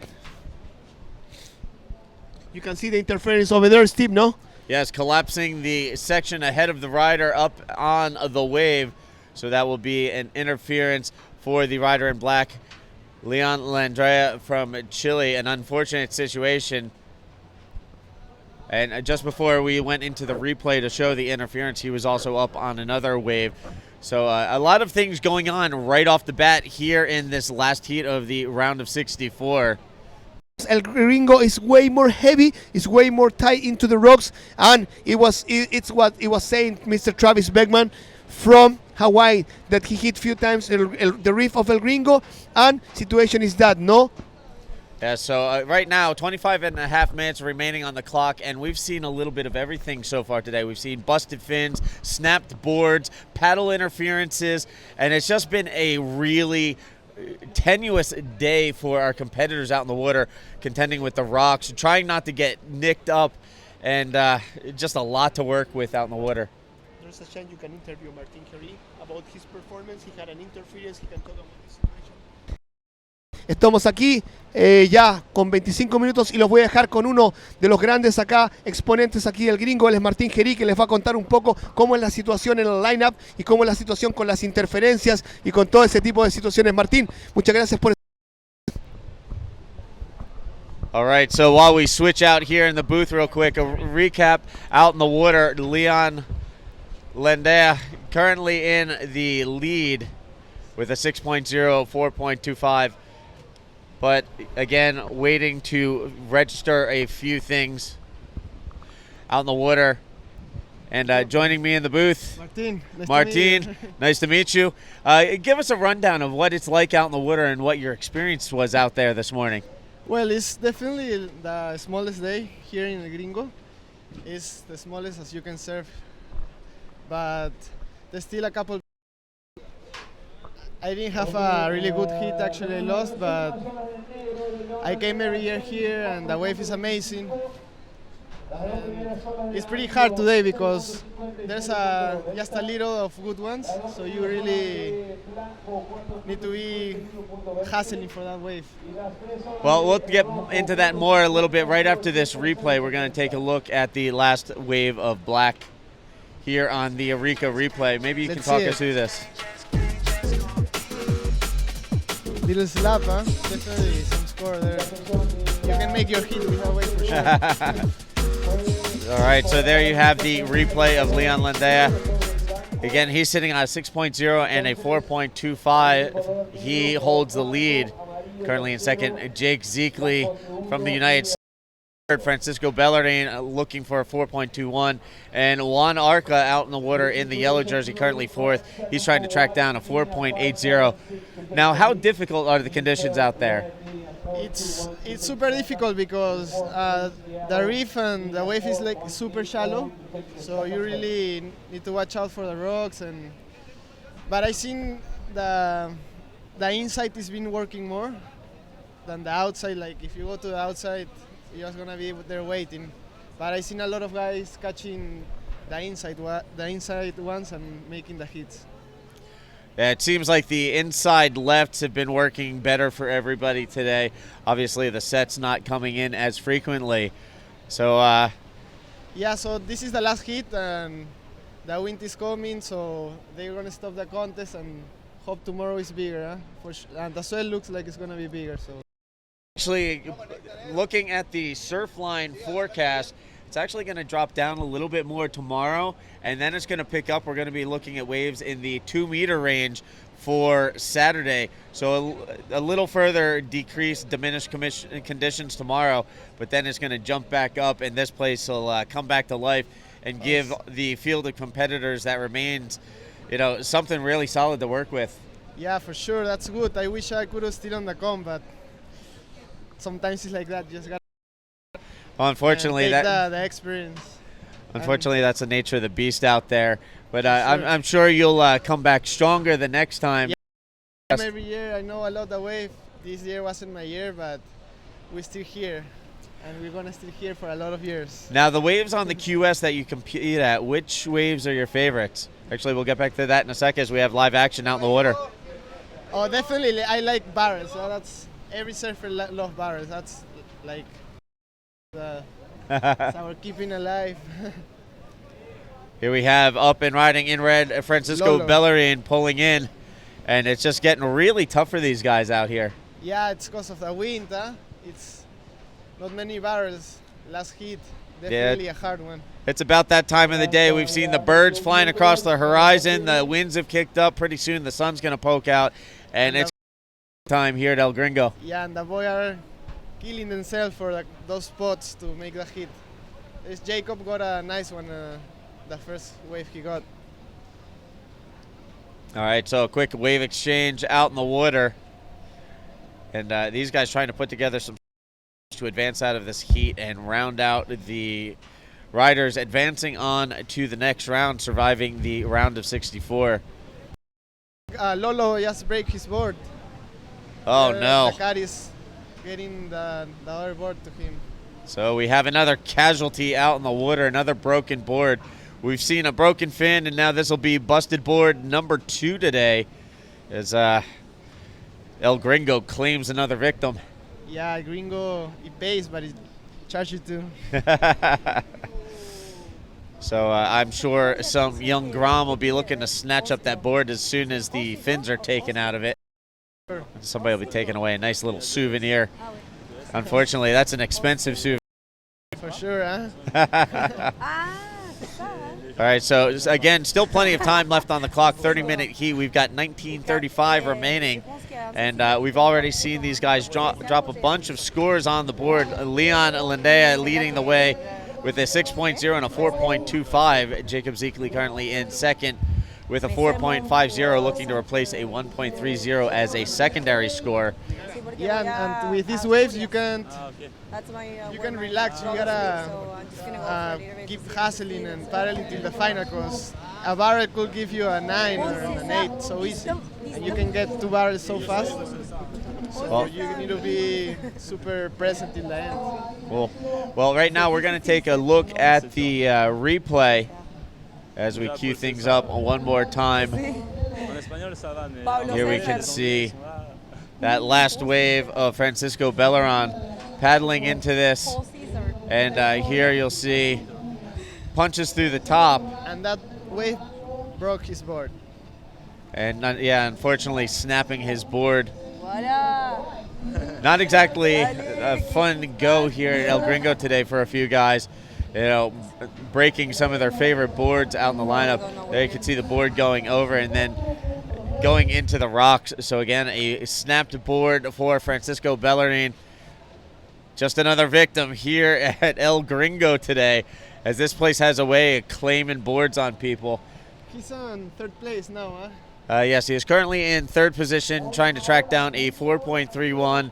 And also in 4th right now, Juan Arica trying to find a 4.90 to add to his score sheet, as both of these guys look to work their way back into this heat with just under 18 minutes remaining. go Lolo. Let's get another Latin American guy in the next round. Yeah, there's not too many Venezuelans or Argentinians here in attendance today, as the field gets narrowed. The opportunities become more difficult for the riders. Yeah, for sure, because there's no many waves, and the ones that come through is a slab, so you gotta really paddle fast and commit the little tube. No mistakes.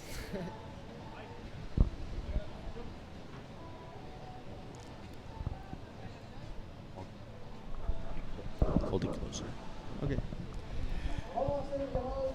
All right, so again, here in the booth, running through the last heat of the day, heat 16, 17 minutes left on the clock. And you were talking about how tough the conditions are out here. How hard is it to wait for a good wave to come through? What is it like if you actually have a decent wave come your way? Well, today there's a lot of barrels in the inside, so if you wait too much on the out, and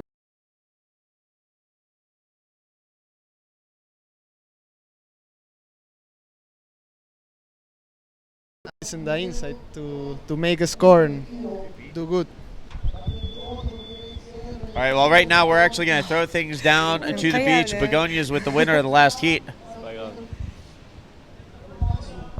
Hola de nuevo, aquí estamos con Paul César Distinguin de Francia, que ha ganado el hit número 15. Paul, we saw you surfing. The waves are a little bit small. What can you tell us about your heat and the wave conditions? Yeah, the waves are way smaller than yesterday. Yesterday was very good waves, and today we saw. I arrived on the beach and I was like, oh, it's very small on the rock, no priorities. It's gonna be tough. So I don't know, just doing the job, trying to get one good wave. Because I know in a heat it's hard to get two good waves. We see many hits with 8 points and a 2 points. So I don't know. I just had a good one and got a 9 points, and then another 1 3 points, enough to get through. So just happy to be here. Good waves and good vibes. Bueno, él dice que está súper contento que haya pasado su hit, tuvo unas buenas puntuaciones, las olas están un poco más pequeñas y por eso pensaba que iba a ser un poco difícil, pero realmente tuvo suerte y pudo conseguir buenas olas. What type of board are you using at the moment? I have a Arica for hollow waves, so it works perfectly. It's a 6.0. Yesterday I would surf with a 6.4 and a 6.5, but yeah, today definitely a 6.0 or a 5.11 Flanagan. I have all my quivers, so I'm okay. Are you looking forward to surf in big conditions here? Yeah, I hope. I saw that in the end of the week there is like a big swell coming, so I hope to go further enough to like in the quarters or semis to get this swell and surf perfect waves. Very good. So this is a good time for you to say hello or thanks to anyone back home. You can speak French if you want. Yeah, merci à tous ceux qui me suivent. Les vagues sont parfaites. Chaud patate. Okay, so felicitación and back to you guys on the booth. Thank you. All right, and back here in the booth, we're going to take a quick look at the replay, and then we're going to let this guy say the last few words and duck out. So check out the Arica replay. We'll let you talk us through this.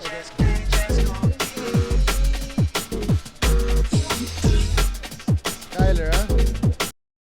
Juan Arica on that one. And again, you've got to duck out of here, so real quick before we let you go, any shout-outs? I just want to thank my family and sponsors and all the people watching. I just want to say good vibes to all the Peruvians. I hope Peruvian can win the contest. We're going to like a team, and that's it. Yes, thanks to this wave, it's amazing, and thanks all the people to Chile. All right, and thank you for joining me here in the booth, and hope to see you again soon. Okay, anytime. All right, so we're going to have Yo-Yo step back into the booth and switch things up. Thank you again. And meanwhile, out in the water, 13:25 left on the clock. Leon Landea leading the way with a 6.0 and a 4.25. He's followed by Jacob Zekli, rather. Juan Arica currently in third, trying to find a 4.01 to put on his score sheet. Francisco Belleran looking for a 4.31. Ya, muchachos, estamos ya con León Vicuña, el chileno, en primera posición. También así estábamos ahí en segunda posición con el hawaiano, con Jacob Sikley de Estados Unidos en segundo lugar. Juan Arca, el argentino, está necesitando un 4.01 y Francisco Lolo Belorín necesita 4.31 para pasar a segundo lugar. Estamos ya con 12 minutos y 30 segundos en la regresiva, muchachos. Estamos ya aquí con toda la acción. Maui and Sons Pro 2015, cuando teníamos Olaí, el espeto amarillo, teníamos a Juan Arca, que está en tercera posición necesitando un 4.01. Nada posible en esta corrida. Y Juan Arca, uno de los grandes argentinos que nos visitan todos los años en el Maui and Sons Pro. We are down to 12 minutes left in this 30-minute heat, Heat 16, the last heat in the round of 64. Again, right now, Leon Landea leading the way. Jacob Zeekley currently second. Juan Arca chasing a 4.01. Here we have split peak action out the back. Teníamos ahí la situación de los muchachos compartiendo el pick. Teníamos a Juan Arca de amarillo en la izquierda.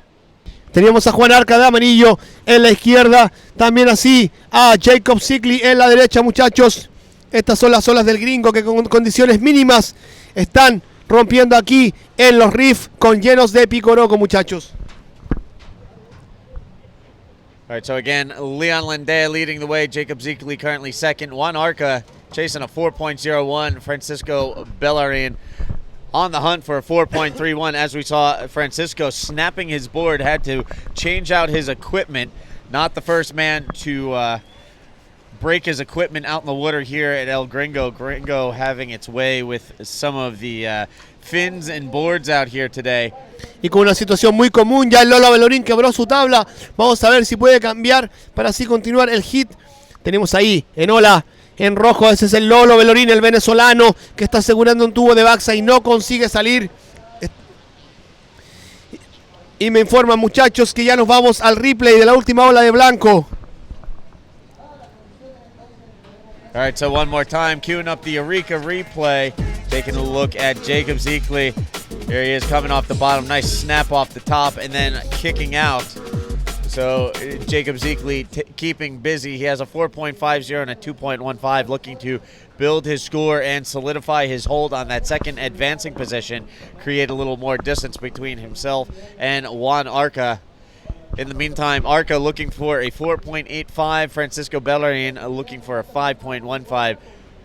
Those gentlemen currently sitting third and fourth respectively, trying to work their way back into this heat and advance out to the next round. Y cuando León Vicuña ya está en primer lugar, muchachos, el chileno, teníamos en segundo lugar a Jacob Zeekley. Juan Arca está necesitando un 4.85 para entrar en la jugada y tomar el segundo lugar. También así Francisco Lolo Belorín necesita un 5.15 para pasar a segundo lugar con 9.35. Y el último hit del día, muchachos, estamos aquí llevándoles toda la acción desde el Maui and Sons Pro 2015.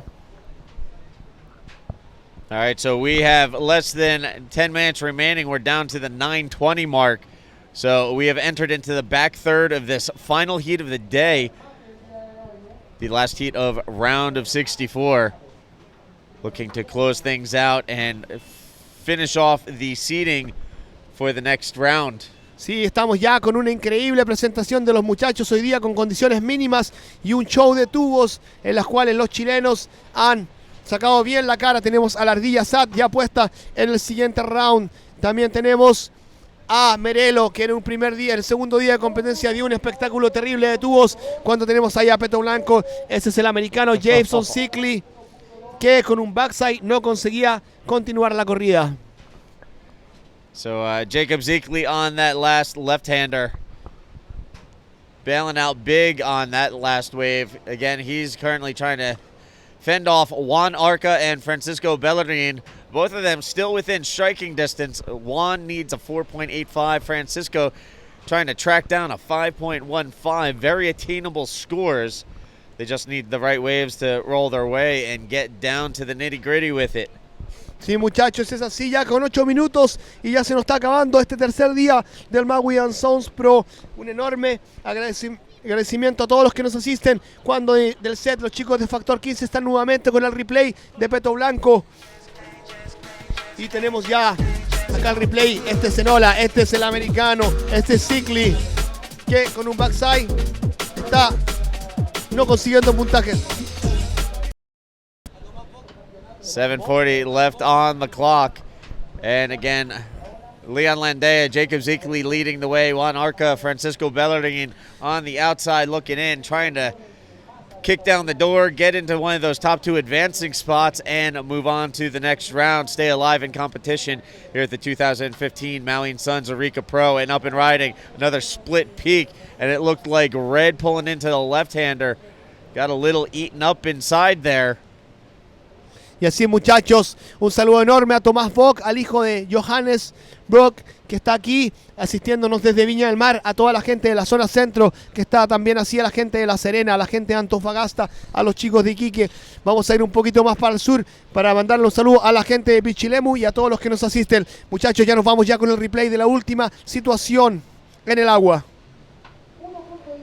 So Bellerin and Arica splitting the peak on that. We're queuing up the Arica replay. We'll take a look at what we saw from Juan Arica on the right. Drops in, cranks off the bottom, and promptly glides off the back of that one as it wasn't really setting up to offer much.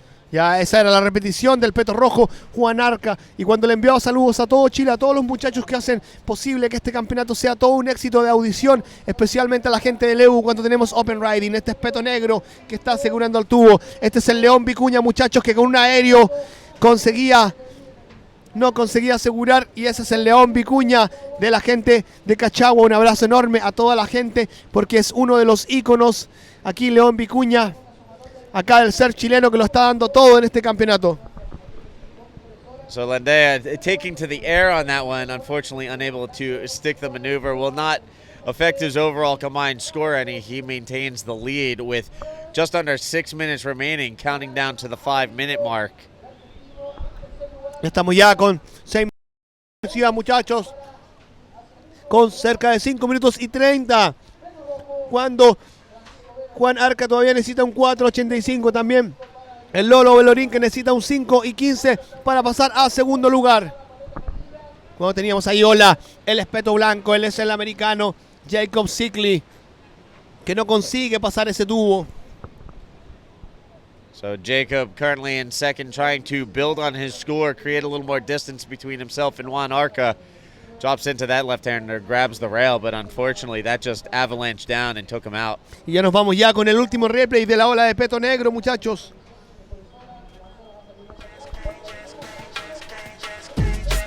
Tenemos ahí a Peto Negro.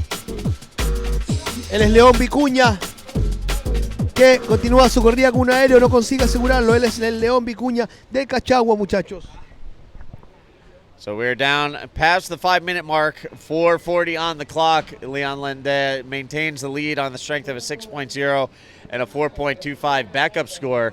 Jacob Zikli currently in second with a 4.50, still looking to replace a 2.15 as a backup score, but it's enough to hold the second advancing spot over Juan Arica. Juan chasing a 4.85 right now.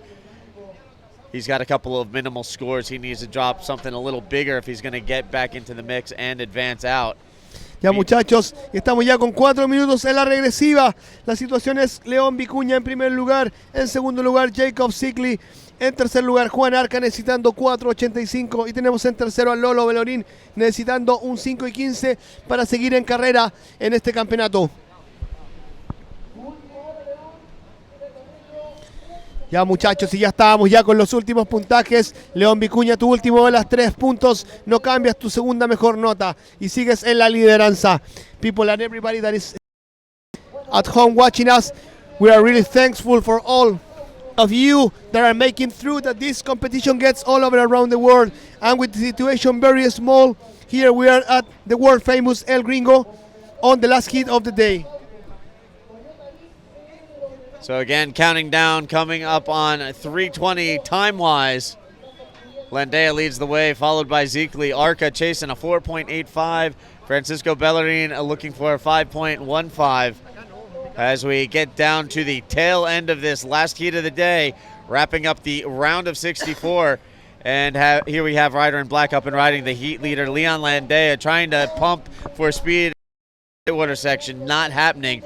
He will press the eject button and bail off his board. and paddle back out. Less than 3 minutes left on the clock. Cuando ese León Vicuña, el hombre de Cachagua, estaba aquí dándolo todo en uno de los mayores exponentes en este tipo de condición de ola, el León Vicuña, hijo de uno de los primeros surfistas de Chile, está mostrando qué nivel tenemos aquí ya en nuestro país y en difíciles condiciones como son las olas del Gringo, muchachos. 2:30 left on the clock again. Juan Arica still chasing a 4.85. Francisco Bellarmine trying to chase down a 5.15. Time of the essence. We'll see if any sets roll through and give these guys one last opportunity to strike. But at the moment, it is the Chilean Leon Landea leading the way. The American Jacob Zeekley currently in.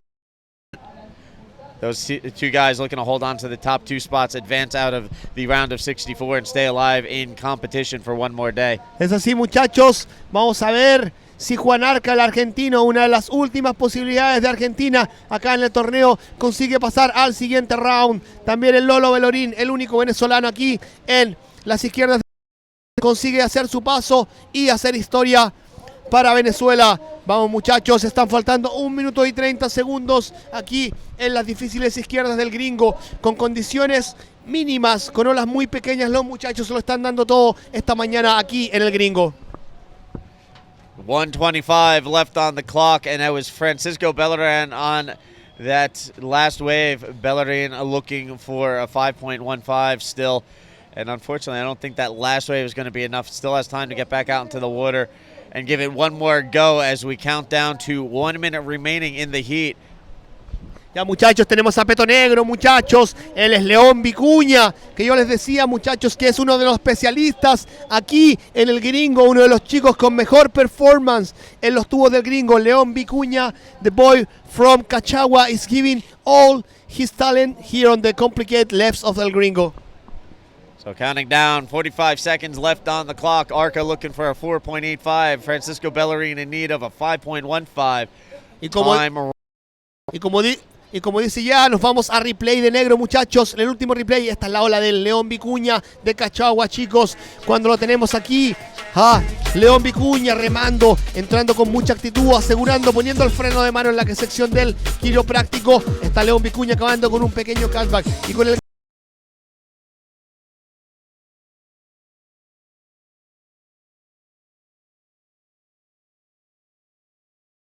aseguraba el tubo, él era Peto Amarillo, si no me equivoco, era Juan Arica.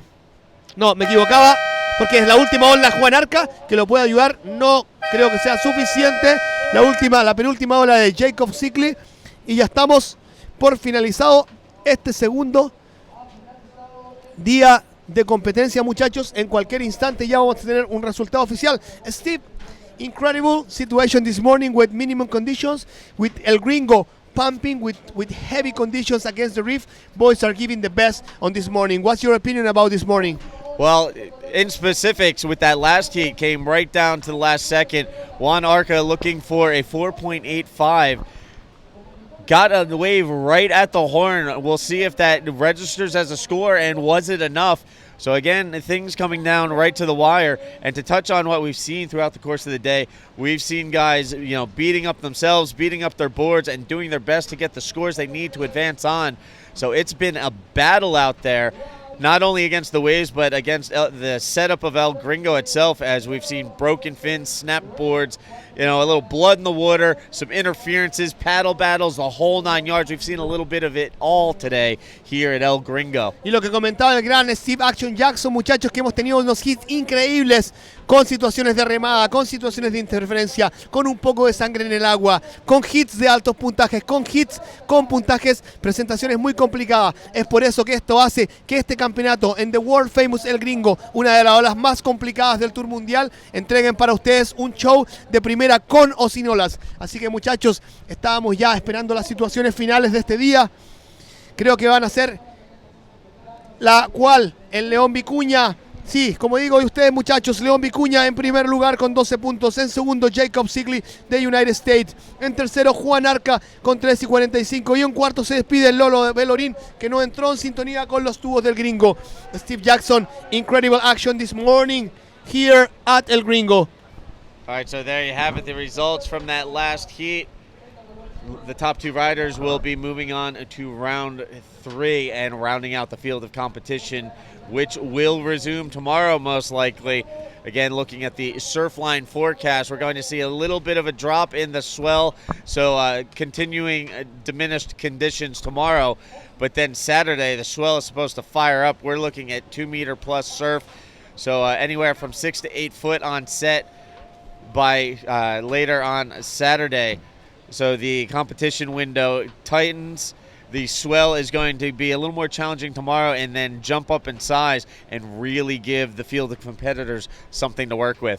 Ya muchachos, y mañana se nos viene un día posiblemente, se ha llamado día ley, ya que las condiciones están un poquito pequeñas. Ya el sábado entraríamos con un nuevo swell y con condiciones ya superiores. Ya creemos que el evento ya va a entrar con un show espectacular, con el gringo en sus verdaderas condiciones, con alrededor de 8 pies. Así que esperamos a ver qué nos da Neptuno en los siguientes días de presentación de este World Star Tour 2015. ¿No es así, Steve Jackson? All right, so we're going to get things set up for the on-beach interview, the last interview of the day with the winner of that last heat, Leon Landea, the Chilean. So the local crowd definitely happy to see someone from the country of Chile taking the heat win in the last heat of the day. Meanwhile, here in the booth, Steve Action Jackson and Yo-Yo holding it down until we get ready to throw things down to the beach with Bigo Martinez. So that'll be coming up in just a moment. Stay tuned for that. Meanwhile, again, we will continue on tomorrow with day 4 of competition. And stay tuned to www.worldsurfleague.com for continuing live webcast coverage of this event, as well as all of the pertinent information you will be looking for. It'll be right there on the site. Event schedules, rankings, everything you need right there at worldsurfleague.com. E aí todo mundo está assistindo lá no Brasil, Portugal, todo mundo. A gente amanhã vai continuar com o campeonato, tudo rolando aqui, tudo passando. Acho que amanhã vai dar um dia off, porque as condições vêm mais pequenas. Mas o dia sábado vai rolar onda aqui no Gringo. A gente está esperando uma previsão boa para assim continuar com o campeonato. Então, todo mundo se liga já amanhã, que 8:30 da manhã a gente vai levar a informação para todo mundo se o campeonato vai continuar. Aí todo mundo em casa, ya mañana les traeremos la información si este evento continúa el día de mañana. Es bien posible que llamemos a día off, ya que las condiciones no son favorables para el espectáculo ya, pero el día sábado entraríamos con condiciones grandes, con condiciones de gringo en 8 pies que serían favorables para el evento. Muchachos, hemos tenido una jornada increíble esta mañana con tubos pequeños pero de mucha calidad, con los mejores exponentes en la modalidad de tubos, aquí con Steve Jackson dándole toda la acción para todo el mundo. ¿No es así, Steve? Here we are with all the action to everybody around the world. Yes, we are. Here we are. Elf Gringo one more time. And again, tomorrow we'll get into it a little bit more with round 3 on day 4 of competition. So we keep plugging along, working our way through the field of competitors until we get to the final day and crown our 2015 champion. So the journey continues tomorrow here at the Maui Suns Arica Pro 2015. Yeah, because new faces are being still in the show this morning, like Travis Beckham and some of the Hawaiian boys. At the same time, the Brazilians, Lucas Silveira, runs an incredible show this morning, like running barrels. So everybody stay on with us. You know, we are here with the competition of the circuit tour with more records. We have record barrels, we have record combination, we have record accidents, we have record high score, we have record in minimum competitors for competition. So it's one of the competitions with more records around the tour and on the history of surfing, no, Steve? Yes, this place definitely an interesting venue on the qualifying series tour schedule. These guys come here, they look for those barrels here at El Gringo, but they also have to contend with that reef out there. So never a dull moment here on Ex Isla Alacrán in the north of Chile. ¿De qué parte de Chile era? Y es así, muchachos, vamos a ver mañana y estamos esperando ya la última entrevista de este hit. Ya nos vamos a la entrevista del ganador, León Vicuña, del último hit de esta mañana. So again, hola a todos, estamos con el stand by ganador as del último hit del día. Él es chileno y es León Vicuña. Cuéntanos un poco, León, ¿qué pasó en tu hit? ¿Cómo fue tu manga? ¿Qué tuviste que hacer para ganar? Sabemos que las condiciones estaban un poco difíciles porque la ola mientras más pequeña, más peligrosa. Así que déjale saber a todos tus fans qué es lo que ocurrió en tu hit.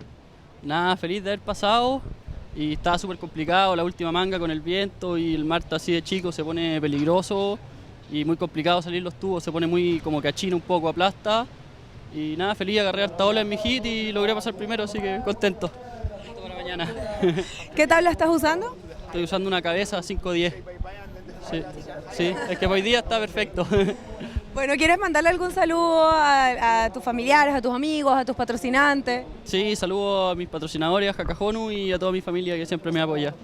Bueno, pues nada, esperamos seguir viéndote entonces aquí y felicitaciones por tu performance. Gracias. De regreso entonces, chicos, nos vemos mañana. No se lo pueden perder, ya saben, aquí seguimos con la acción en el Maui & Sons Qualify Series. Y ese fue León Vicuña, el ganador del último Hits. Y muchachos, nos gustaría despedirnos esta mañana con Steve Jackson Action para encontrarnos nuevamente en el tercer día de competencia para así llevarlos con la mejor acción. Steve, thanks very much to be sharing this morning with you the booth. Thanks for having me here.